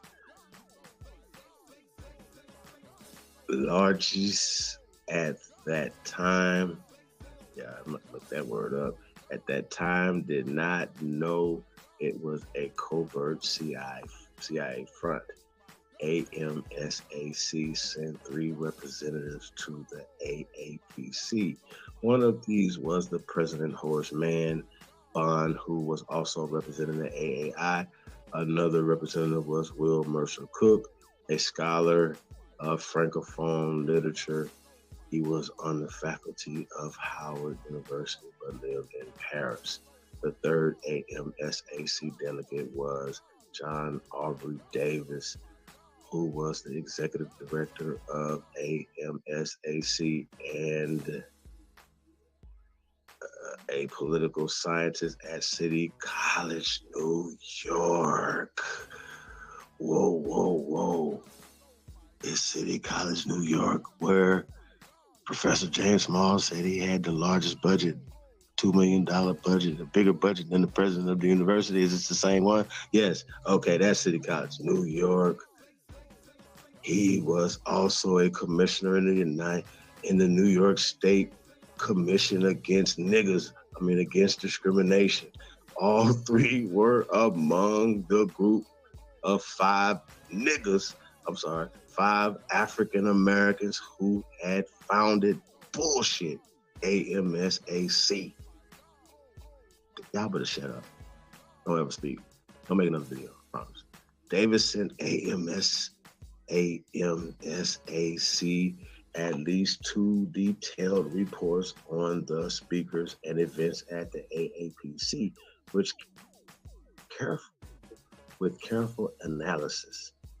They gave an account not only of the African delegates, but also of the other Americans who were at the conference. So definitely snitching on everybody there. To one of the reports, he attached various Ghanaian newspapers, which listed the names of the conference delegates with their pictures, right? These reports were sent to James Theodore Ted Harris Jr., who was the assistant executive director of AMSAC and had been the National Student Association's second president in the late 1940s. In 1967, it was revealed that the National Student Association had been covertly used by the CIA Harris had operated as an embedded CIA agent. According to the New Yorker, the National Student Association functioned as a glove like Gary Payton that concealed the American governor's hand and allowed it to do business with people who would never normally have done business with these fuck niggas before. I'm sorry, y'all mad living. With people who would never normally have done business with these fuck niggas, the American government. Sheesh. These people thought that they were dealing with a student group that was independent of the government. They had no idea that the NSA was a front. After the exposure of the covert financing by the CIA, AMSAC's funding apparatus was dismantled. This left the organization scrambling about, looking for money. Membership declined sharply. People believed they had been fed lies and that their goodwill had been molested. Go. I ain't finished, y'all. I'm not finished. Y'all gonna learn today.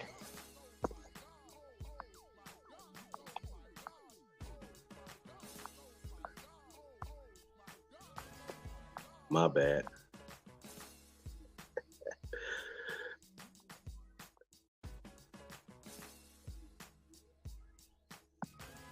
Terrible. Shout out to Sun Baby, man. M. Brown, what up, though? Shout out to everybody, man. I see y'all in there, man. Hope y'all all right, man. Hope y'all get some out of this, man. Like I said, man, I definitely want y'all to tap in on this. What y'all think about it. Got a couple more things I want to present, man, that y'all got to see. I'm cooking. Is there more? They want some more, right? So the leaders of the AMSAC claim to have been victims of official deception, but this is contradicted by evidence analyzed by Hugh Wilford in the Mighty Research. How the CIA played America. That's how he said it. How the CIA played America. That's interesting. Right. Wilford's records that Angela M. Cromwell, a sociologist at Boston University and a co-founder of its African Studies program, was a member of AMSAC's Executive Council. In February of 1967, she wrote a memorandum to the other members which suggests notes Wilford's a widespread state of wickedness within AMSAC, right?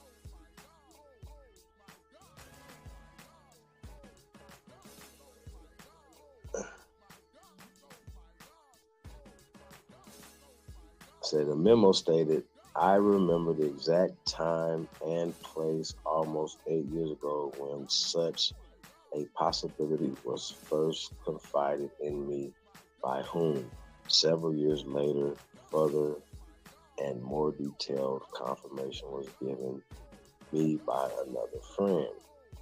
Around the edges were frequent innuendos and asides. None of this was documented, understandably so. Wilford also refers to an illuminating report by Von Walker, the managing director of AMSAC.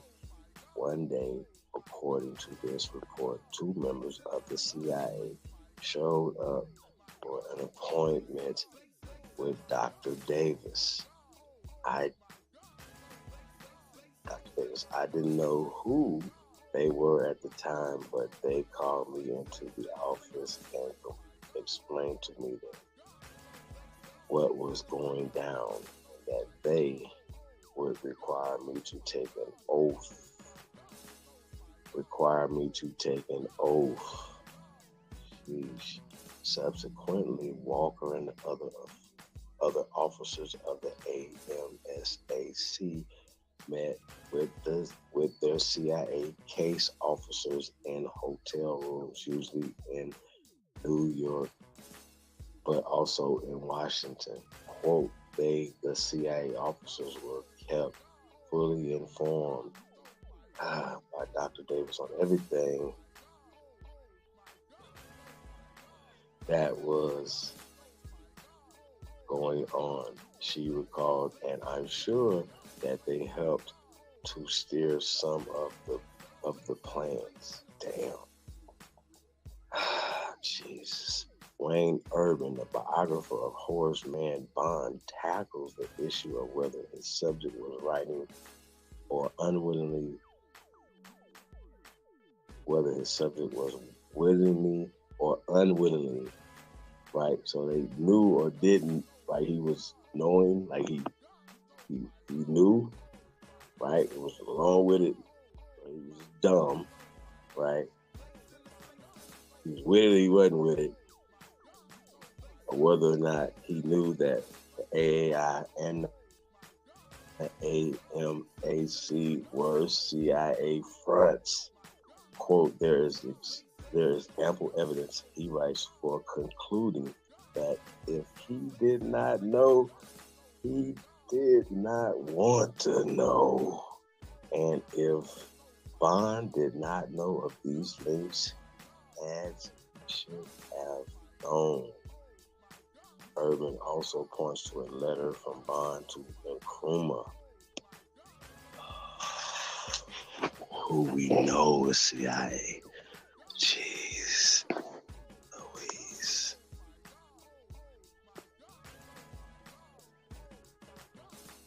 Damn. Wow. Oh yeah, all right. I mean, that's crazy. It said, Urban also points at a letter to Bond to Nkrumah, in which Bond asks for an invitation to the AAPC for AMSAC members and described the organization as concerned with intellectual studies and artistic attainment. It is not a political organization.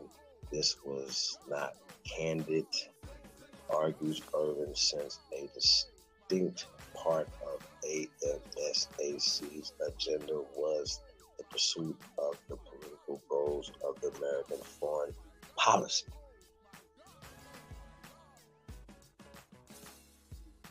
Wow.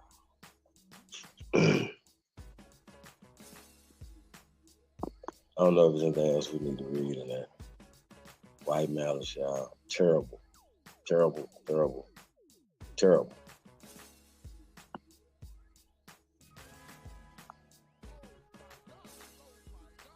Terrible, terrible, terrible.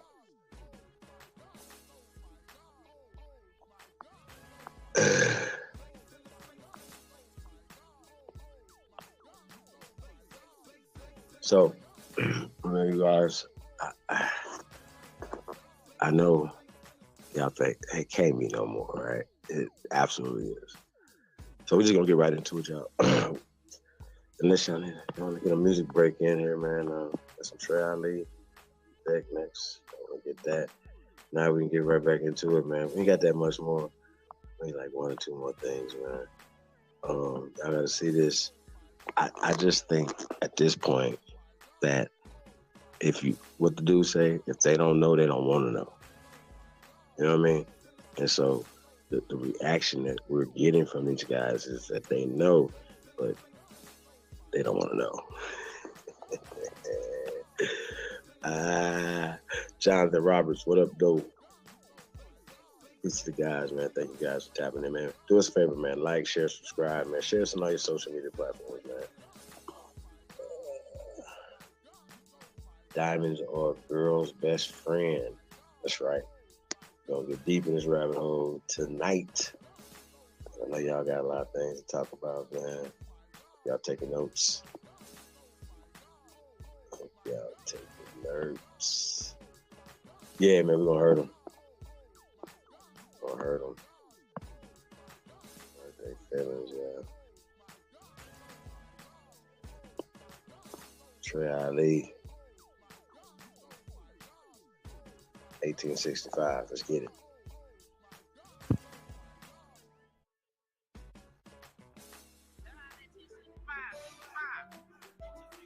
Yeah. Hey man, all I'm saying is you always got something to say. It's like you don't shut up. A lot of niggas died 1865. Single Michael fled high, ain't gon' let it ride. Everybody hot and black was never on your side. They do maps to tell your apps where you sleep at night. They put that white man on. Got you begging them for answers like that white man know. Had you swearing you was African, that's that white man home. Had you proud to be a savage, that's that white man's zone.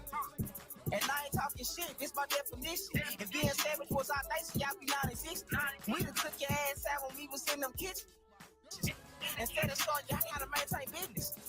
White supremacy fake. Only way that shit real is if you do what they say. We the guys to the gate, so when they say they feel God, now you know what they made. Shoot song, move song, shoot song, move song. Put us in the same room, it gon' go down. Hit a nigga with that boom, he gon' go down. Shoot song, move song, shoot song, move song. Put us in the same room, it gon' go down. Hit a nigga with that boom, he gon' go down. Every day my niggas dying, they don't know the truth. How the hell you supposed to die? We don't know it's you. Yo, how the hell you supposed to survive? We don't know the shoot. He should've died, you let him slide, he look just like you. I tried to tell them all skin ain't kin. Everybody ain't your partner, everybody ain't your friend. How the hell they supposed to help when they the ones that put you in? They don't struggle how we struggle, they can't get it how we live. Can't be scared to die when we already dead. Either way, your life is safe no matter how you play it. My higher self said we should choose remain godly. My lower want these motherfucking bodies. Infiltrate they circles like a motherfucking island. Take them to the south and put them down like OG Bobby. They don't want equality unless they want these privates. Killers right beside me, stand full of chicken models. Shoot song, move song, shoot song, move song. Put us in the same room, it gon' go down. Hit a nigga with that boom, he gon' go down. Shoot song, move song, shoot song, move song. Put us in the same room, it gon' go down. Hit a nigga with that boom, he gon' go down.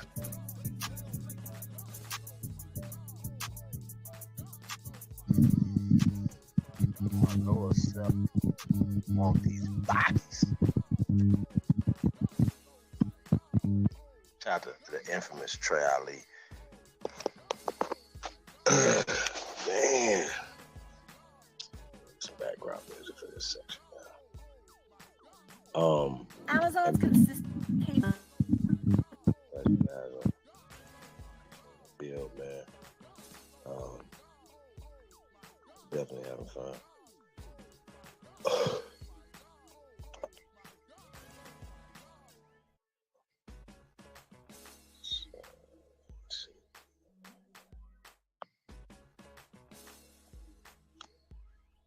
I never did.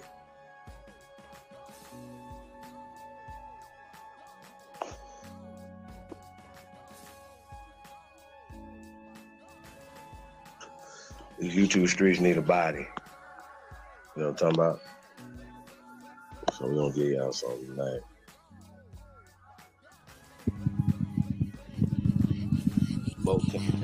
Boogie Man. Shout out DJ Cut Tack.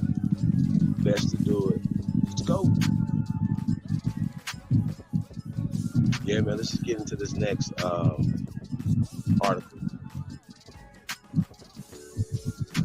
Looking up Pan Boo Boo connection to the CIA. Hey, hopefully there's no going back and forth, no questions or no we saying this. I don't want nobody.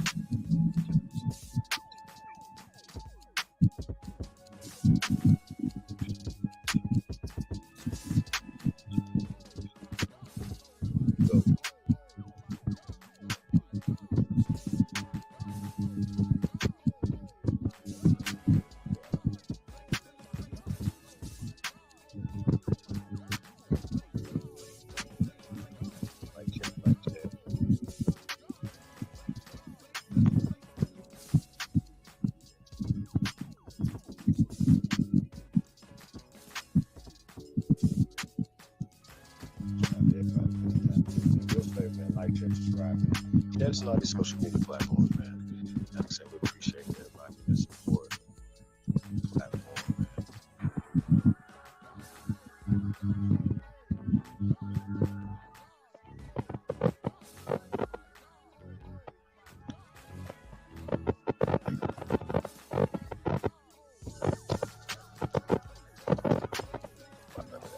Really, I actually care about what we're doing today.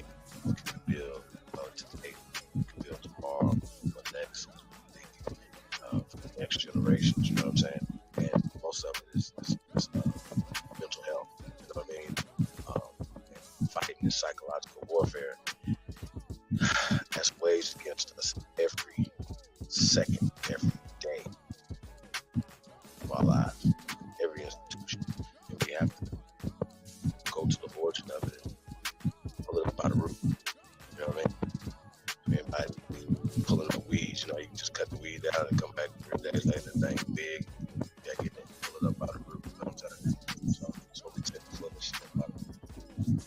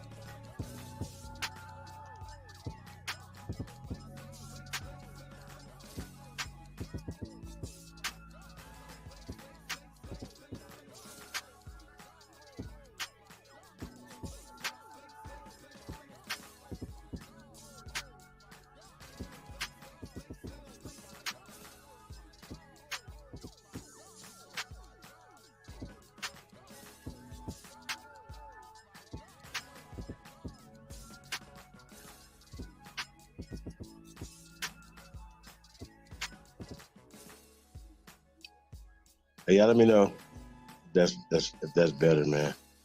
If not, I'll go ahead and turn the background music off. I think that might be a problem. Say. Let's get it. So, hey, we talk about things that, you know, in a lot of our lifetimes, a lot of us live through a lot of these things, you know. And we're trying to take things in chronological order, you know what I mean? So it's kind of how I put this together. You guys were in the 30s when they started trying to push it into Africa, all these other things, right? The American groups out of New York, you know, with the CIA funding and front organizations and stuff over in Africa. Now, pay attention, right? Now, when we talk about it's 1996, right? We got a CIA plot against Black America, question mark, right? Crack sales charges may not be just a case of paranoia, right? By Andrea Lewis, Baltimore Sun, September 15, 1996, okay? The wire is happening at this particular time. So think about it, right? The Baltimore Sun, guys, conspiracy theories about secret U.S. government efforts to undermine the rights of, we're going to say Aboriginal Americans are legend in the American community, Aboriginal community, right? And some of these theories have been confirmed. The U.S. government did spy and intimidate Black political leaders. It did sponsor scientific experimentation on unsuspecting Black soldiers and civilians. Now comes Dark Alliance, the story behind the crack explosion. A 3-part investigative series published last month by San Jose Mercury News that details how massive amounts of cheap powdered cocaine were funneled into South Central Los Angeles by a well-known CIA operative in an attempt to increase funding for the Contra Army in Nicaragua. A notorious Los Angeles street dealer turned the large quantities of powdered cocaine into crack and distributed the newly processed drug through a network of Los Angeles area gangs. Gangs in turn gain power, influence, and economic clout that spread to other urban areas. Maybe those rumors that the crack cocaine epidemic was engineered by the government in an effort to control and incarcerate large numbers of urban blacks aren't so crazy after all. Now, the 94 crime bill has happened in 1994. Who authored that? Oh, Joe Biden. Remember the same guy? We might have to pull that up to you guys when he was like, we don't want no more nigger and monkey governors and mayors and all this type of shit. I remember that guy, right? But he also got caught in a secret tape. We have to find that too. We have to dig that up. Secret tape before he was elected, saying that, hey, in about 2040, they're going to be a minority. Like a call to arms, a call to the eugenic mindset, the things that they need to do to prepare for this or to start doing things like this. Man, these people are dangerous. Okay, there's a historical context to it, from Straight Up's video to the CIA operations in the fronts, not only in the university system here in America and libraries and other stuff that we're documenting. That's documented, right? To the drug epidemics that they have turned around and made a goddamn series out of that it's called Snowfall.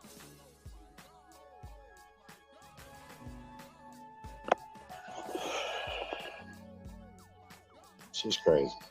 In the effort to control and incarcerate large numbers of us, man. That didn't happen?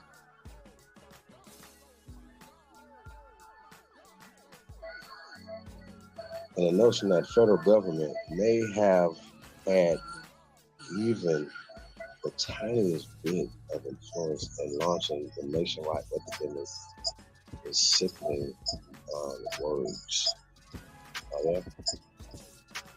Cocaine was virtually unobtainable in black neighborhoods before members of the CIA's army brought it into South Central. CIA's army brought it into South Central in the 1980s at bargain basement prices, wrote Gary Webb of the Mercury News. Now, it's interesting. I know they might talk about this and this, but everybody know about Gary Webb, that the author of this, Dark Alliances, right? Committed suicide. Now, I think it's interesting that he committed suicide by shooting himself twice in the head. This drug network opened the first pipeline between Colombia's cocaine cartels and the black neighborhoods in Los Angeles, a city now known as the crack capital of the world. The cocaine that flooded in helped spark a crack explosion in urban America and provided the cash and connections needed for LA's gangs to buy automatic weapons.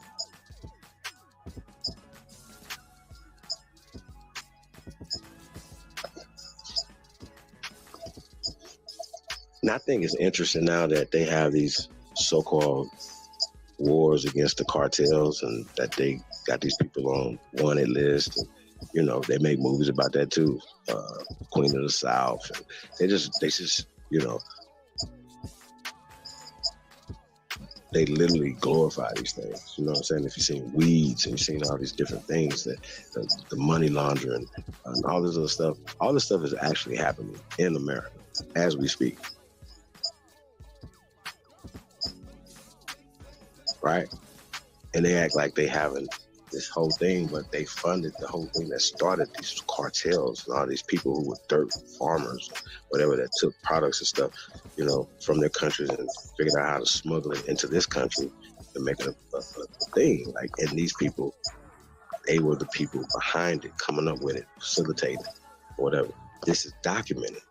But once Maxine Waters got in front of got them in front of her, all they had to say was, "Hey, we can't answer that question based off of national security. Shut it down."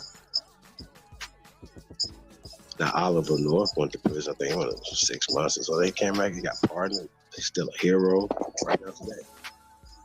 How he a hero? For that matter, how is anybody that sold death and crack things to our community a hero?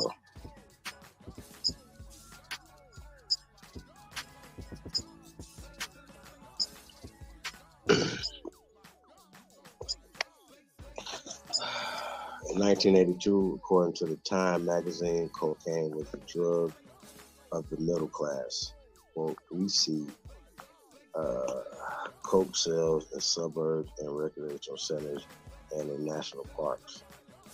It is an unrecognized tornado, a former drug enforcement agency administrator said. At the time, few people foresaw what lay ahead, the connection that would bring a storm of crack cocaine into South Central Los Angeles and other urban areas. In a few short years, the middle class had become the poor people's epidemic. I'm sorry, the middle class high had become the poor people's epidemic, right? Imagine how differently our society would look without the massive influx of crack into the black community. Would we have the growing prison industrial complex that its increasing control over black men and women? Would we have had the spread of gang-related crime and violence? The Mercury Sun News report was released just after passage of the Welfare Reform Bill. It was sandwiched between the rhetoric-laden Republican and Democratic national conventions, where speakers talked about living in a land of equal opportunity where liberty and justice for all. Right?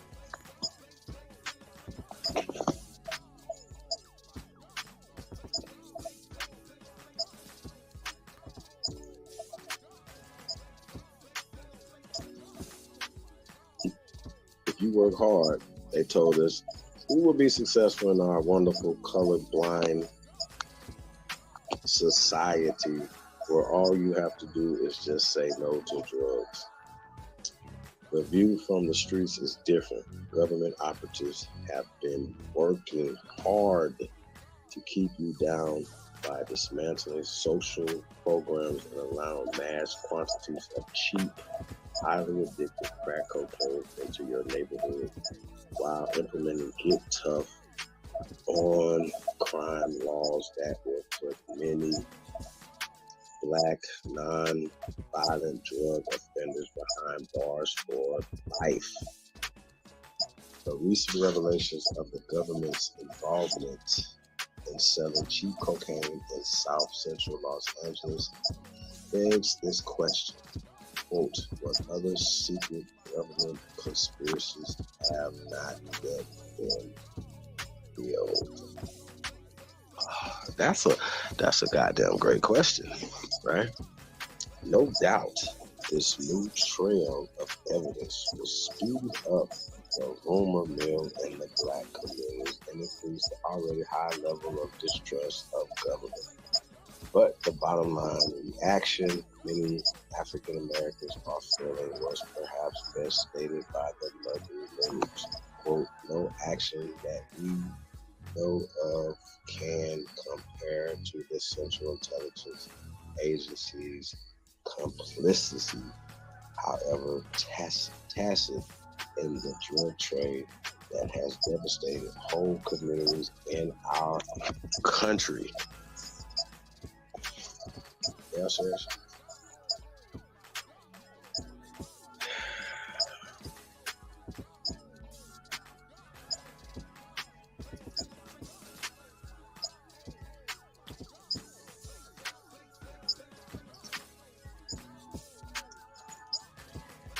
Well, I tell you,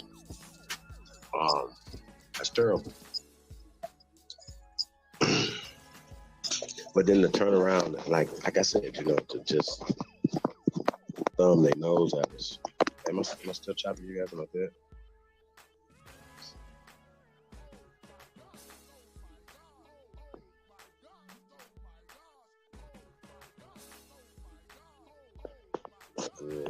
Good.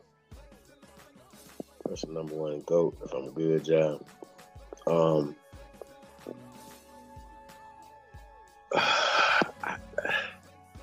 Terrible.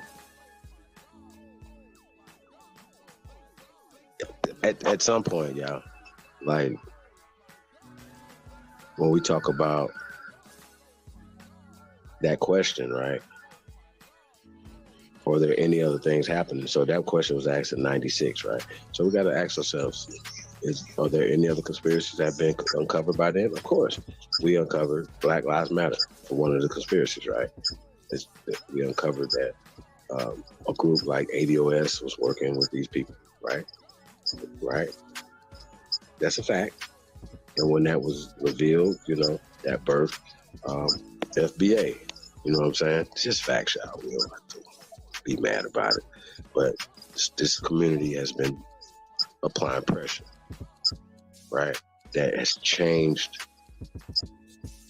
America, which is changing the world. Y'all can respect that or check it. It don't really matter. Because everybody can see it, feel it. Y'all see how it feel. You know what I'm saying? It feels good. It feels good to be Aboriginal, man. Hey, matter of fact, let's get another song. What have we got next? DJ. Tasco CEO. On the ones and twos tonight. Yeah, then we're going to get right into the next one, man. Play another song. Really exciting times, man. Really exciting. Real shit. The awakening is happening. Hopefully, like I said, that tonight won't be too many more conversations as it pertains to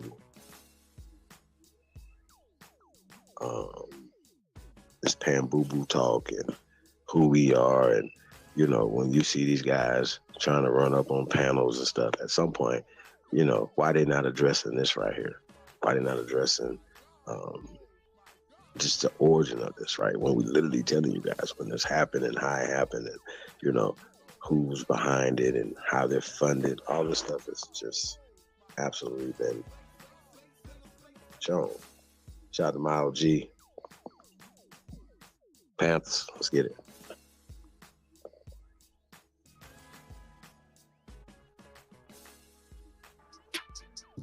Yo, go punch it in, you hear me? None of these big things can't change us. Big chains hanging on gangsters. Cocaine slanger gon' famous. Gangbangers on swingers. I know young niggas in Dodges. Track hawks and charges. Foreign cars and garages. Foreign broads and menages. Crack baby with a meal ticket. If you really want it, then you will get it. Got a pretty bitch with a bad body. If you pull it out, then you will lick it. In the jag, sit crooked with it. Tell me what you need, better crooked get it. Big 40 with the big switch. Give an offshore with the crooked get it. Anybody wanna look and get it. Matter of fact, the whole hood can get it. Acorn and the apron. I'm in the kitchen, I'm cooking with it. Big chef like Raekwon. A lot of gang like Jason. I was sold away from the Golden State. That's Mo Green and Draymond. Big boss nigga, okay, man. Me falling off, no way, man. This conversation gonna run the nation like they pay, man. I'm shooting this and I do this like all the I show them hoes, I do the bitch shit. Act like I never knew the bitch. She blew the dick, but I did hit it. Cause the kitties smell like tuna fish. Like, who is this? Bitch say she on birth control. She done let too many nasty niggas hit it raw. Now the pussy on dirt patrol. 1 sniff, it'll hurt your nose. 2 sniff, it'll hurt your soul. 3 sniffs, it'll knock you out. Take another one, then you curve your clothes. I'm not going for the okey dokey. I'm still ducking from the roly poly. Make you turn around and do the hokey pokey. Then shoot you back and leave it holy moly. They go to police from the pawn shop looking for it. Niggas say he stole the road. You the nigga riding in the backseat, pointing niggas out, trying to show the police. I'm the nigga riding down the back street, just sold the dope that I scope from Odin. Screaming free my nigga, trade 6 feet, body look car, Lil D and OG Loki 45. I'm the OG. In the city, bet your OG knows. Smoking yoga pants, got me choking. Ran out of money, ain't Loki broke. He don't know how to save, don't know how to stack. Get a little paper, don't know how to act. Got 50 racks, now he want a cap, 10 on the chain, 20 on the lap. 5 on clothes, 5 on hoes, we end up with 10 trying to get it back. Caught a fresh case, hate to say that. 80 on the bun, had to pay that. And you gotta try to come up with the money for an 8 turn.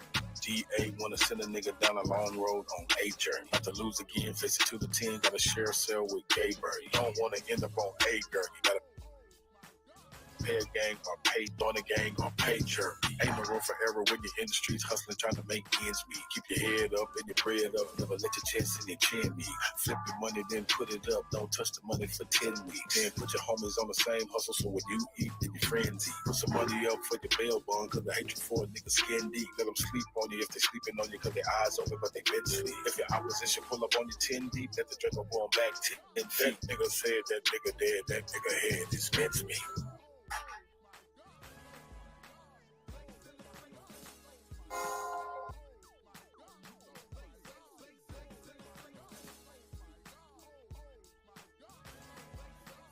My OG felonies dropping soon.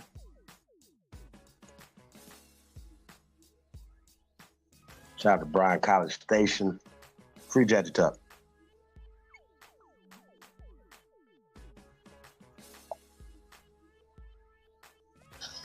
Shout out to Texas. Great state of Texas, Lone Star State. A lot of history, man. In America, that's being suppressed, right? Now, who's suppressing it? Why are they suppressing it? And as just recapping, some of the people haven't seen, go back. A lot of people that are going to be watching this. A lot of people are going to be watching this later. Salute to you guys, man. Y'all get something out of this. Salute to you guys that are watching this live in the chat room, participating, man. We appreciate you guys. Thank you guys for sharing. Thank you guys for supporting the movement, supporting this platform, man. For real. We really appreciate you guys. Like I said, we're going to keep this thing going. After this, we'll cut it short. We'll open the panel up. Let you guys get on here, man. We can rap a taste about these Pan Boo Boos, man, and their connection to the CIA. We got a little video footage we might have to show my interaction over there with Q Butter today and those guys. Yeah, we gotta ask the question, man. Why these guys so pressed? Why they so mad?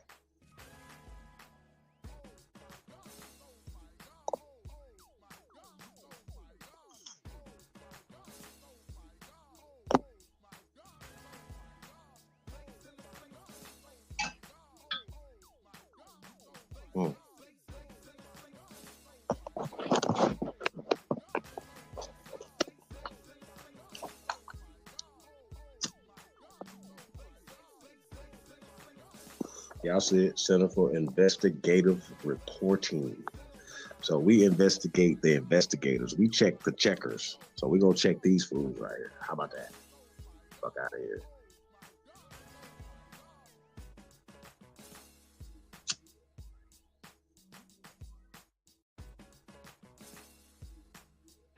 We want an immediate end to police brutality and murder of black people. Yeah. Well, perhaps more than anything else, the Black Panthers stood for the right of black people to defend themselves against white violence, even if it meant carrying weapons and using them in self-defense.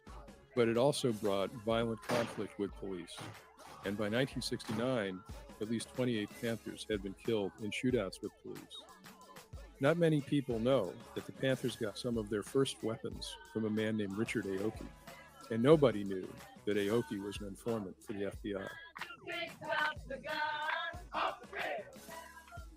Say it ain't so, Aoki.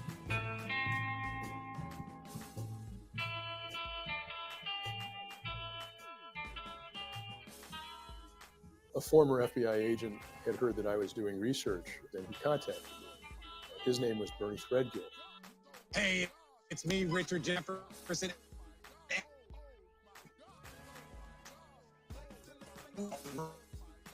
Only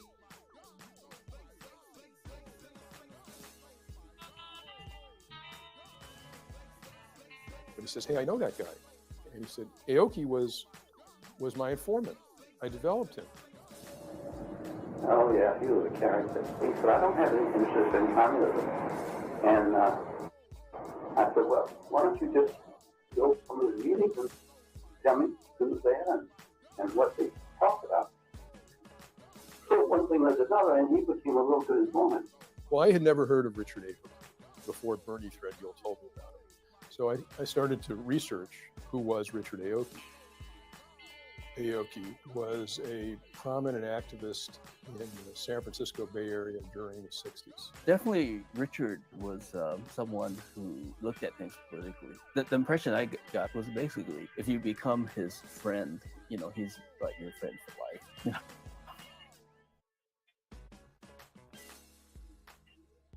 And like Third World strike at Berkeley in 1969. He was one of the most militant leaders of that strike. Aoki had also been involved in a group called the Asian American Political Alliance, one of the first Asian activist groups in the country. He'd also had a connection with the Black Panthers. Aoki was head of the Berkeley chapter of the Panthers and later became a field marshal for the Panthers. And it was known that he had given the Black Panthers guns.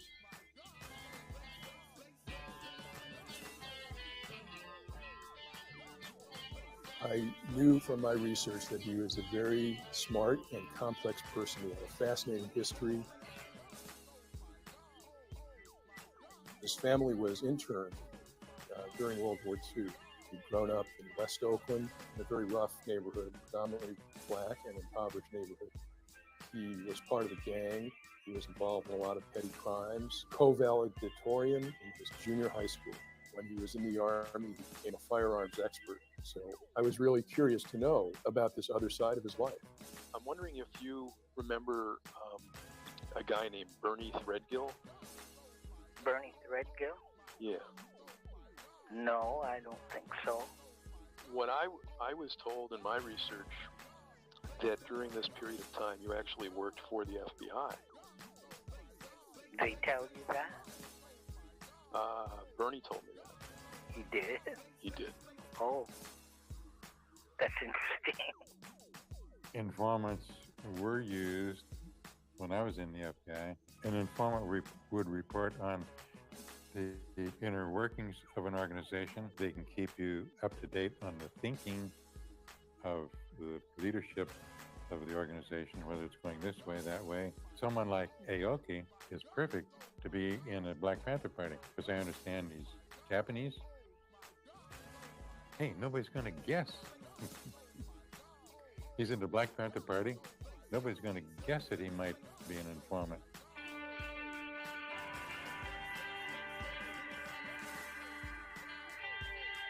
Through his involvement in the socialist groups, Aoki established his political credentials and became known to other activists in the Bay Area. Aoki was a student at Merritt College, and that's where he met Huey Newton and Bobby Seale, who would go on to found the Black Panther Party. The Panthers at that time were very concerned about police brutality in Oakland. They wanted to end police brutality. And they had an idea that one way to do that would be community patrols of the police. And in these community patrols, members of the Black Panther Party for Self-Defense, if they saw police interacting with citizens, there would be a Black Panther present with a camera and also an old class to be an eyewitness to prevent any possibility of police brutality. But they needed guns in order to do these patrols. So they went to Richard Aoki. We went to a third world brother we knew, a Japanese radical cat.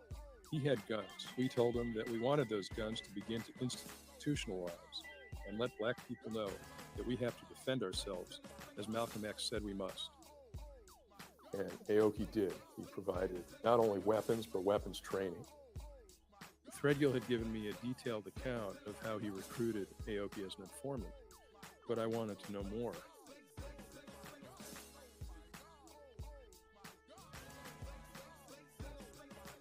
In reviewing the records, there was a list of informants. Most of their names were blacked out, but for some reason, Richard Aoki's name had not been blacked out, and it's to report as informant T2. Why was he arming the path, and was the FBI involved in it? Under J. Edgar Hoover, that nigga was T2, FBI CIA. had a secret Black Panther Party. The goal of the FBI was to, first of all, neutralize them. Techniques ranged from sending false letters or planting negative news stories to trying to foment violence between the Panthers and other groups. The FBI also used informants as part of its Cointelpro operation.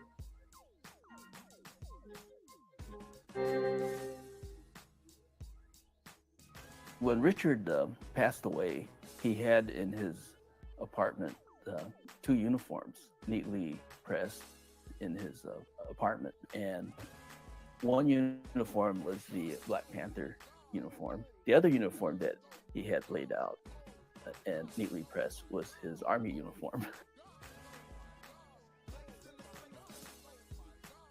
This right here is walking on.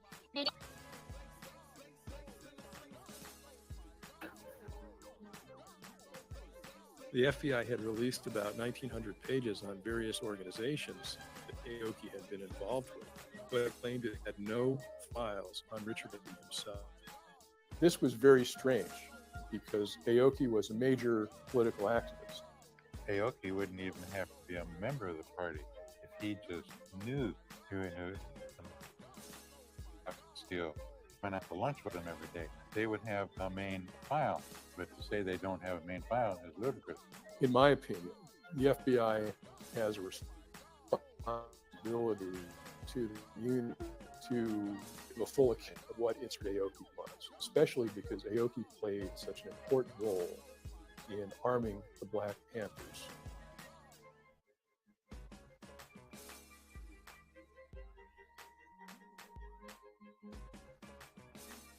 One of the things I learned in my research is that Richard had actually worked for the FBI. Oh, how was that? Well, he never mentioned this? No. To you?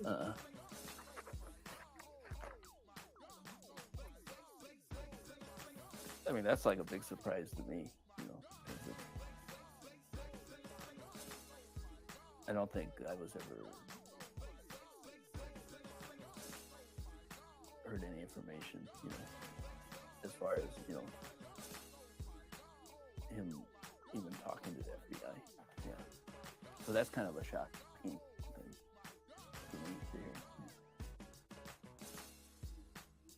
Yeah. He pretty much compartmentalizes all his different parts of his life. You know, he has friends from this period, friends from that period, and then the you know, Asian American movement and the Civil Strike period.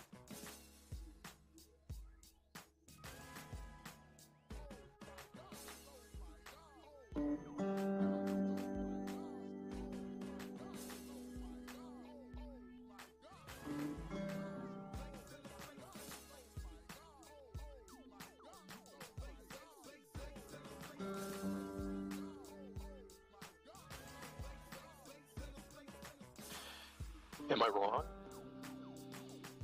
I think you are. Yeah.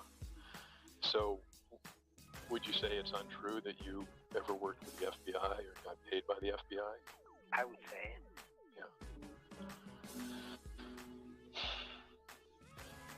Yeah. And I'm trying to understand the complexities about it, and I think it is complex.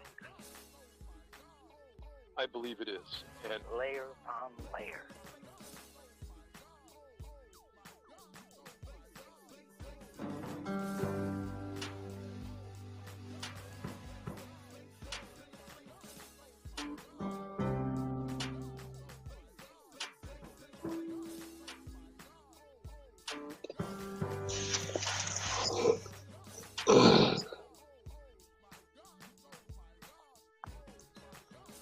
Yeah. Yeah, man. Yeah, it was complex because it was a CIA operation.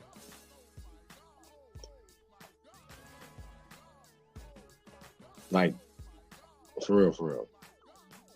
And you guys have to know that they also are the organizations, the Asian American organizations, the same. All these people will not be here if these people are not keeping tabs on these people here. It's not going to happen. They're not going to be here. Okay, these people don't have these stores in our communities or listening posts or now you got cameras everywhere and they're spying on our communities across America. Now, don't fuck with me. Don't do it. Don't do it. Okay?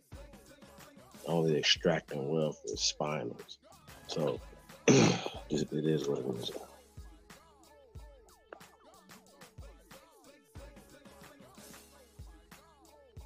Got an LA representative in the building. Sweet Wine, peace. How are you? Oh, I'm here, man.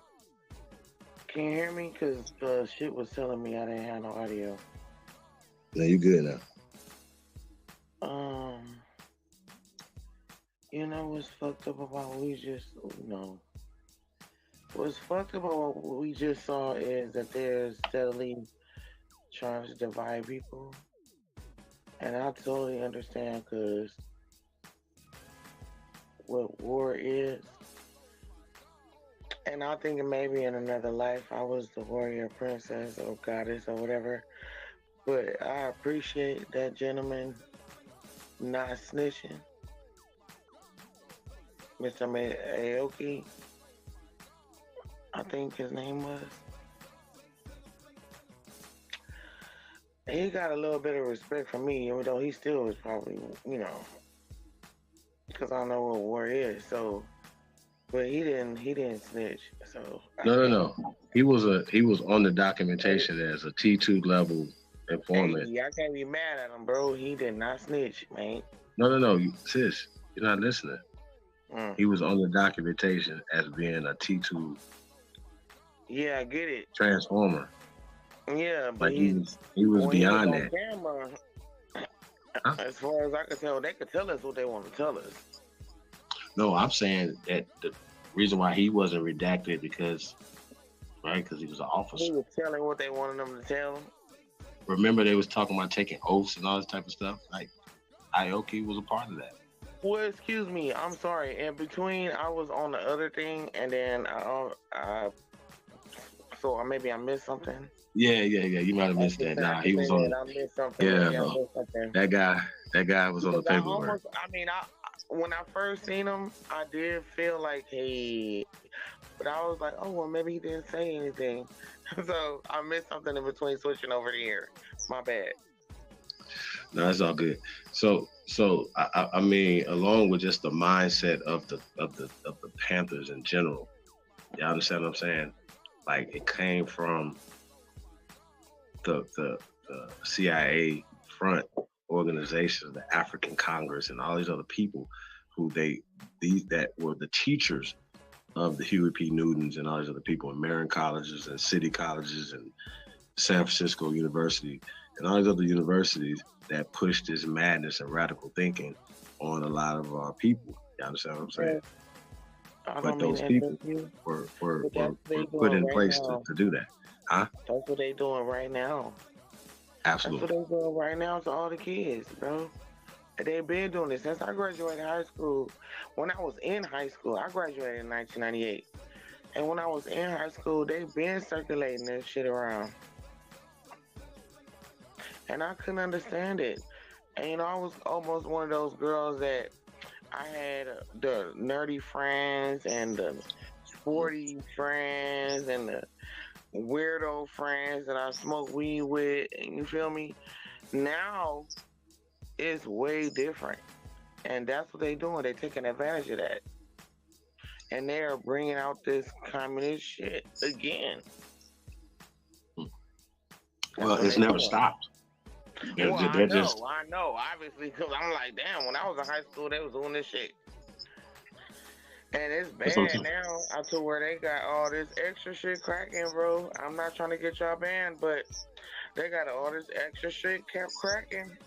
To where, I mean, like, I didn't really have no respect for after a long time because I was talking to a dude on another live or whatever about my religion, and that's just how I was raised, but that don't mean how I am now. But when the Dalai Lama said what he said to that little boy, I was like, oh, shit is really cracking. We really at war, man, and if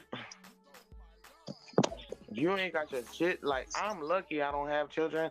I'm lucky, and at the same time, I'm cursed because I'm at a certain age for a female. So if you don't have kids, it's sad. And shit is sad for the world right now. And I could be like Sarah at 60 and be blessed with them, but right now I ain't got them. And thank the God for that. Niggas to Africa. You real low, bro. Repatriate niggas to a family. You real low. Really, Yo, really what low. up? I'm gonna make this brief. Yeah, you hit the nail on the head, bro. Like a lot of these, this is. Yeah, a lot of these niggas that keep pushing that Africa stuff and trying to assign random West African shit to our culture, these niggas are ops. They time is out, man. Like, you got people that the CIA just showed you on CNN called the Uhuru Socialist Party Movement, and then you got these niggas online, like Brandon from Pan-Africanism Strikes Back, or American First Rifleman, and these Dynasts and Go Black to Africa. All these individuals are agent provocateurs. Like, ain't nobody out here as a mass back then claim this Africa shit. The only people talking about Africa were these niggas that were up there in these white institutions in the north, and they knew that they had Indian lineage. Their parents were of Indian descent, but they play a grift and try and claim a random West Africa tribe, trying to convince free Negroes to patriate to Africa, but in reality, it wasn't for repatriating to a family member that your ancestor was lost to. No, they went there to go colonize. That's right. Like Oloda Equiano, for example. He wasn't indigenous to Africa. He just made up a royalty story that he was a stolen prince from Senegal or something like that. Wait. But Did he make the reality, story up? Did the CIA make the story up, brother? no, this is before the CIA was invented. He was an abolitionist. The Back to Africa movement. Wait. What language did he speak? He did not speak an African language. He had to get taught it by going over there to Africa and colonizing places. Who wrote this for him? According to his backstory, when we look up his Wikipedia article, Where was the backstory written, brother? See, this is what I'm saying. He was written. This story was written by a bunch of Jewish people that was his handlers. Century, correct? After the 20th century, brother. That's what I'm trying to say. So, after he was done. So what we know about this man, for example, what we know about him, he had different other names besides Oloda Equiano. His so-called name was Gustavus Vasa, and before that, he had other names like Jacob. And people like him, they claim him to be a slave, but in reality, how does a slave have godparents? Like I grew up with my whole life. He has Jewish godparents, and they taught him how to be a cabin boy and a businessman, and also he was a slaver, Oh and Lord. he was also a merchant. He had all these professions in his lifetime, and he was sent to the Caribbean to enslave Indians of the Mosquito tribe. He was also sent up there to Alaska to discover Alaska as one of those Negroes that were the first to map out Alaska. He also was sent to, he had this profession because previously he was sent to Africa to go colonize it, not to repatriate to a village that he claims to be allegedly stolen from. Yes, sir. But can we talk about how some of our fathers and mothers have been, I don't know if you want to say it, hoodwinked into that bullshit? So how our parents got hoodwinked into this African paradigm. You have these educated Boule Negroes that knew that they had Indian in their family, but they made up an African backstory. And they taught people to go repatriate and immigrate to Africa. But that's why a lot of us are lost right now. Yes, it We is. had parents that was looking for the good shit lollipop, nigga, thinking they was. I mean, but this African slave shit has been going on for a long time. And then what these Pan-Africans like to do when they want to argue with you on the internet, they try and use these ads where they setting up saying, oh, they stole some slaves from the Windward Coast, or they stole some slaves from Angola or Senegal. These places didn't exist until after we got it out of so-called slavery. These places were named Senegal, Congo, Nigeria until the 1800s during the Reconstruction era. Facts. And it was also renamed in the 1940s. That's right. After the CIA, I mean, we can go on and on and on and on and on and on and on. Yeah. Everything is lining up with the actual documentation that's left, that's not redacted, along with people who are still living, by the way. Yeah. That can recount the tales. And then whoop your ass if you say something different, 'cause that's what what you brought up as your source, it already debunks these pan-boo-boos and Native Americans' argument about photographic lookership or them claiming Photoshop, when these people are already trying to change the paradigm and try and make a Mongoloid exclusive America or a Mediterranean look of Indianness. Right. I really do, because I got an issue with the word lookership, because nigga, the only reason that woke me about my shit was lookership, if that's what you want to call it. Lookership is science. My people on the walls in the Crazy. South, and this is where I'm gonna say this. When I was a little girl, I told my mama where my people came from before I got indoctrinated. I said, "Mommy, our people came from the South, and we came all the way up, and then we made something great." And she didn't know what the fuck I was talking about. But when I got older, I understood why she didn't know what I was talking about. I understood why I knew before anybody taught me. There's something in us. It's genetic memory. We're tapped in. Yes, sir. There's a reason why they don't teach anything about the mounds of the pyramids. They always revolve world history around the Greco-Romans, which that history is fake. Shout out to Brandon over there, Uriah Brandon, UB News. He presented the evidence that's in our face the whole time. Like, how do people come up with some anatomically correct sculptures in the BC times, but then revert to some primitive Crayola crayon drawings of their kings and their nobles and their priests? That don't make any sense for them to revert to a primitive state. I don't know if you caught the first video, brother. I don't know if you caught the first video we played straight up. He showed, and we talk about this all the time, and I know you know about this, like things being burnt down and then them whitewashing history. Yeah. You know, to show different depictions of these people. Huh? They can do that, but what they don't understand is people like me and you, and even baby boy that was just talking. I don't really know your name. I'm sorry, but it's people. You cannot erase what's in your DNA, man. Mm-hmm. And They it try to. comes out, and that's why I think certain females, and they really attack us the most, especially ones like me. Like, I believe in love. Like, I don't know if y'all heard me. I was the lover. And a couple of other shows that y'all had. But I never married. I never had kids. But I want that. It's not that I don't want that. But the shit that's out there, nigga, I can't fuck with it. Hey, so real quick, we got a new person on the panel, open to knowledge. Peace. Welcome. Hey, open. Hey, peace, panel, peace, family. How you, brother? Yeah, Supreme. I came in and caught a lecture with you, man.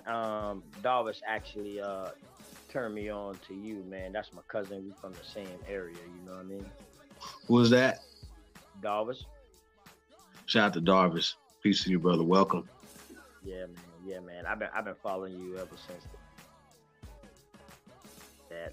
I rock with A1. I be on VAP, Top Cats. I really try to stick with the channels that's giving me more of my American knowledge more than that African knowledge. I haven't been taught enough of that in school. You know, I'm from South Carolina, also. So you my people, bro. South Carolina. That's what's up, man. Appreciate you, man. Welcome. Thank you for joining the panel. Hey, anything you want to speak on, man, that you've seen so far, man, you definitely welcome to. Anything you want to share, man, you got the floor. Okay, I'm not by my computer, but I got sources that if you don't mind, and you can bring them up.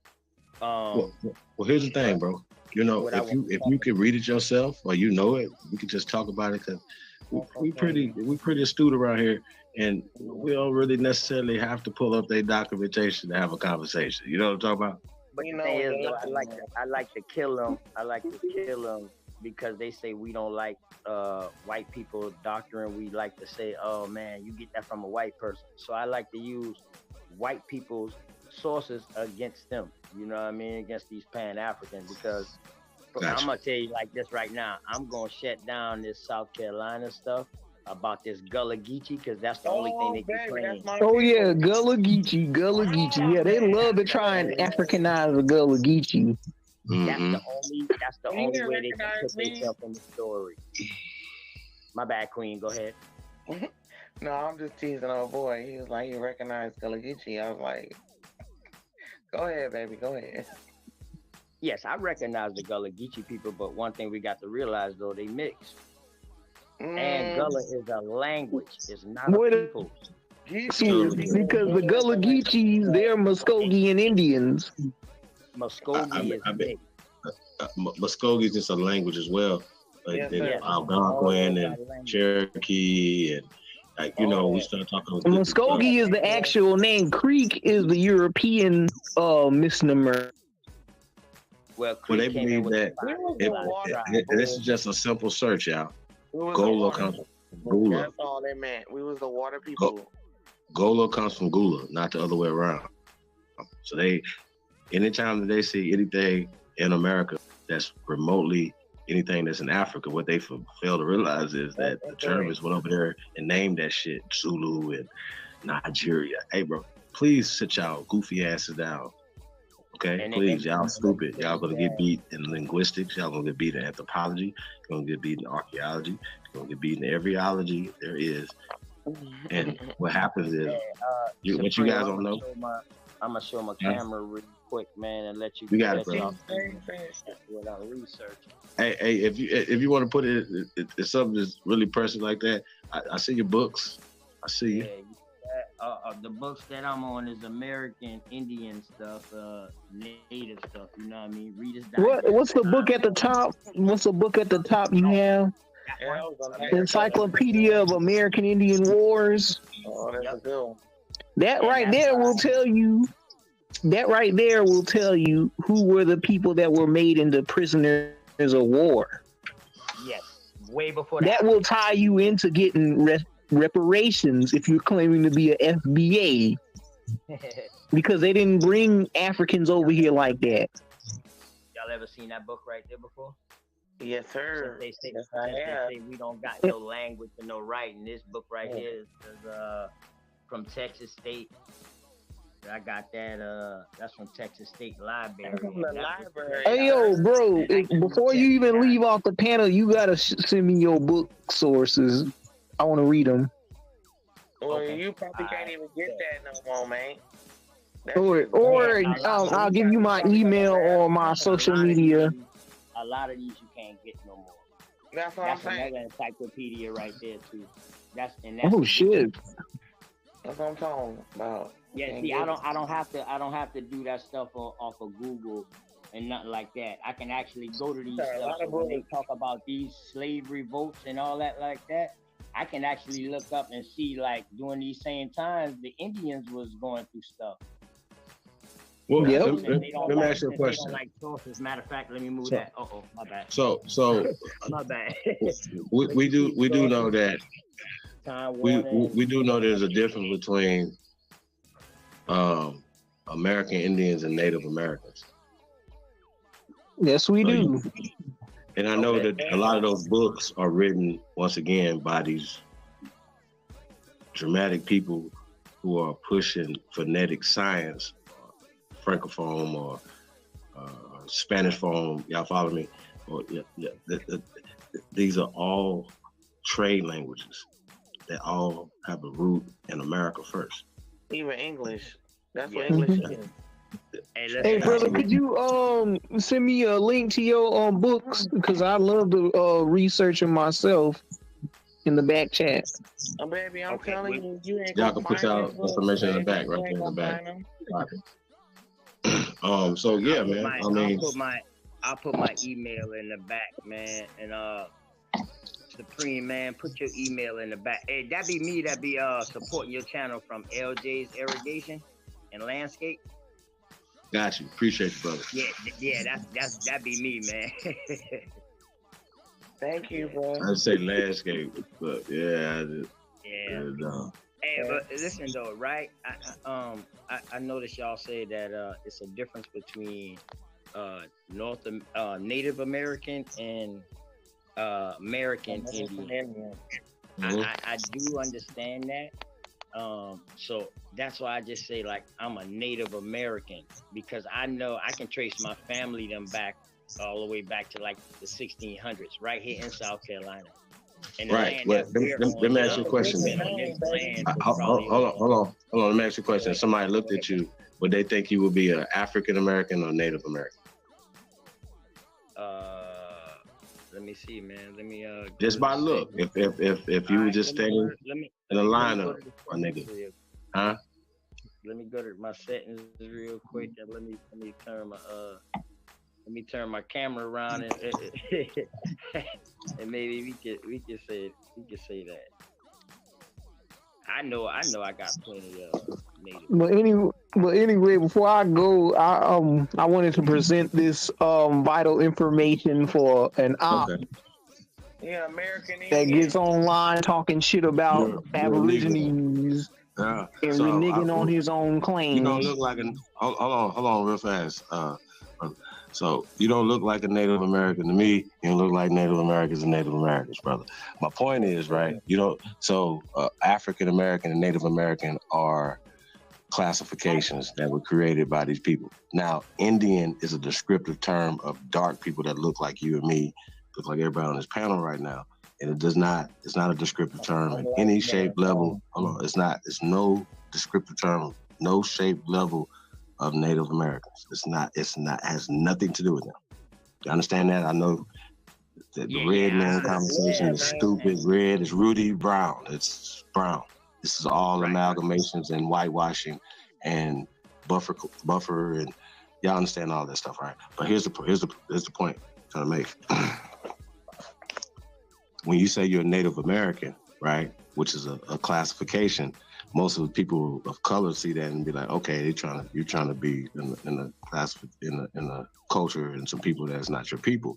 When we're saying we're Aborigines or even American Indians, right? We're saying we predate that, brother. We predate the people who were changed and were created to usurp our land and our power. And we are reclassified as African Americans. That's what you would be classified socially, bro. Not to say that, that you not have the right to classify yourself as Native American. I just wanted to pull your coattail to, that's another CIA eugenic operation. Y'all, all this shit is tied together. Don't fuck with me. Please don't do that. On It's some wrong real time. shit, Supreme. I feel you totally, and my cousin Dog will always be fucking with me because I always be saying, I be speaking in layman terms just for understanding. So if I say native, I'm meaning Indian. From y'all point of view, I'm saying the same thing y'all saying. I just say native because my people always say we've been here. So they say, man, we natives of this land. You feel what I'm saying? And that's a fact. But so is so is Brad Pitt. Yeah, you see what I'm saying? Listen. The proper term to use is Aboriginal American Indian. I dodged the hijack, though. But Well, no, I'm anyway, just saying, though, American Indian is a part of the hijack, brother. For 1975, and a lot of those books that you have, no knock to them. You have to have discernment because that's why you're considering yourself a Native American because it's written by Native Americans for Native Americans. Well, by Germans for Native Americans. Can I get on that? You know what I'm saying? I can guarantee it. Guarantee it. Not all my books. Not all my books. I ain't saying all of them. I'm just saying I know some of those books right there. And when we talking titles, words matter. Can I give you an example? Because I'm always telling my people how words matter. Like my brother, I'm the oldest, right? I had to give up a lot to let my brother, my younger brother, and my sister go to college.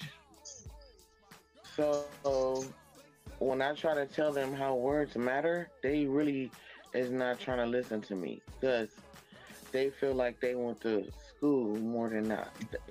Even though I'm the one that got all the chemistry classes and all the science classes, and I know it, that's why I identify with I think A1 about him going to school for nutrition and shit. Because finally, I was a chemist. That was my thing. I love chemistry.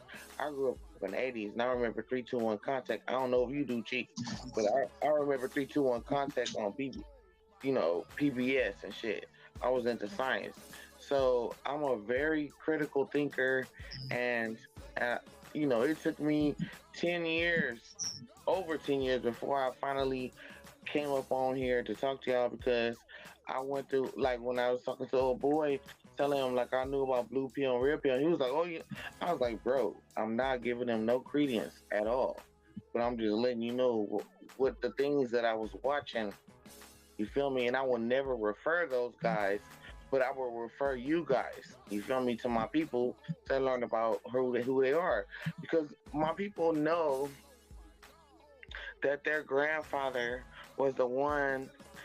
My grandfather invented the Allen wrench, bro, on everything. And the Army Air Force before there was an Air Force. And I know you can laugh if you want to, bro. It's okay. It's okay. I know who my people is. I come from America. I'm Blackfoot and what they call Cherokee. And I'm Gullah or Geechee or whatever. Nigga, I'm very rooted, but I'm a yellow girl on everything. So when these young brown boys, and I love them all like my babies, because I don't have babies. I love you all like my babies, and I'm not going to lie to you.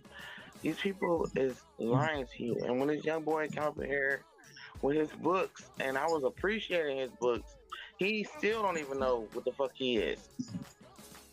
This young girl can tell you. No. Hold on. Listen. No, we're here building. We're not here to tear each other down. I'm trying to. No, sis. It's all good though. You in your bag. You're doing your thing. Your brother's here to share and share with us, and he shared his books, and we want to share with him. We're here building together, so we're not. You know what I mean? But I am here to tear down one op that was a part of the community. I'm not dissing nobody. Well, Tyron, I know you always got smoke. I definitely want to get you. Hit me up too, Chief Holiday at gmail.com. I definitely need to get you on this Open Smoke platform that we build, and you know what I'm saying. You know, for guys that get out a lot of not only information topics or whatever, but any beefs, pent up aggression, or just some things. So yeah, it's just gonna be a different format of debating. I'm not even on that tip, bro. I'm gonna be instigating, and me and Cut gonna be doing our thing. So it's gonna be dope, y'all. So we're just, you know, spicing up a little bit and taking the energy and shifting in different directions. Hopefully having a positive outcome out of it, man. So that's what the Open Smoke's about. But we, you know, that's why I wanted to drop some information tonight and build on some stuff first and have something to talk about. This topic is not up for debate as far as when we talk about Pan-African Pan-Africans connections to CIA and Cointelpro and all the other nefarious operations that are harming American citizens. You know what I'm saying? So we got to stand on it. We got to hold these dudes accountable. Right. They don't want to be held accountable. They can't be mad at me. Like, wait a minute. How about this? You're mad at me? No. Why would they be mad at me? If I lied on Jabari today on what's the name, then Jabari lied because Jabari said his mouth he was a salaried employee by Black Lives Matter. So I told him to check his W-2s. Hey, matter of fact, can we who was that other op on that show, that Two-Spirit Wolf nigga that said that he from the Cherokee, Choctaw, Yamasee tribe in California? He was talking shit. He mentioned you and Big Aboriginal Power and African Americans ain't African, and Dane Calloway on Sinetta's show. What's your name, sir? Is that Tyrone? Yeah. Oh yeah, no, ain't want nobody lying on that nigga. He lied on himself. Yeah. That showed the footage. This random nigga that came out of nowhere with some Benpara Ghanaian jewelry on, talking about he from the Cherokee, Choctaw, Yamasee tribe in California, and nobody know who this nigga is, but he mentioning everybody in the in indigenous paradigm name in his mouth and calling us ops and agents. He was a chief, man. I didn't hear him say ops and agents, but once again though, if anybody don't want to address this right here, they ops and agents. Why y'all want to address this? If you have nothing to hide, Nobody challenged him as being a chief earlier today. They didn't do that. If the Aboriginal movement is a government organization, how come it's not? They don't want us to tell each other about Indianness, but they want to tell you about Africanness under these federally organizations that tell you to go to Africa. I know for a fact that's not true. That was Tyrone, not true. I know for a fact that's not true. What's not true? That this is a government organization. That we are. The government don't want you to know you're Indian. They want you to claim Africa all day, every day. We're not an NGO, so I know we're not a government organization or non-government organization. We're not none of that. But here's the problem. Here's the problem that they have, though, right? I know that because I was there in the beginning. I ain't had no meetings. Ain't nobody came to me and none of that type of conversation. Because once again, I know the history of this. I know what's supposed to happen and what's not supposed to happen. Now, you got to be upright too, because these people coming. That's their job. And also their job is disinformation and what they putting out, getting people to go against each other. Isn't that what Vlad does? Yep. That's what he do, right? Mm-hmm. So even with the shout out to Flacco, but I didn't jump to the no jumper situation like that, no pun intended, because it's not about fame for me. It's not about me. It's about integrity. You know what I'm saying? And I just I wasn't feeling it. We don't need them, but we don't need to continue to put ourselves in those positions where they pit us against each other. We don't need them to do that. Well, we really not trying to do that. We trying to find the ones that's good us. Because I definitely wanted to go kill people, but they were going to put us against each other, and I wanted to debate Vlad. I wanted to debate Vlad and David Duke. Well, we gotta get rid of Adam land. Everybody's been saying that shit, so that's why I'm saying it. 'Cause I'm tired of How is Jason Blacks and them getting interviews with David Duke and Vlad? I don't have to debate people like that and Umar Johnson's them and whatever. That's not it's not productive for me. It's a waste For of them, time. for nobody. Yeah. It's a waste of time.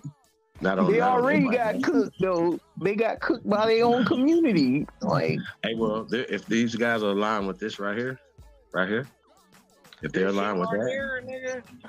hey, right there, if y'all with this shit right here, then it doesn't matter. They self-check, right? They already know what's up. That's why they trying Hey. to kill it. Hey, they self-check. Now, brother Reggie, you've been demoted. That's Took your what I doctor. said when I said that light skin. no, he's been demoted. Brother Reggie been demoted. He was over there claiming that we came from apes. When he was battling them Hebrews. Bullshit, man. That's bullshit. Little Reggie, he's always little Reggie. You're gonna be baby Reggie next. Keep talking, sir. Shut your goofy ass up, sir. You know for a fact we've had an interview a long time ago. You exposed a lot of the CIA stuff because I've been on this a long time when it pertains to fighting these people right here. So. You gotta be careful. Come on, Billy. We know that Sarnetto and them over there are agents. We know what's her name? Dr. Mahat is an agent. We know that for a fact. Fucking around. It's not for us to say that. They already saying that. You know the woman that did the Mel Trek cartoon. Fuck that. Dr. Mahat. Listen, I don't give a fuck. So I'm the wrong nigga. I know cowards. So I don't give a fuck about none of that. So no, I don't listen to that. And you ain't built like that. Trust me. You know what I'm saying? And we walk with the ancestors over here. So I know for a fact you niggas don't want to see the ancestors. So please leave this shit on the internet. And if you about righteousness, we are, that's what we doing, then you should be with us. You shouldn't be against us. So when we say we come for these people, why y'all in the way? So I want to pull up, CEO, you there? I want to pull up this the Q Butter joint today. Oh, you got something to pull up? I thought. Yeah, I want to get y'all reaction to this, Tyron. I don't know if you're saying this today. It was just spontaneous, man. I was in the chat room. Anyway, Billy, let me get your email. I'm gonna send you this stuff because I'm about to go to bed. I thought so. Hey, Supreme. Yes, sir. Man, you schooled me about the difference between Native American and then Indian, and then you ain't let me finish my talk. You don't know? No, it's good. You got it, brother. You had let me Bro, know. drop your email in the back chat so I can see this stuff. I'm about to go to bed. Good night, Tyron. Ron. Not wrong. Ron. All right, Ron. What's that you showing, man? Is that Ron showing that? This is a preview of what I'm about to drop to Holiday when I'm about to before I go to bed. Oh, okay, bet. Mm-hmm. Okay. I respect all knowledge. I love to read, though. Word. Hey, but Holiday though, thank you for schooling me about the Native American and the Indian. You know what? Come to think about it, man. Last time I say that, man, A1 chewed my head off behind that too. So I respect that on another channel. So I respect that. So, one thing about me, I know what I am, and let me show you real quick. All right, so I got federal census record of my my 5-time grandfather, Morris. I got his death records and all that.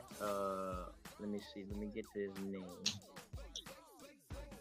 His name is Morris Pinckney. So real quick, right? Hold Real on. quick. No. Do you see Native American anywhere on those documents? Hold on, real fast. No. You got it. I'm about to mute again. Hold on. I couldn't just start off. I couldn't. Let me wrap this up real quick. And Go ahead, man. All right, Charles Pinckney. What I'm showing you is how the records in South Carolina worked. and how they changed. Yes, sir. Okay, so you see on this record, it says he's black. And then, he changes to color. And then complexion is black. And then on his military records, he changes to Negro. color again. Color. All right.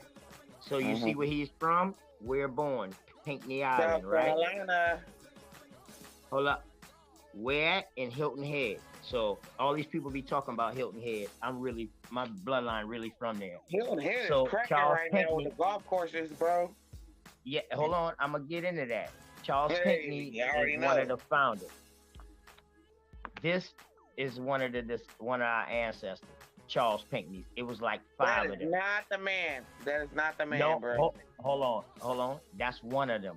But No, it's not. look Stop at, it. hold on. Stop it, bro. Look, now, look at this article. And this is from, hold on, let me show you. This is from South Carolina Historical Society. Okay? Title, Biography of an Island. Charles Collingworth Pinckney, Sea Island Plantation. Liar.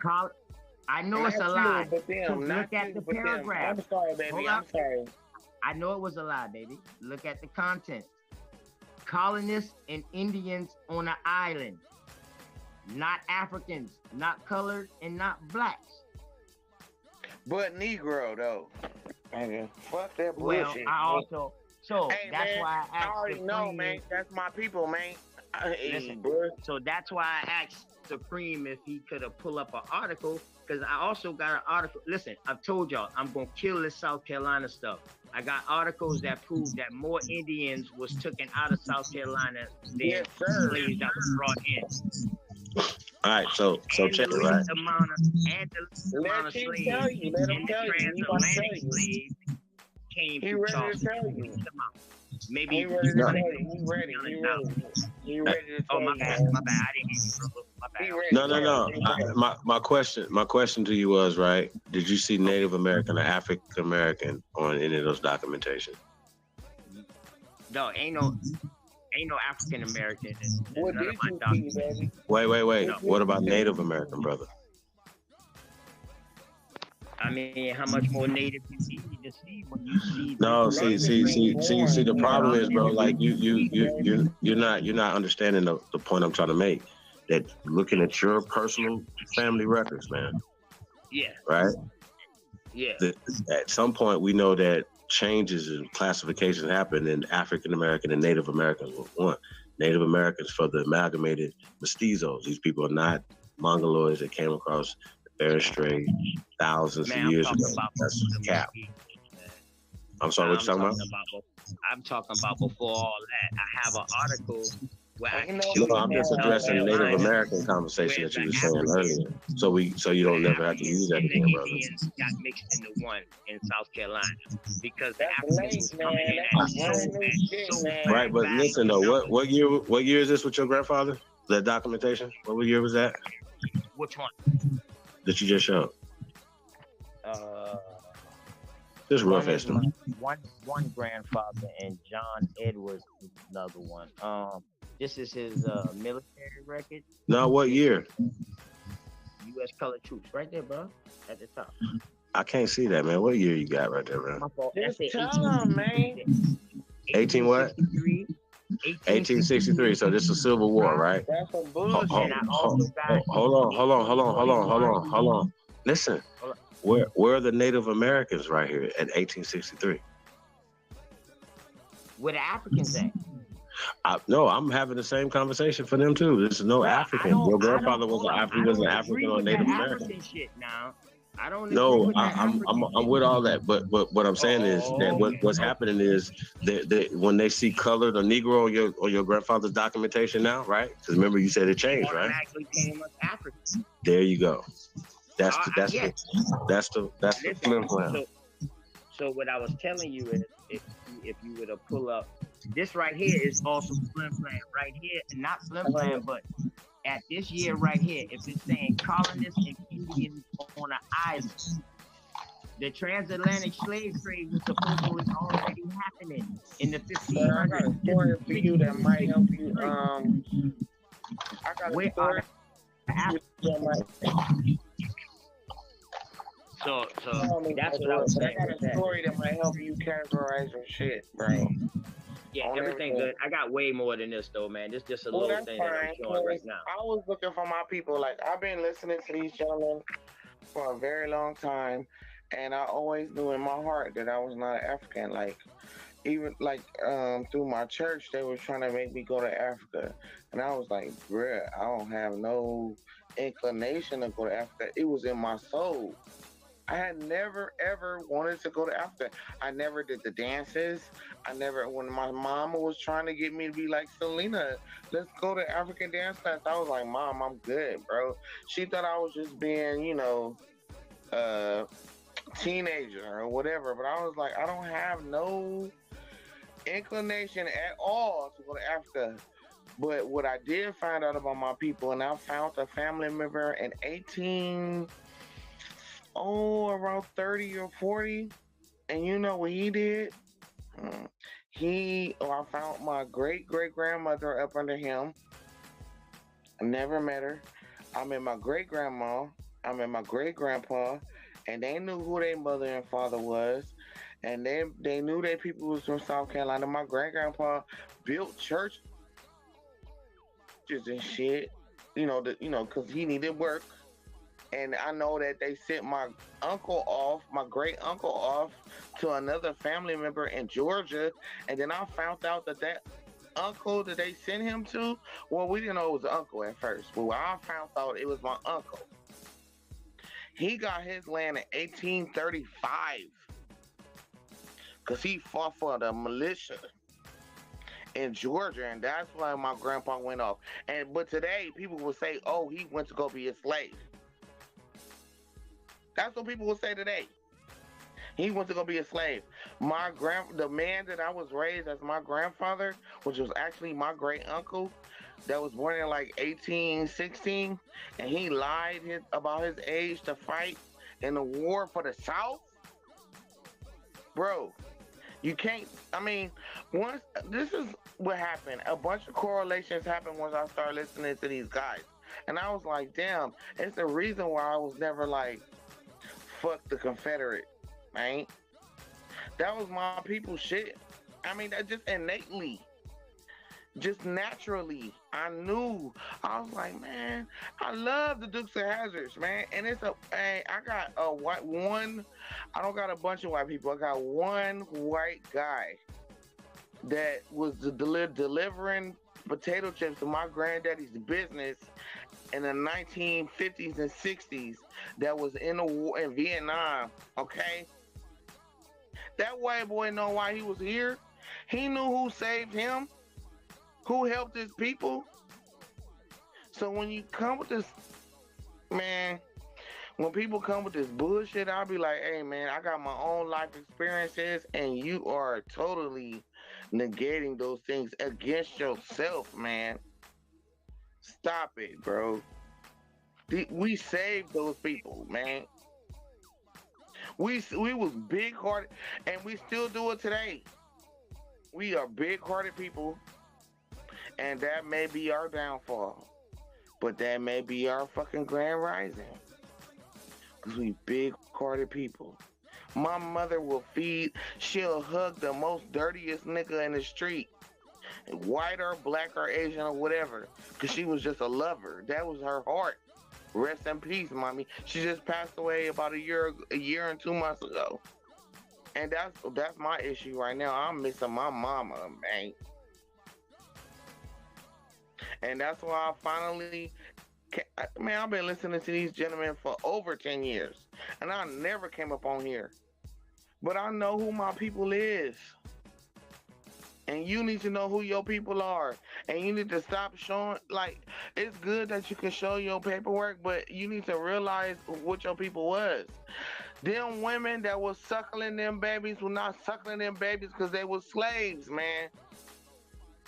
They was doing that shit because they was good women. They was angelic Hold women. on, am man. I getting Hold on, am I getting misunderstood right now? Yes, sir. I think so. I really Oh, do. I think really you do. are But you just showed a misunderstanding me bunch right of. You now. showed a white man talking about that was your great granddaddy. Bro, No, that's not I your said, great granddaddy. I That was a said nigga I that was died. saved Hold probably up. by your great granddaddy. Listen, apparently you wasn't listening. You I'm got on two mute. ears and one mouth, so you can listen more than you talk, Queen. I said dodge the hijack. That's what they say. That's what I said. You showed a white man, and I said that said, was your hold on, great-granddaddy, let me man. finish going into the story. I didn't want to go off the picture before you go into a dialogue and If take you me want to off of my pivot, story. that's okay. That's all, I'm not Queen. done. You want to pivot, that's all, okay. Queen. You can pivot, and I'm on mute. That's it. That's all, Queen. And no disrespect, I was raised by all women. You know what I mean? I'm the only child of a woman.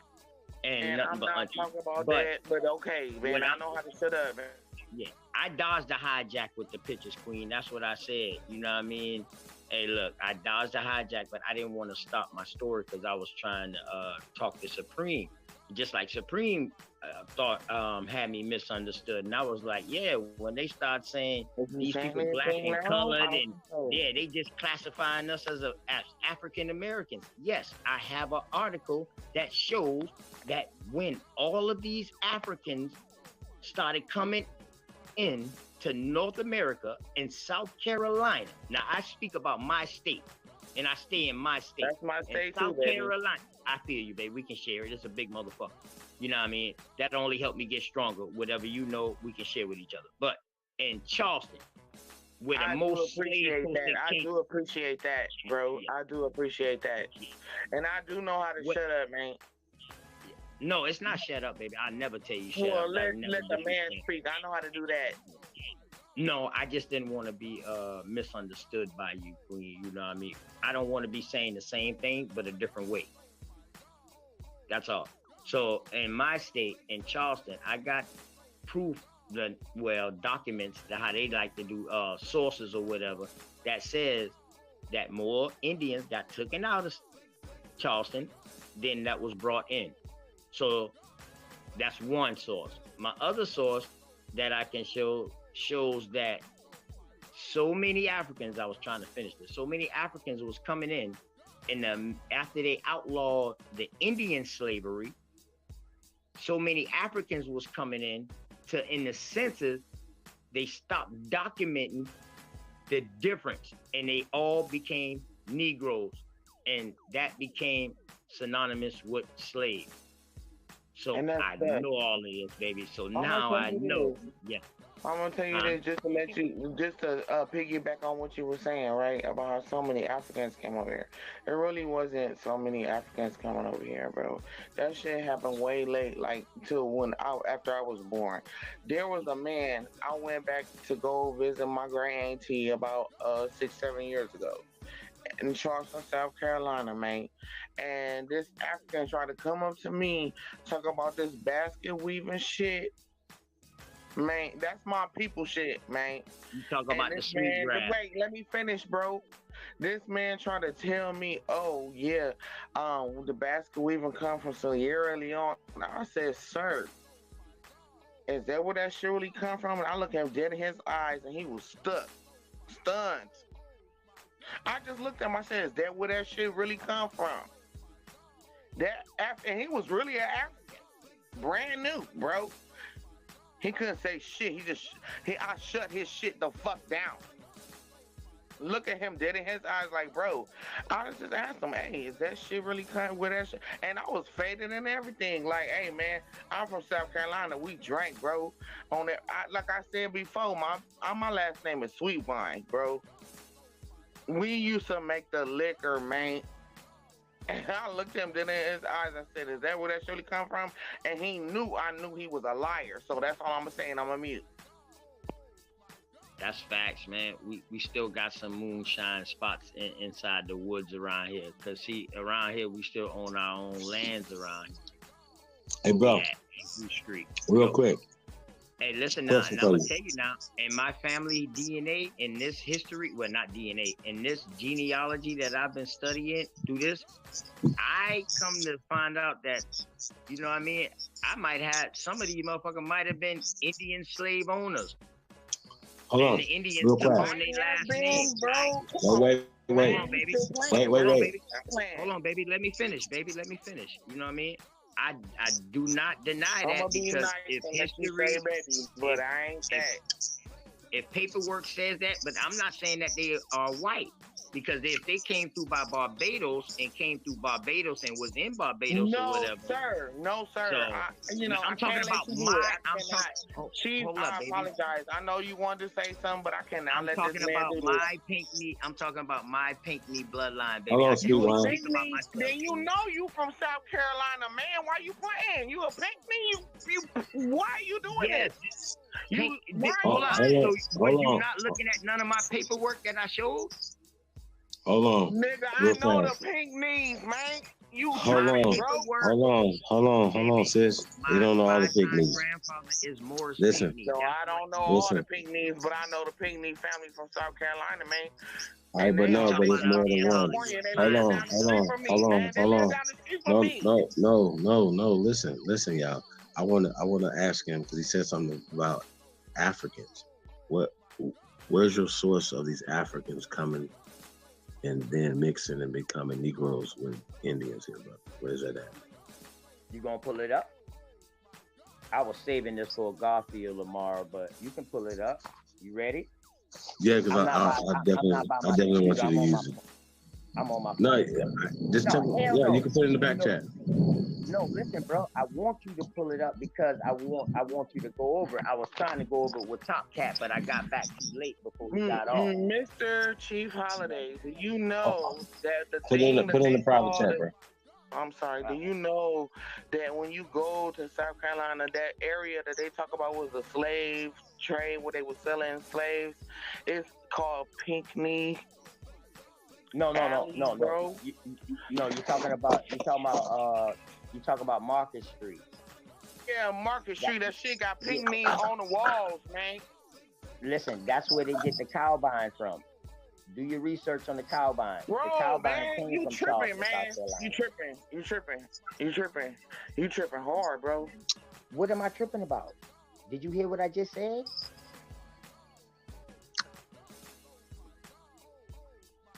So the cowbine that's in the NFL, you do the research on that. That comes from Charleston. That's the same thing they used to do in Charleston. They used to make them go through different type of little routines to see who will work where. You burnt, cuz. That's all I'm gonna say. I'm burnt? So what you saying? You burnt out. I'm from LA. You burnt out, cuz. You from LA? I thought you said you from Charleston. I mean, you from South Carolina. Man, all right, not gonna repeat myself. You burnt out, cuz. I don't even going back to the African conversation, brother. I don't know what the fuck that right there fucking means anyway. Let's talk about the African conversation. All right, we'll pull it up, bro. Look up Brown. Let's start with this one, man. You fuck with Brown University? I do. So that's an Ivy League, right? I like debunking the Ivy League, especially. Actually, you know what I mean? Yeah, but some of they shit go with us. Huh? So look up colonial enslavement of Native Americans. Right. So I know this, right? Yeah. So I know this. I don't have to pull this up. So here's the part, right? Here's the problem. Hold on a second.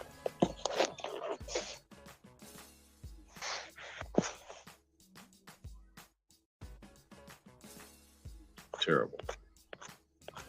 And he burnt. Hey, can you pull this up? It's in the private chat. Fast.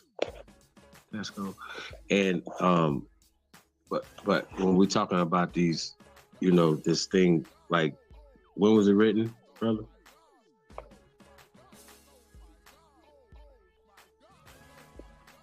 When you talk about the Brown University colonial enslavement?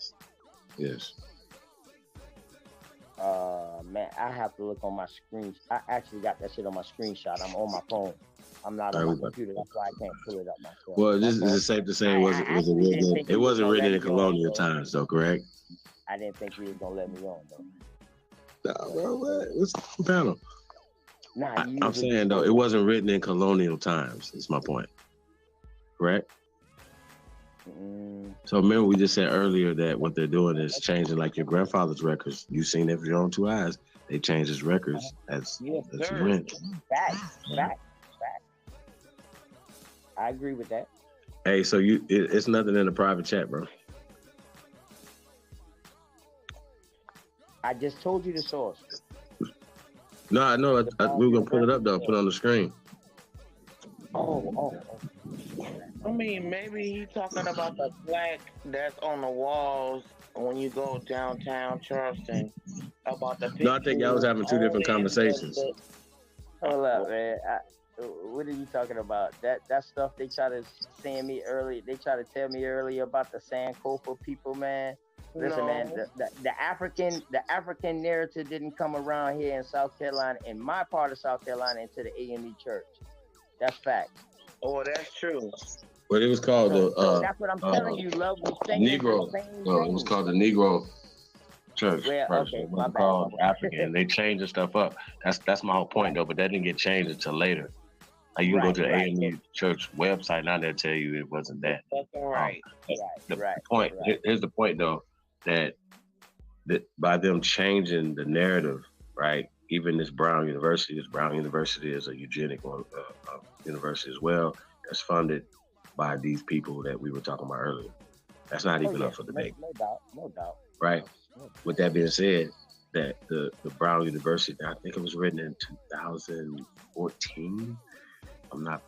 This is off my recollection, y'all. I Man, haven't that read was this in a grown while. already, man. But when we pull it up, we'll be able to get into it. But I know the documentation that you're talking about right now.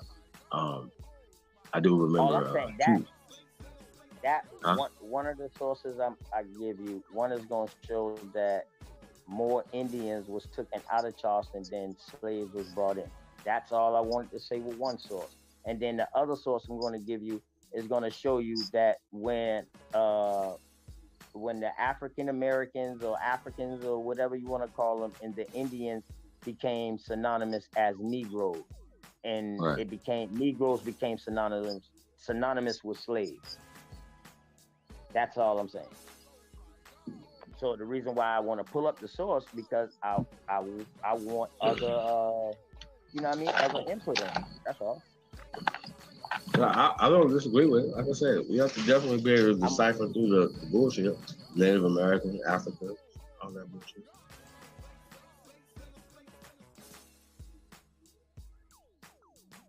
But they're gonna pounce on it. I'm saying like I pounced on him. My bad. Mm-hmm. As soon as they hear Native American, right? They're gonna think, well, wait a minute. They were taking mixed people out of South Carolina, right? And Blackbird and them taking them somewhere else. That's not the case. Indian is dark-skinned people. Just like Sarah Richter, we had people praying on us, and that's why I'm a yellow motherfucker now. We had white folks praying on us because of what we had off the islands, because my people was island people, man. I'm a sweet wine, and my great-granddaddy was born off of Young's Island, and the other one was born off of Edisto Island, and my other great-uncle was born off of Young's, all the islands off of South Carolina, man. Stop it, bro.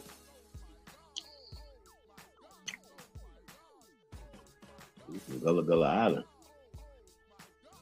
Yes, sir.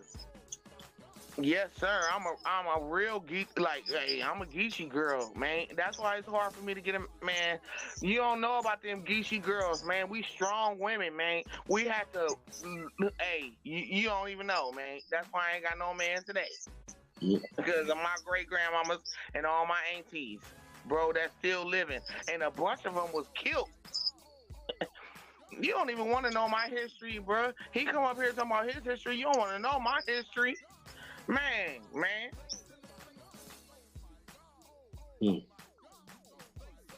Hey, listen, I could have heard That's everything why you I'm a said. Cali King. West Coast You notice gangster how I girl said. right Hey, now, man. my bad. Go ahead. Yeah, yo bad, bro.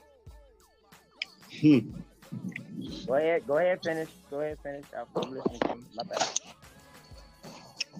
Go ahead, pull it up.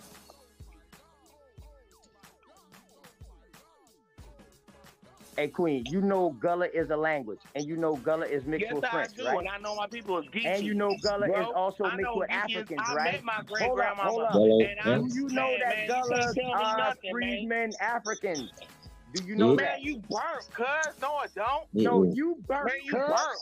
You burnt, Listen, y'all man. need to quit talking about South Carolina history if y'all ain't putting in no footwork and y'all ain't out here on the ground. My family been here. You say your family was here. I'm still here. Burnt, cuz. You burnt. That's all, You bro. burnt. Put You all burnt that burnt out, shit nigga. when we saying the same shit, Queen. That's the crazy shit. I'm on No, here we're saying not. the We same are shit. not I rep saying y'all. the same When thing. y'all I go keep other trying to mute motherfuckers' myself channel. Hold on, bro. and keep Calm down. disrespecting Y'all calm me. down. Do not, Calm down for a bro, second. we when are you not on other saying people, the same thing. Sir, what's also, I'm Supreme? educated. We are not saying the same thing. Later We for are that. not. And I'm not going to All right, argue later with you, for man. that. Later for that. Hey, Supreme, when you on other people's channel, bro, on some real shit, dog, I be in the chat supporting that shit. Even though I Hey, no, don't bro. claim myself as I'm law, not. like my cousin, We building, as my brother. cousin Darvis do, I still respect the movement that y'all say y'all Indians and we say we Indians. You know, Okay, females are I way said I more was emotional native than the first. men, and you are being very disrespectful. And I think I'm being very calm by muting myself.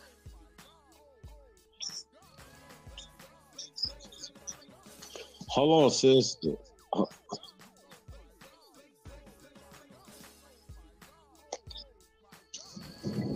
on, y'all. Pardon, man. 1,000 pardons, Supreme. 1,000 All right, hold on one second. I totally Oh, this was apologize. written in 2017. Hold on. Oh, no, it's all good. I think y'all we're building. We're not debating. We're you know, even though we got Taz in the building, the Gump. I mean, On that some real guy. shit. That's why I came in here, bro. To like show some knowledge. No, bro. Like it's all about building, bro. So we want to address this article right here, though. That's what we about to address right here. Hold on, let's address this. Now, this article. No. The other one, going back to Brown University, is written in 2017. You understand that, correct? Yeah, we can do this one right here first. Yeah. Okay, we'll do this let's one first, then we'll go back to let's that see one. if it's the updated source on it, then. Well, okay, when was this written? You got it. I can't see. You can go ahead and tell us. Bro, don't call Where this me come out from? like that, man. Don't do that. You don't want to read it? Oh, me? No, somebody else was talking to you just now, bro. Not Who was that? You, mug. Not, bruh, you tripping, man. No, hold on, sis. We cooking. We good over here. Yeah. That's what Okay, I'm so saying. this is I can't read it, the. man. I can't even see it. I'm on my phone, so I'm good. No, yeah, that's fine. We got it, sis. It says the Gilder Lehrman Institute of American History, right? AP US History Study Guide. When was this written? Oh, I got it. Hey, bro, not one time you ever heard me say that these shit are actual facts. I say I have sources like how they like to have sources. They want sources, so that's what I said at the beginning. Why would you do that? I'm just saying though, like, bro, you don't have to. No, I brought up my shit to prove where the fuck I'm from and where I'm at. That's what I did. To let motherfuckers Yeah, but know. but you're talking about Africans now. You're talking about Africans, and you're gonna have to verify that. Oh. You said Africans, bro. Where did you get this Africans from? Hold up. Let me make sure that you what about the Africans now? When I said they was coming in, a large number was coming in. Yeah. Okay. All right. That's my pushback. Oh, okay, all right, fact. The African conversation, because if it's Africans. Oh, okay, all right. I told you I got one source that shows that. I got a source that shows that. This source right here shows that it was more Indians taken out than was brought in. If you keep scrolling, that's what this source right here. No, it's saying Native Americans though. Why? So they're flipping back and forth between Indians and Native Americans. This is the flip. This.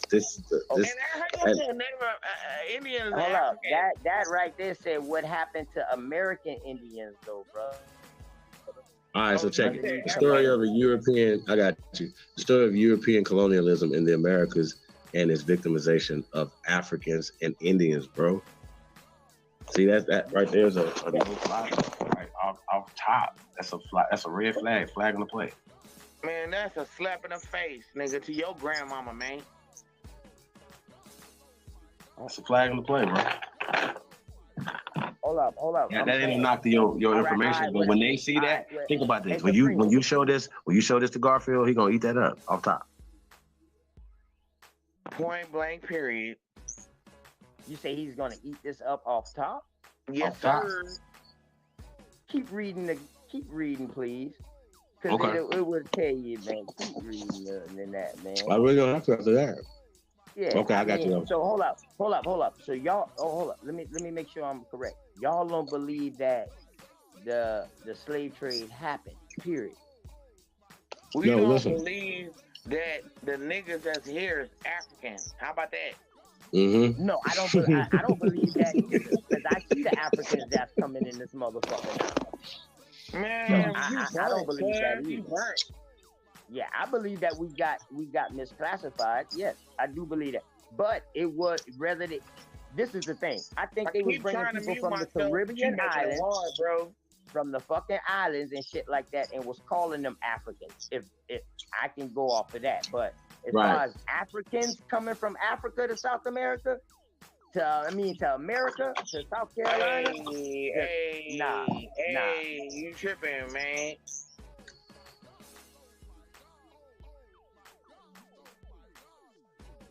I'm gonna keep going.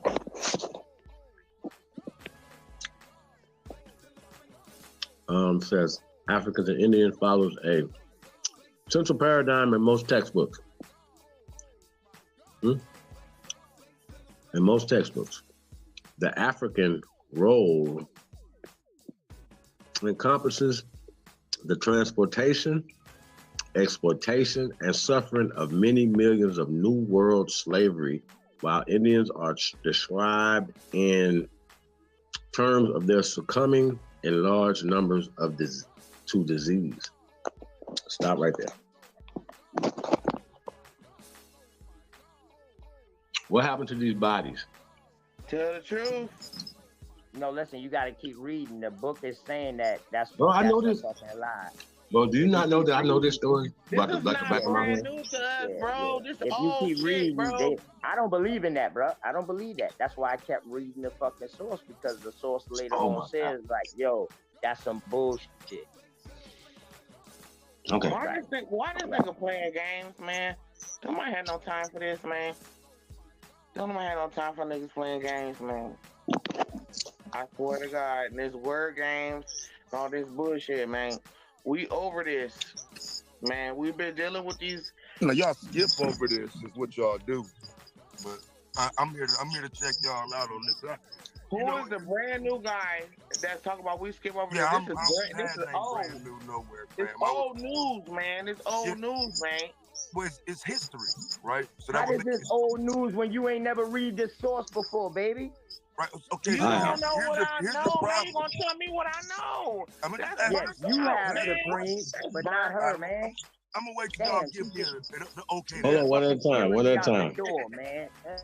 Hold on. Open. Sweet wine. We got Taz exclusives. Yeah, I read too much, dog. Just for a motherfucker to just screw. No. We're gonna get back to that. We're gonna get back to that because we don't want you guys. I'm just saying though. It says Africans. Yeah, but listen, bro. I didn't listen. So that's why I asked you. But you said that they have misclassified things and. No. I just need you to know. Trying to give you the benefit of the doubt. I'm glad that Taz is up here because I know that he's against. I know that Taz is against Cointelpro. I got you. The theme of the night is Cointelpro, right? And we know that they created literature.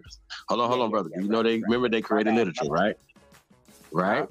The Eugenics Society, Cointelpro, the CIA, and all these front organizations are the people that create a lot of this literature and this narrative that you're talking about right now at Brown University. Do you not understand that? So let me ask you this. So what you saying is you don't believe in nothing that you read? I don't believe in nothing. They have to prove it. Yeah, right. I don't believe shit. Nothing. So how do you get the... Me either. How do you get the knowledge you got besides talking to your ancestors? I'm tapped in. So I'm the GOAT. Hey, so Taz. Taz, real fast, right? See, Supreme, that's some old fucking bullshit right there, dog. Nah, I'm gonna prove it though. I'll prove it to you in a second, brother. I got you, brother. I got you, family. It's okay, man. It's all right, man. It's fine. It's okay, brother. I'm just saying, you gotta do the research. Hey, man, I was off 3 years on your first article from Brown University. I said 2014. It was 2017. Y'all don't read. So bro, I read everything that you presented, brother. That's what I'm telling you. I'm teaching. I don't have to read. I'm not a scholar. No, I'm a teacher. Hey, so Taz, I'm gonna spank you real fast. So Taz, my bad. Get into the CIA operative stuff that's going on, brother. What is your knowledge on Cointelpro and the Pan-African connection to the CIA, brother? What is your knowledge of this thing? And when it started? When did it start? Hold on, sis. Let him get it. He's been watching. He know when it started. I'm trying to figure out where we at in the conversation because, for example, Cointelpro is an operation that started in the 60s. You're speaking to things that are not directly tied to Cointelpro. Cointelpro is just one specific operation that started in the 1960s.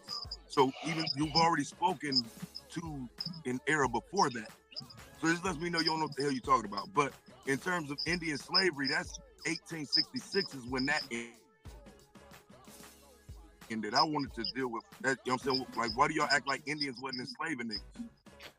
Man, bro. You burnt, cuz, man. That's all I can say. Y'all hold on, bro. We're just addressing the terminologies like Native American and African, brother. We're not Africans, and these people are writing these terminologies back. Well, I agree by with changing. American. Okay, all right. So what I want to know your knowledge of the connection between Pan-Africanism, because you said it's the 60s, but ultimately we can link it to today. That's the problem. Still funding it to today. With every era they never missed a beat, brother. Yeah, we can link it all together, brother. Hey, bro, who's your cheerleader in the background? Tell me to shut the fuck up. No, brother. No, we're gonna keep. Let's keep. No, sis, you good. You good, sis. No, you good. You burnt, cuz. Don't do that. Hold on, sis. You gonna get a chance. You tough. You good. Stop it. Hey, Taz. So let's talk about this for a second, right? Now we know that these people have been against our people, and most of people of color should not be for infiltrating of our people, right? And all the things that Cointelpro operatives are doing. I am charging those guys over there in the Pan Boo Boo community.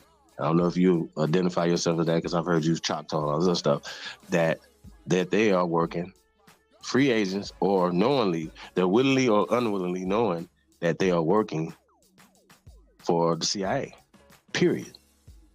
That's what I'm saying. Yeah, and we have the documentation that some of them are literally paid by these people, brother, period. Yeah, I did that stream 2 years ago. Okay, so there's no doubt that Pan-Africanism is still a op, bro. Bitch, you shut up. Hey man, tell that bitch to shut up, bro. Nah, bro. Nah, don't do that, bro. Don't do that. Hey, sis. Nobody's bitch. I'm the one female that ain't nobody's bitch, bro. You got me fucked up, cuz you just wrong and you mad. You should be mad, nigga. Be mad, nigga. You be mad, nigga. Your shit about to die, cuz. You ain't got shit cracking, nigga. You burnt, cuz. I'm asking you, fam. All right, so since you get it, but let's let him finish saying his piece. Go ahead, Taz. Like for real. So when it comes down to like Pan-Africanism, what I'm saying is that it dates back too far to tie to COINTELPRO. Now, if you're saying simply that did COINTELPRO as an operation use Pan-Africans, I'm 100% right there with you. I have no problem with that statement.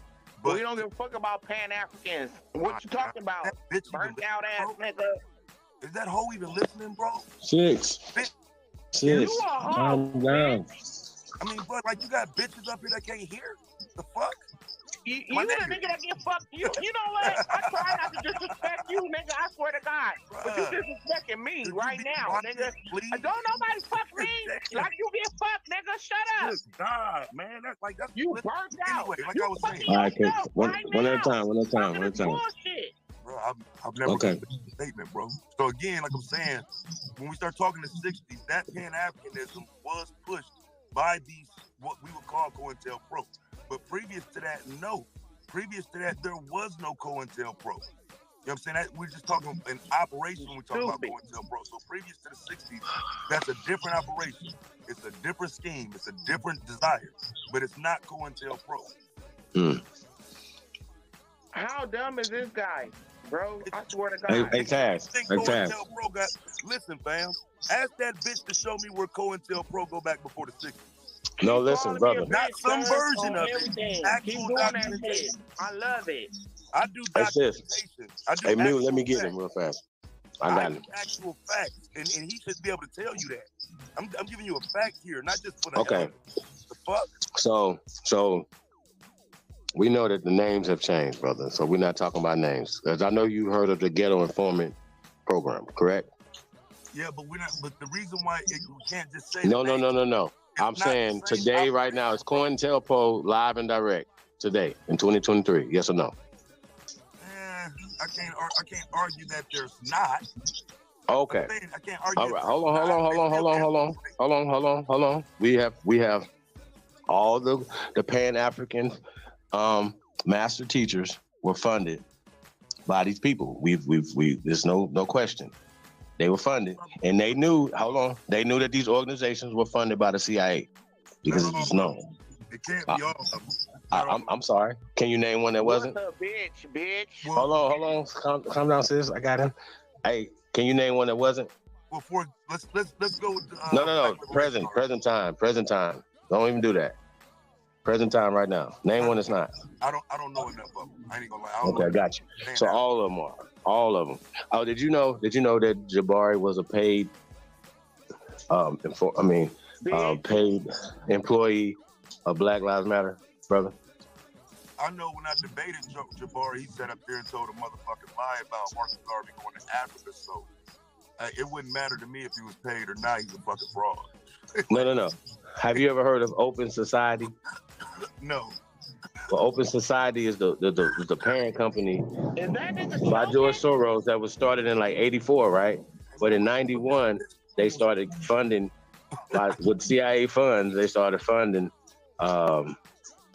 Black studies and Pan-Africanism. Just one in the more modern times, but the Carnegies and the Ford and and all the Rockefellers and all them was doing it, from the '60s to '70s, in the '80s, and then Soros and them took it over with Black Lives Matter in '91, brother. So when you say it's all a continuation that still happened today, and these people are still pushing the same narrative that was created. Black Lives Matter is COINTELPRO. Who?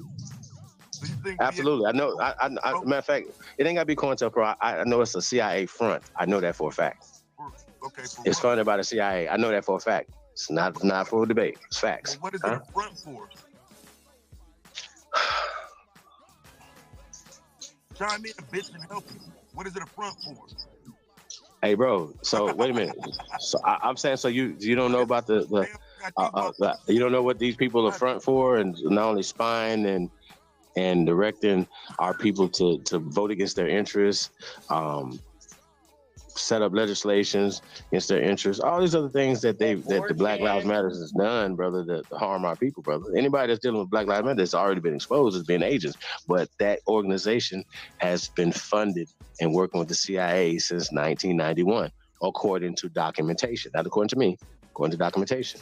And George Soros is that guy. So who started BLM in 1991? Okay, his name is George Soros through Open Society. All you got to do is look it up. Wait. No, well, if I look this up, it's not going to tell me Black Lives Matter was started. Absolutely, bro. It absolutely is. All you got to do is Black Lives Matter parent company, Open Society, brother. Okay, so now you're talking about a parent company. That's what I'm saying. I'm not. Man, it's on Wikipedia, bro. Hold on, sis. You a scary ass nigga. Sis. Calm down. I got him. We don't have to. The information speaks for itself, sis. Hey, Taz, focus. Nah, hey, bro, you gotta have some type of. I got you. But you got a wife. You don't want nobody calling your wife out her name, bro. So calm down. Hey, bro, people think that about yours, man. Calm down, bro. I'm trying. I want to beat you up on information. I don't want you to get in your feelings, bro. So calm down, bro. So hey, bro, sis, I need you to mute. I got him. So, bro, I'm gonna need you to chill. Sis, I'm gonna need you to chill. Y'all don't need to talk to each other. I got it, bro. Calm down, bro. I don't need to hear that bitch shit no more, bro. Cause you like you doing it for unnecessarily right now, bro. So come on, fam. I'm not doing that, bro. But you gotta stop jumping in and attacking me, bro. I'm fine with that. But listen, nah, but you ain't emotional. She ain't hurting you. Bro, I'm not emotional. Don't run from the information, man. Don't run from this. Fucking man, nigga. I ain't did shit to you. What the fuck you talking about? Man, why is you? Are you a man? No, don't do that. Don't do that. Don't unmute. Since he's not, he's not you tough. He's not doing nothing to you. All right, bro. Don't talk. All right. So you don't even talk about the information, right? Bro, got you. Hey, sis, please mute. No problem. It's me, bro. All right, so let's go. So back to the information. You say the parent company, fam. I'm saying. Bro, you know what you're doing right now? You having a conversation about something that don't even matter. That shit don't matter what you talking about. Nigga, that shit is CIA, period. Black Lives Matter, CIA, period. Right, that's your opinion, but don't. No, ain't no, dude, my nigga. Why is you're ignorant right now? You having a conversation with the GOAT. He gonna make you mad. Bro, you weren't the GOAT. Sis, bro. Hey, bro. Hey, bro. Hey, bro. Hey, bro. Hey, bro. Hey, bro. Get this work right now. Right. I'm trying. All that talking right there, I don't need to hear all that. You're running. Running for what? Black Lives Matter was not. It is a CIA organization, sir. It wasn't. I ain't say it was in. Hey, listen. This is for the peanut gallery because you slow motherfuckers. You a slow nigga. Okay? Stop being slow. Nigga, it don't matter when it was started. The parent company that started fucking Black Lives Matter is called Open Society, you dumbass nigga.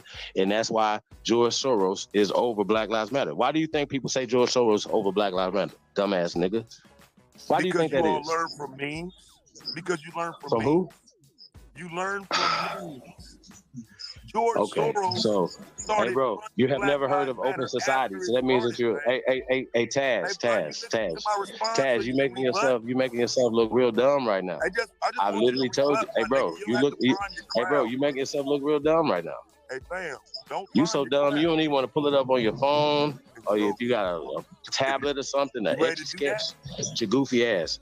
Hey, bro. Ass nigga, is that what you ready to do, or do you want to do the information, fuck boy? My nigga, don't call me no more names. Stay focused. You a fucking pussy. Hey, sis, I got this. I'm not emotional. Right, I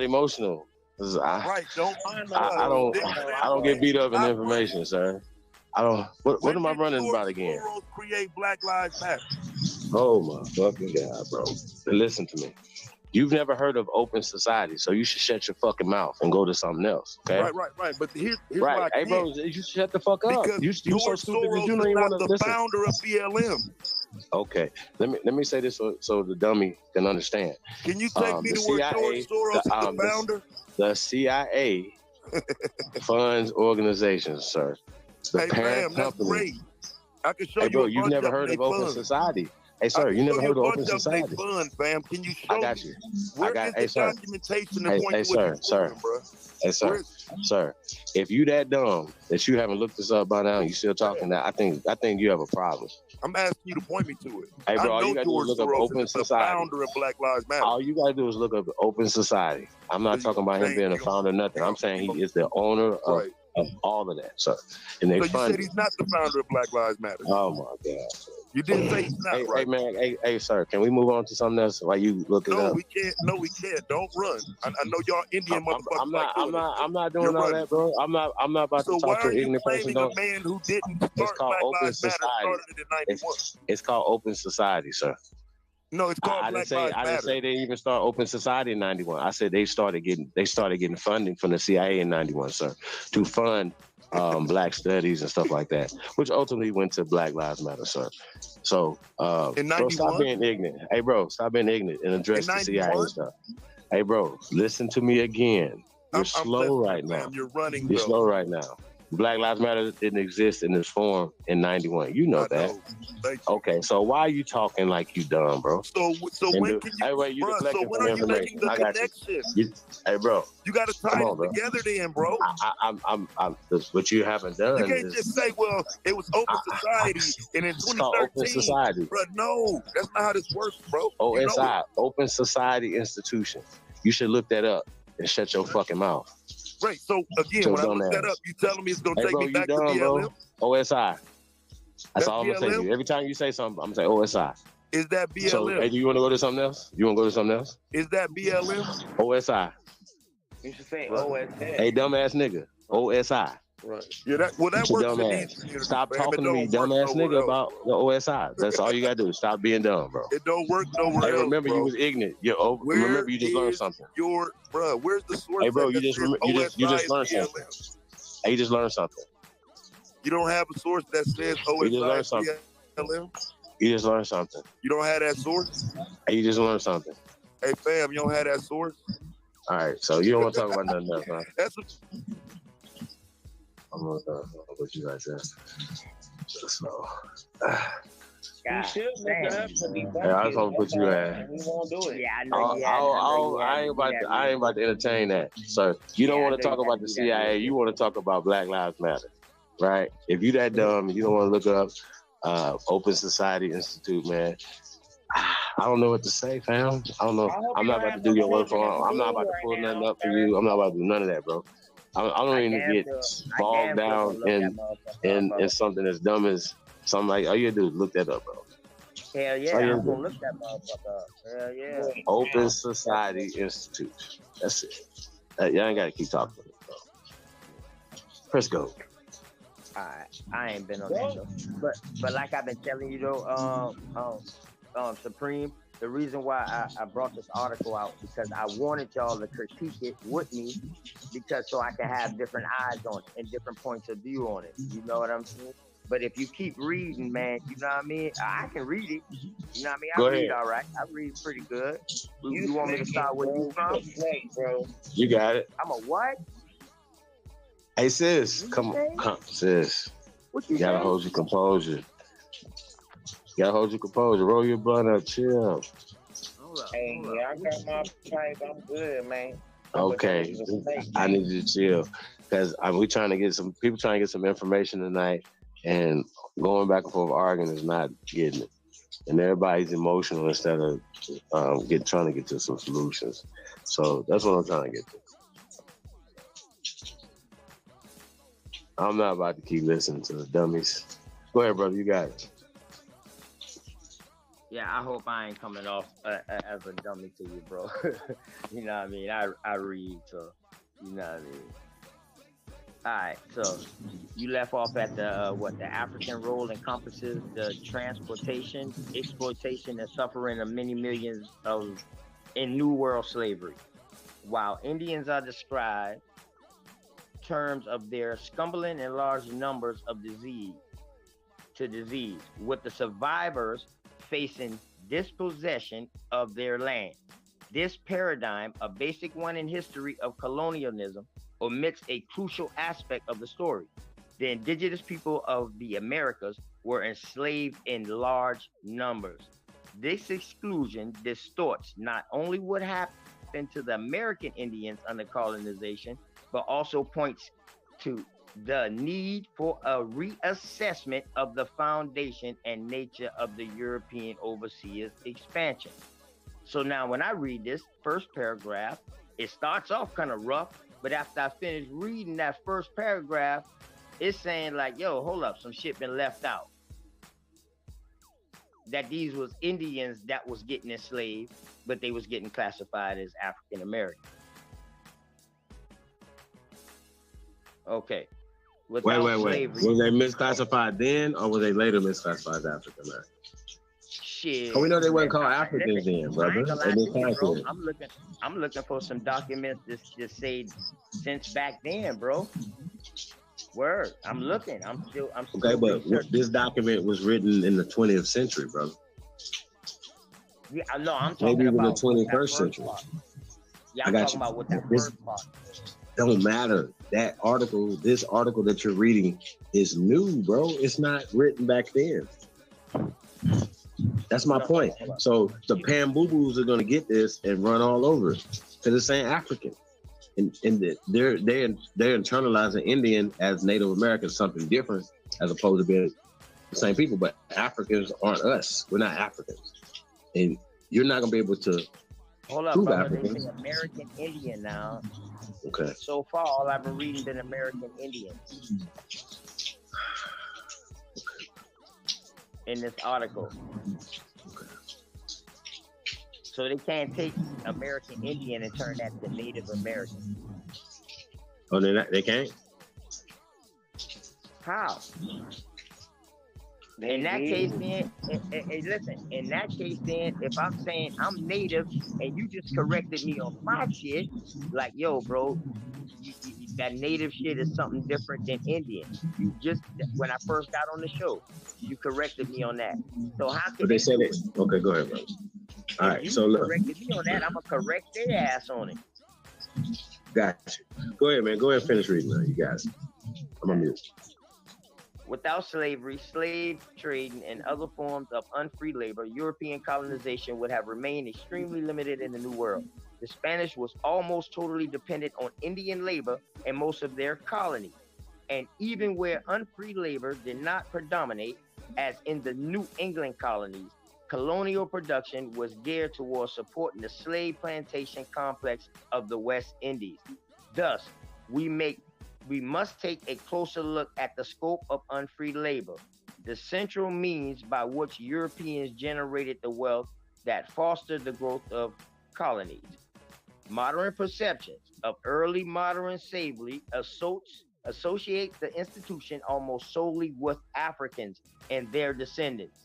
Yet, slavery was ambiguous institution in the early modern world. Africans, Asians, Europeans, and Native Americans kept slaves before and after Columbus reached America. And slavery meant a denial of freedom for the enslaved. But slavery varied greatly from place to place, as did lives of slaves. The life of Gennaro, slave soldier of the Ottoman Empire, who enjoyed numerous privileges and benefits, immensely differed from an American Indian who worked in the silver mines of Peru, or an American Indian who worked in the silver mines of Peru, or an African who produced sugarcane in Barbados. People could keep as slaves for religious purposes, Aztecs and the Pacific Northwest Indians, or as a byproduct of the welfare, where they made little contribution to the economy, basic social welfare, Eastern Woodlands, and they were central to the economy. In many areas of West Africa, for instance, slaves were predominantly farm producers of wealth. As it expanded on the European colonization to the New World. Bro. Did you say they were primarily what? Who? Primarily foreign? Where, can you repeat that? I'm sorry. Just the last sentence before, were they primarily what? Yeah, but primarily. You talk about predominantly? Oh, predominantly what? Slaves were predominant form of property and the main producers of wealth. No, it was primarily. Oh, it was saying, hold up though. They was just talking about in West Africa, for instance. Can you repeat that part though? Can you repeat that one part though? It was primarily what? In many areas of West Africa, for instance, slaves were the predominant form of property and the main producers of wealth. Keep going, man. You said primarily something. Hold on, let me go back up. Let me make sure I didn't say primarily, man. Yeah, I'm sorry. I'm sorry. No, let me look back. Let me look back up real quick. Let me make sure. I want to make sure now. No, I think I said I might have said. No, I think I just said predominant. Okay, I don't see so no. I don't repeat see that. nothing. If you could start from there. My fault. They was just talking about the in areas of West Africa, for instance. Yeah, they were just talking about them. Huh? The workers over there, right? Yeah, they were just talking about West Africa for that instance, in that part of that. Yeah. But I want you to reread that part, man. In many areas of West Africa, for instance, slaves were the predominant form of property and the main producers of wealth. Keep going. Okay, let me blow the screen back up. As it extended under Europe, I'm sorry. No, I just mean from that part. Keep going from that part.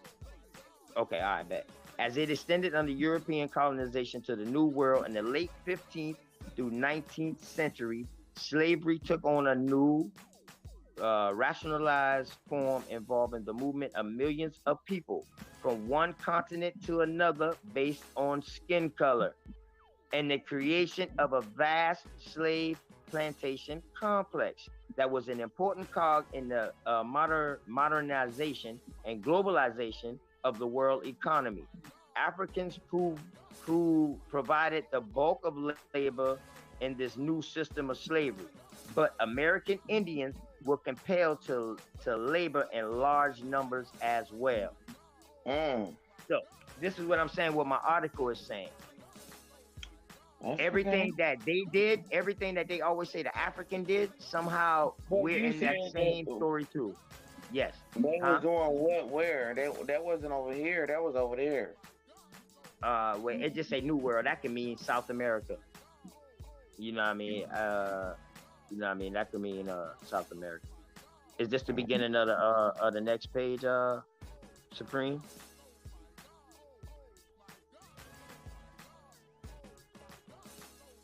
Okay, bet. All right, Queen. I'm sorry, I didn't mean to cut you off. I'll just make sure I'm back at a starting point. Is it something else you want to? Okay, all right. In the wake of the death of the indigenous Americans from Europe, conveyed microbes from which they had no immunity, the colonists turned to important Africans. A racist and gross interpretation of this event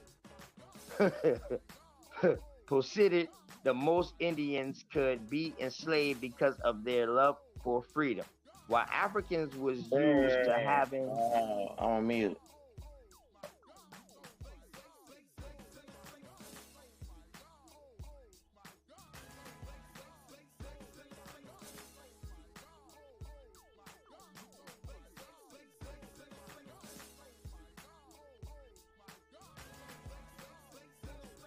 I said on mute. You keep reading, bro.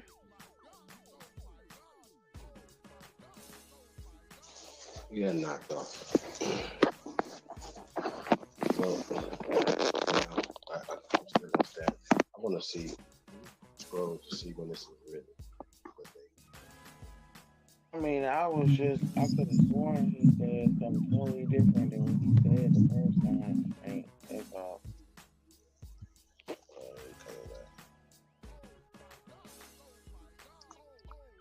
My fault, I masked the wrong button. What you were saying now, Queen? You said I'm saying something I just different want than you what I to keep was saying the reading first time. because excuse me. No, I was asking you. You said that I was saying something different than what I said the first time. Yeah, like it's very small on my screen, but I could have sworn you said something totally different. As far as what? About Americans. And especially Americans being taken to another place and working somewhere else because they knew Oh what yeah, the fuck to do. millions. It said millions of Americans got relocated and displaced. Yes, millions of Exactly, Americans. exactly. Right. which I know that it was a low trade going from North America to South America to Central America and back. They had their own low trade going within that didn't have nothing to do with about Africa though. I thought you was reading to us about Africa. Baby, I got no love for Africa. Well, nobody's saying you do, boo. Oh. Word. I don't. I was saying that I can show you how we got fucked up and got misclaimed as them. That's my whole argument. That's why I was like, can you repeat that? Can you keep talking? That's okay. Keep reading, baby. I love it. Okay, all right, bet. Boom. The colonists turned to important race. Okay. A racist and gross misinterpretation of this event post cited that most Indians could not be enslaved because of their love for freedom, while Africans was used to having the labor controlled by big men in Africa. That's dangerous. Dope. Huh? That's some dope shit right there. Yeah, listen, now check it. Know what freedom is. We not slaves, bro. Right. Because of their love for freedom, they couldn't be enslaved. Right. One of my articles said that, you know what I mean, they had to stop enslaving Indians, and when they did do that, that's when the African came in to fucking do the work. They say they brought them motherfuckers in to do the fucking work, and that's when the census said, fuck that, I'm not on the east side. That ain't on the west side, that's on the east side. Yeah, baby, that's where I'm from, South Carolina. Well, baby, you said they was taking us from here and taking us over there. That's what you read. You read that. Hold on. You Yes, want to go that's back this up a few article. lines? You can reread it. Yes, that's this article. I was telling you about another article I got about how we got classified as Negroes along with them, the Indians. That's my other source. That's the Brown University source. But anyway, let me go ahead and go. Controlled by big men in Africa. This dangerous, very obscure and basic fact of early modern history. Anyone could be enslaved. Over 1 million European was held as slaves from the 1500s through the 1700s, 1780s in Africa. How many? Oh, and was those white people? Over 1 million Europeans. It's not saying white. They say Europeans. I was just asking you, was those white people? Yeah. I don't know. I don't know. We know we had Moors and we had Muslims, Arab, and all that now, and conquered some of that. You know what I mean? We know that for a fact. Over 1 million Europeans was held as slaves from the 1530s through the 1780s in Africa. And see, that could be after so-called Christopher got kicked out after 1492, when they kicked out all the Jews and the Moors or whatever. But anyway, and hundreds and thousands was kept as slaves by the Ottomans in Eastern Europe and Asia. So by them saying the Ottomans, then we know that's when the Muslim influence came in. No, So but they was doing the enslavement over there and not over here. They said they took us from here and over there, and that's what we've been saying. Oh yeah, I agree with that too. I mean, in 1493, Christopher Columbus, you know, he had to pay for his fucking trips because he told them he was gonna find gold and all that shit like that. He didn't find none of that shit. He sent 500, so he had to close to 500 slaves back to Europe to pay for his debt. And then when he went back on his first trip, he also paraded down the street with Indian slaves, kings and queens. Yes. And then also in the 1500s, it's also documented that not native, let me change my words. Some of the Indians was going over there to visit in the 1500s. So, freely, that's why I though, freely. Yes, freely. Yes, freely. That's why I tell you, man, I do my reading. Trust me. I'm glad you do, baby. Yeah, and I want other people input. So check it out. What else it has been said now?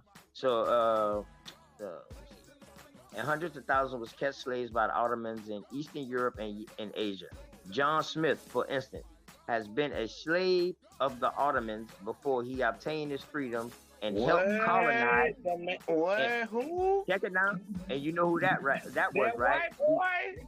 He helped colonize Virginia. Who did he marry? Helped colonize Virginia Who did in he marry, 1650. bro? Who did he forcefully marry, man? That's what I'm talking about, man. You gotta look at this bullshit for what it is. Yes, yes, I feel you. But they just saying John Smith, he was a slave of the Ottomans. He obtained his freedom and he helped colonize Virginia in 1650. More English was enslaved in How did Africa. he obtain? Check this I out. hate to keep interrupting you, baby. I'm sorry, but how did he do that? Does it not say how he did it? It don't say how he did it. Oh, that you know what, How babe? he That's obtained something. his freedom? Because who did he marry? The next time I Oh, talk to you, Lord. Mom, I guarantee you I will have that answer for you if I can find it. I will go and find that answer for you, Mom. I really don't care about African knowledge. So that's why I don't know what the fuck That's he not did. But African knowledge, since he baby. came That's to white boy Virginia, shit. yeah, since he came to Virginia or whatever and helped colonize Virginia, I'm gonna go into that. But I stick to my own state first or whatever. You know what I mean? So more English was enslaved in Africa than Africans enslaved in the English colonies.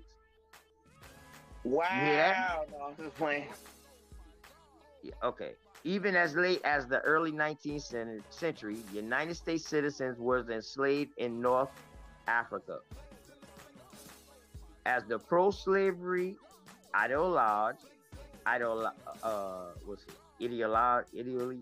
ideology, His whatever. ideologue, yes, sir, right. Ideologue. I thought I said it right the first time. Okay. George Fitzhugh note in his book Cannibals All, 1857, in the history of world slavery. Europeans were commonly the ones held as slaves, and the enslavement of Africans Can you was repeat a that? relatively. I'm sorry. I keep unmuting myself, and I'm sorry. But who was the slave? Can you repeat that shit, bro? Please. What y'all call them? Y'all call them the Slavics, right? Hey. That lets you know I do my research on y'all. I be listening. Y'all call them the Slavics. Europeans were commonly the ones held as slaves, and the enslavement of Africans was a relatively new historical development. Not until the 18th century did the words slave in Africa become nearly synonymous in the minds of Europeans and Euro-Americans. Ain't that what we've been saying for a long time? I'm just saying, so how, but how can this article kill me? Well, no, it kills you because y'all be saying that slavery was happening for 400 fucking years, bro. That's why it kills no, you. ain't no y'all. I mean, maybe not you, baby, but hey, that's what they be saying. But yeah, slavery did happen. Slavery did happen 400 years, but it was us. They're about to let you go. It was us Indians who was getting enslaved for 400 years, not them. No, sir, that's incorrect, man. I swear. So you don't think Indians was enslaved? We were prisoners of war, bro. And that's a difference. And this okay. article, you still can't Right. believe it. You reading how the white boy was a slave. You are just saying it. Hold up, no. I'm asking you about Indian slavery, and I respect that. We was prisoners of war. 9 times out of 10, you had to join that tribe. It was way different than the slavery what they throwing out there today's narrative. Yes, I agree with you with that.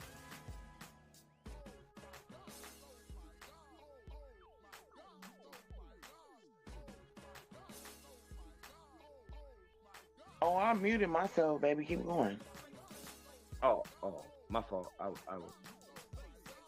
You want me to keep reading? Okay. With labor at a premium in the colonial American economy, there was no shortage of people seeking to purchase slaves, both before and during African enslavement in the Americas. American Indians was forced to labor as slaves in various other forms of unfree servitude. They worked in mines, on plantations, as apprentices, for artisans, and as domestics, just like African slaves and European indentured servants. As with Africans shipped to America, Indians were transported from their native communities to labor elsewhere as slaves. Many Indians from Central America were shipped to the West Indies, also a common destination for Indians transported out of Charleston, South Carolina, and Boston, Massachusetts.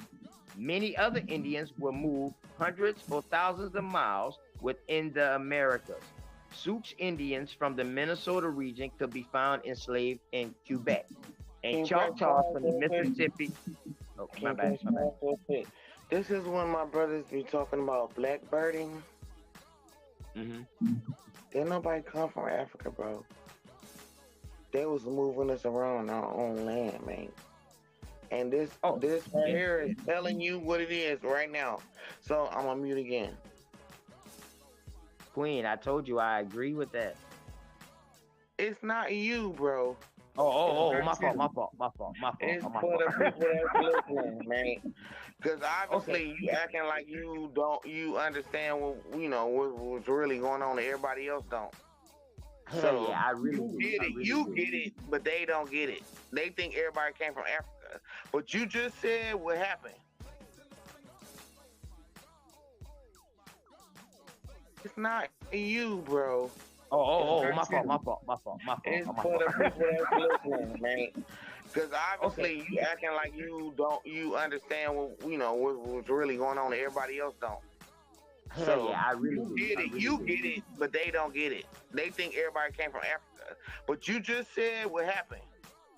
So when nobody coming from Africa, nigga. Okay, so let me continue. The European trade in American Indians was initiated by Columbus in 1493. Needing money to pay for his New World expeditions, he shipped Indians to Spain, where there already existed slave markets dealing in buying and selling of Africans. Within a few decades, the Spanish expanded the slave trade in American Indians from the islands of Hispaniola to Puerto Rico, Jamaica, Cuba, and the Bahamas.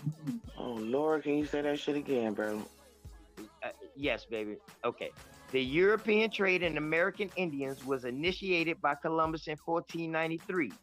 Needing money to pay for his New World expeditions, he shipped Indians to Spain, where there already existed slave markets, dealing in buying and selling of Africans. Within a few decades, the Spanish expanded the slave trade in American Indians from the island of Hispaniola to Puerto Rico, Jamaica, Cuba, and the Bahamas. That's where you asked me to pause at. Yes, sir. No, I asked you to repeat that because that's why I know I met a girl and like a couple years ago, and she was like, "Oh, I'm from the islands." I was like, "You still fam, babe?" She was like, "Well, I'm from Wooterboo." I said, "You still fam?" And she looked at me like, "Goddamn, yes, we is, bruh."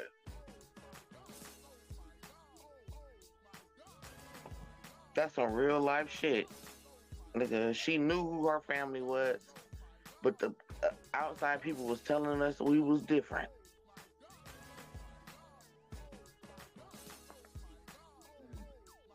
You can keep reading, nigga. We all family. Nigga. Oh yeah. We all in Cali. We all in New York and Florida and all that shit. We all the same people, cuz.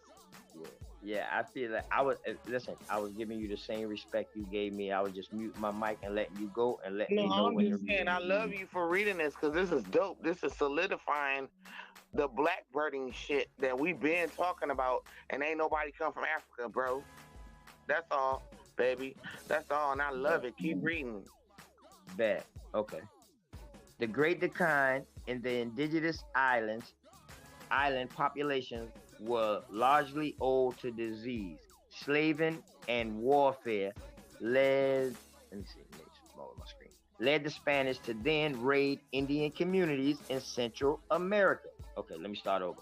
The Great Decline in the indigenous Indian populations, which largely owed to disease, slaving, and warfare, led to the Spanish to then raid Indian communities in Central America and many of the islands just off the continent, such as Curaçao, Trinidad, and Aruba.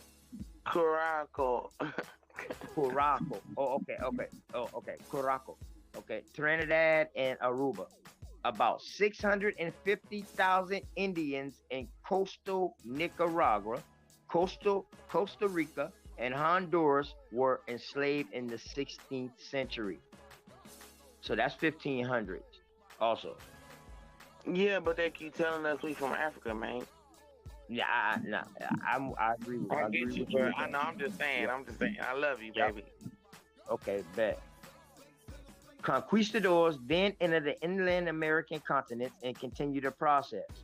Hernando de Soto, for instance, brought with him iron implements to enslave the people of La Florida.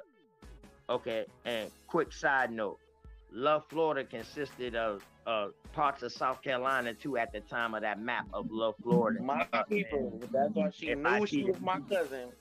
Oh, that's y'all my agree? people, So man. y'all agree with that map? I think People, man. And a lot of people don't understand it's a bunch of islands off the coast of Georgia, Florida, and South Carolina, man. They don't even know that, man. Yeah, definitely. So y'all agree with that La Florida map? Like I think it was like what 1564 or 1584 when all it was La Florida.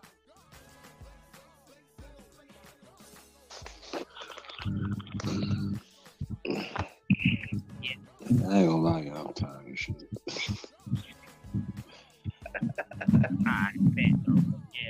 So pretty much that's what this was proof, man. That they was taking people from long time ago, way before 1493. But this is something for me to put on them that they was getting enslaved in America. I appreciate you. I appreciate you, baby. And you shut that other guy the fuck up because when he said shit. Yeah.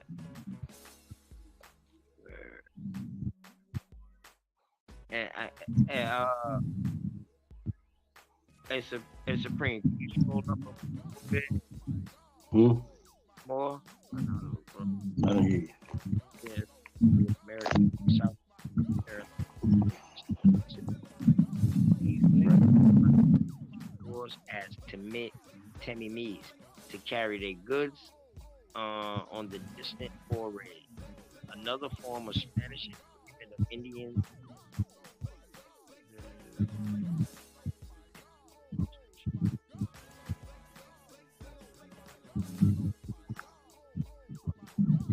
don't know if you're breaking up or snoring, but I think Conquistadors. Okay, what's your name, young sir? Open the knowledge. The young man that's right there? Open the knowledge. No, I ain't that young, baby. I'm 46. Oh, you older than me, boo. Yeah, I got a grade. You sound like a baby. What's your name, though? I appreciate you, though. What's your name, though? I didn't hear what your name was. Oh, open the knowledge. I'm Selena. I appreciate you for that, man. Thank you for having me. Yes, sir. Please, It's not my forum. I'm just take my apologies for earlier, bitch. Well, I did. Obviously, I wouldn't be. I'm not like that. Like, I'm a real good person, so I understand. You know what I mean? Right. So I love you. Check this out now.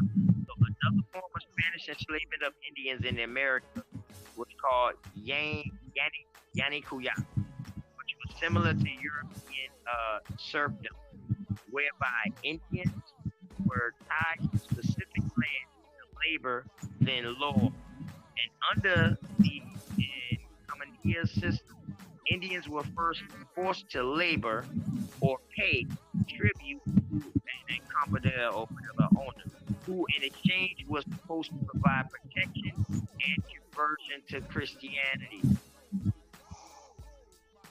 The encounter power survived long in the frontier areas, particularly in Venezuela, Chile, Uruguay, and in the Mexican Yucatan in the 19th century. By 1542, the Spanish had outlawed outright enslavement of some, but not yet all Indians. People labeled cannibals could still be enslaved as could Indians, persons from other Europeans. But you know the cannibals were foreigners. They didn't come from there. Yeah, definitely. We got too much. We live off the land around here. The Spanish also created new forms of servitude for Indians, The usual involvement of alien missions Indians to labor for a period of time each year that varied from weeks to months with little repertomental also was caused. What was widespread in Peru and Mexico. Though it faded quickly in the latter, it persisted for hundreds of years as a mainstream organizing Indian labor in Colombia, Ecuador, and Florida. Survived into the early 1800s in Peru and Bolivia. Indian laborers worked Freely, in right? Free, right? Free. Yeah, Indian laborers worked in the silver mines and built forts, roads, and housing for the army, church, and the government. They performed agriculture. Can I add something to that? Go ahead. And I've had family members, and my people is from South Carolina, and I want to add something to that. There was something called they're called deep sea divers, the ones that would dive for the opal, or what do you call that shit with the clam shells? Pearls. Yeah, pearls. My people was island people, and they used to, and it wasn't a slave shit, man. It was just some shit they did for money, man. To go into the city and shit like that. They had their own land, they had their own shit, man. That's why I know a lot of this shit is bullshit. Cause I got stories from my grandfather, man. And I didn't have people killed on, out of my family because they wouldn't do certain things for certain people. And that's the problem. What they write these things, but they're not writing the truth, bro. This shit is lies, man. Right. It's lies. Right. Cause I have people that was born in 1913 and 1895 that was telling me when I was a little girl what was happening. I was born in 1980. So I think I'm one of the some of the last people that know they real people. And that shit is lies, bro. Wasn't nobody no fucking slaves, man. They was just minding their business. The niggas was coming in, capitalizing off their shit. It's just like if somebody came to your hood right now and they ask you where I can get the Gucci. And you like, oh, I got it, bro. But I know where to get it, nigga, whatever. Or where I can get a gun or whatever. That's what was happening. But they writing this shit down like they own you. They lying, cuz, man. That's all. That's all I gotta say. They're liars.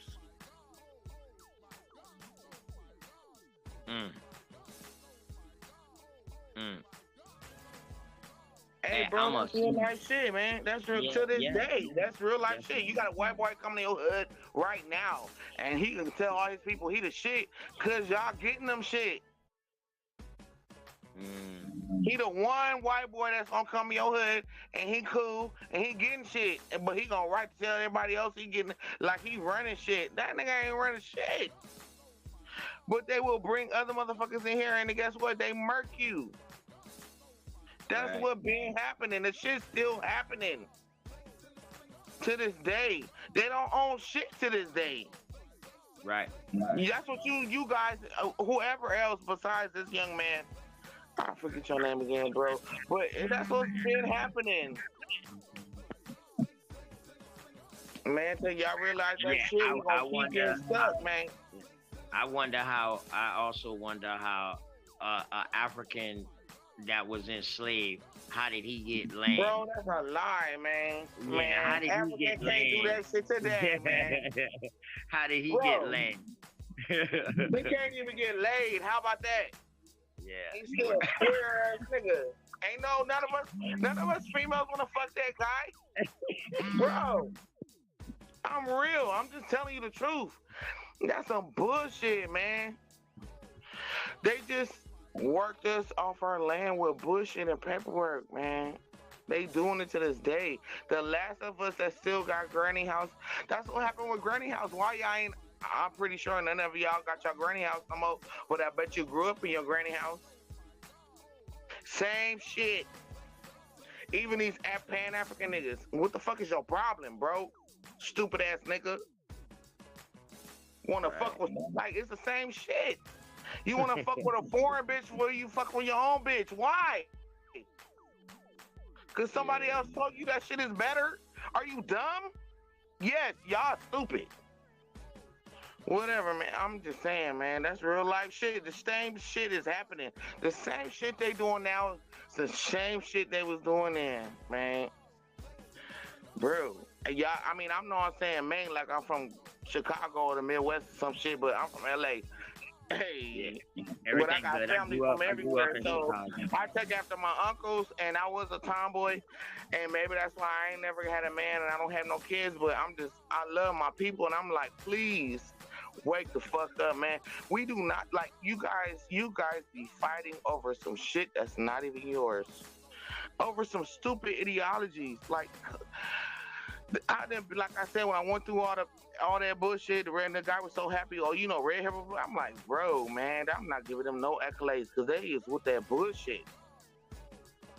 Y'all still doing the same shit y'all did to my parents, and I know what it is. You need to wake up, baby. All of y'all. Please stop playing games, man. Stop doing that bullshit. Please stop, man. It's stupid, man. You got to stop that dumb shit, man. This boy reading this shit. That's why ain't none of them niggas saying nothing. Them Pan-African, they ain't saying shit. They dumb. They sleep. They sleep right now. Oh, they gonna be like, oh, nigga, I fell asleep. I didn't hear none of the shit you said. Nigga, you lying, cuz.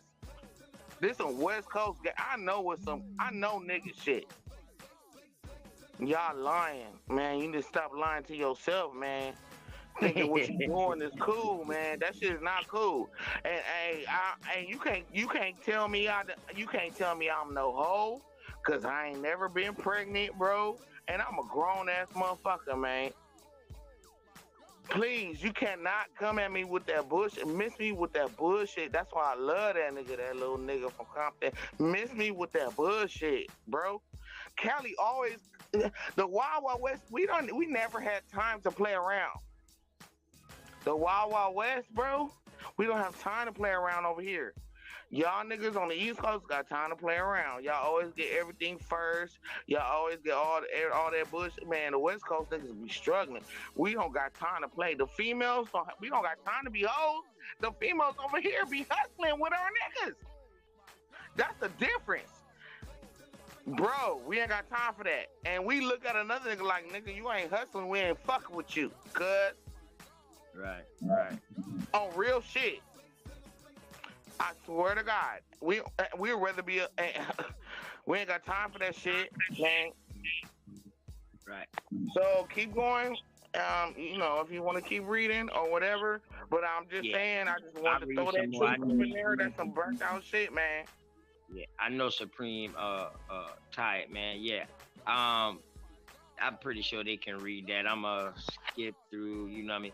And listen, this next part right here though, it reminds me of the African slave story that they tell us that will happen in Africa, how the Africans captured their own people and put them in the slave trade. Either they did that and they did it for gold, they did it for goods, for guns, and either they had to do that. Why they ain't doing shit now? Why they ain't doing shit? Why they ain't got shit? Saying, like, why they ain't doing shit, man? What?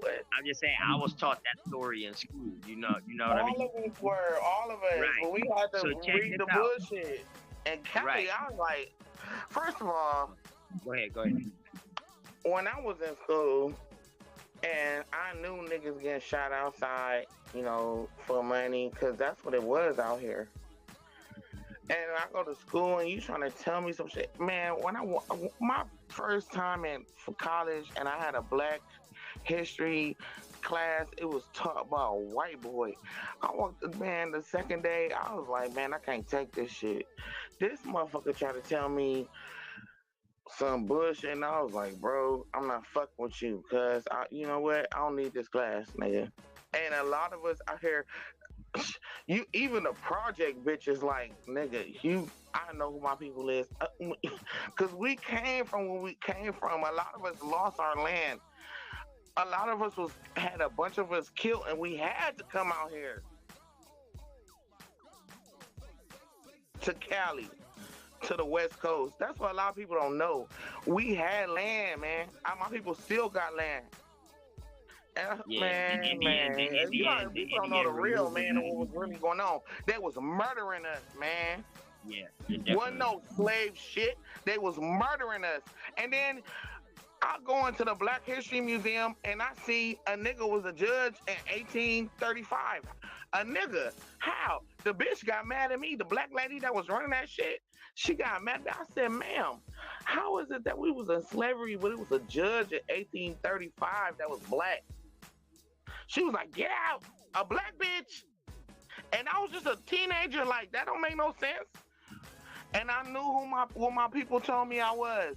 But when I go to school, that's what I was trying to tell the guys the other day. But when I go to school, they telling me, oh, you a slave and all this bullshit. My parents even fucked me over. My grandparents, like, I was like, we didn't grow up with grandparents not having business or being a nurse or doing something prominent in the community, man. None of us grew up like that. None of us grew up with wayward grandparents that was fucked up, man. None of us did. None of us did, man. All of our grandparents had shit and houses. But our parents, for some, like, I'm 1980, so maybe not your parents. But I don't know. That was, you know, but before that, man, come on. If your parents was born in 1950 or 60, your grandparents had shit, man. My great grandma had buildings. She had businesses. Please stop lying to yourself. If you just look even at your great grandparents, you know you come from something. Stop lying to yourself. Stop believing these assholes telling you didn't come from shit. Please stop. If you just look at your great grandparents, you know they didn't come from nothing, man. Come on, man. Stop lying, man. That's how I be wanting from my people. Stop lying to yourself and believing what these people is telling you. That shit is brand new, man. Even the light skin and the white boy mixing in, that's some brand new shit. Whatever, man. Look at your great grandparents and see what the fuck they had. You don't even have to go that far back to find out how great you were. That's what kills me. This is the only reason why I start coming up on here. I'm like, this shit is burnt out, man. That shit is burnt out, man. We have people that went to new cities and built shit. Even out here in LA, Central Avenue was the shit, man. They didn't kill that shit to the 70s. They've been trying to kill us. You guys need to especially our men, man. I don't understand this shit. Y'all go to war for other motherfuckers, but will not go to war for your own women, and that shit is fucked up. I swear to God, that shit is fucked up. And that shit is also brand new. Like, to me, 20, 30, 40 years, that shit is brand new. Y'all need to stop playing. Y'all men need to stop playing with this bullshit. Then you gonna make some.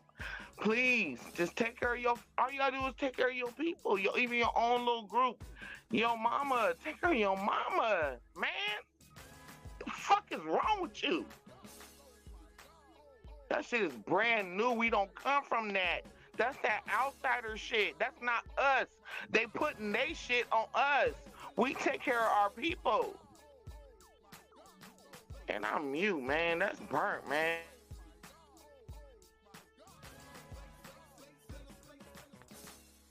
Respect, man. Respect. Alright, I'm just I see Supreme. I'm getting close to my part. My part is like in the middle of the next paragraph on down. But King Philip War, I think a little farther up was the wars. King Philip's War, yeah, so this part of the story right here, check it, man. It sounds just like the little African story. Watch.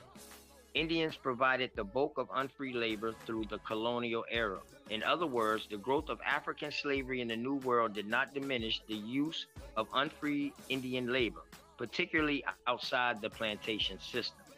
Whereas in South America and the islands of the West Indies, Europeans conducted the bulk of slaving raids against Indians, except in Brazil, where the Banderantes of mixed blood were employed for slaving.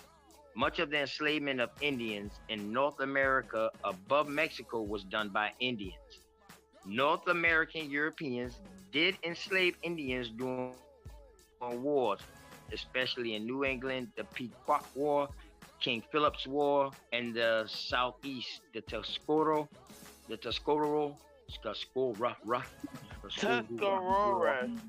Yeah,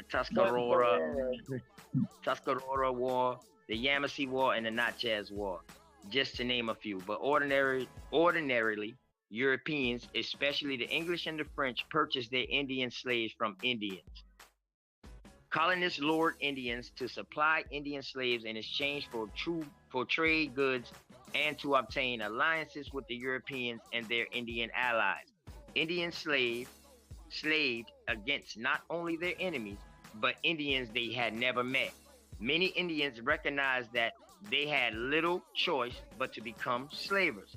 If they did not do the Europeans' bidding, they could easily become victimized themselves.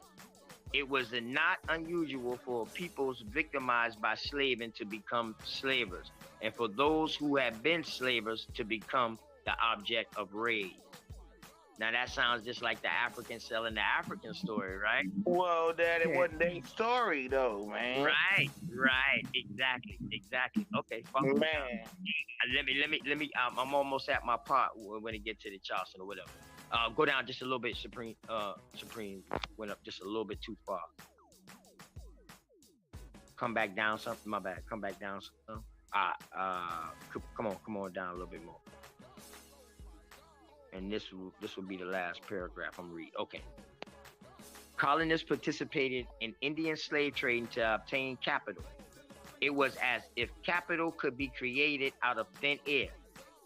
One merely had to capture an Indian or find an Indian to capture another. In South Carolina, and to a lesser extent in North Carolina, Virginia, and Louisiana. You got Indian the whole slavery. family. That's what that's saying. I got one saying this. He from this plantation. These people got their money. We got them. We get one. We got them, man. Please pay attention.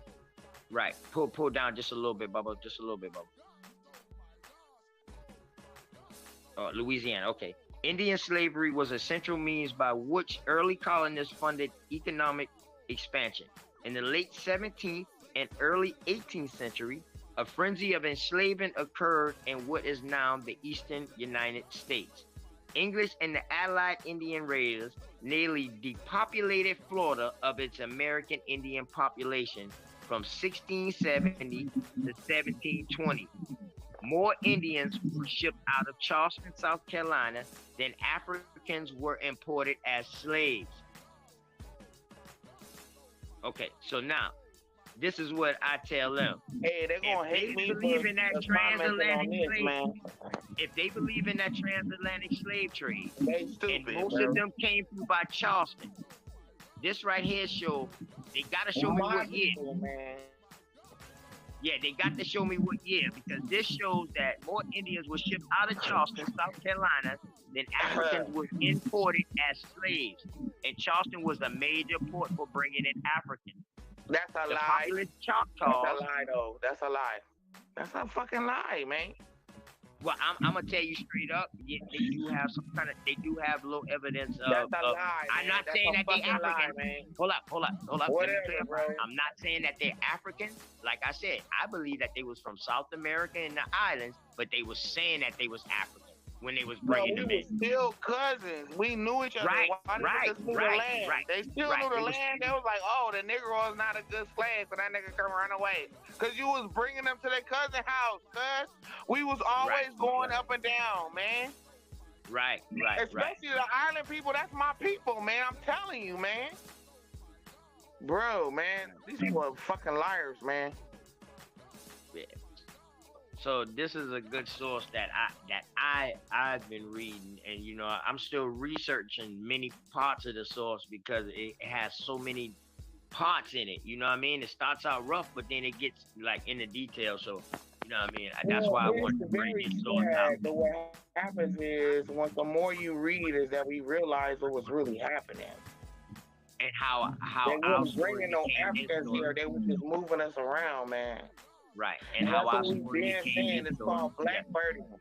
They thought a nigga from the South wasn't gonna know, or the nigga from an island wasn't gonna know. But we are the same people. We are the people off the coast is a different people from inland, man.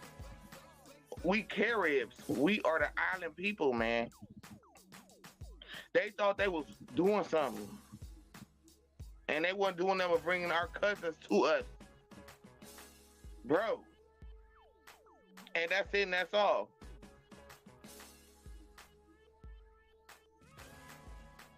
So that's why I asked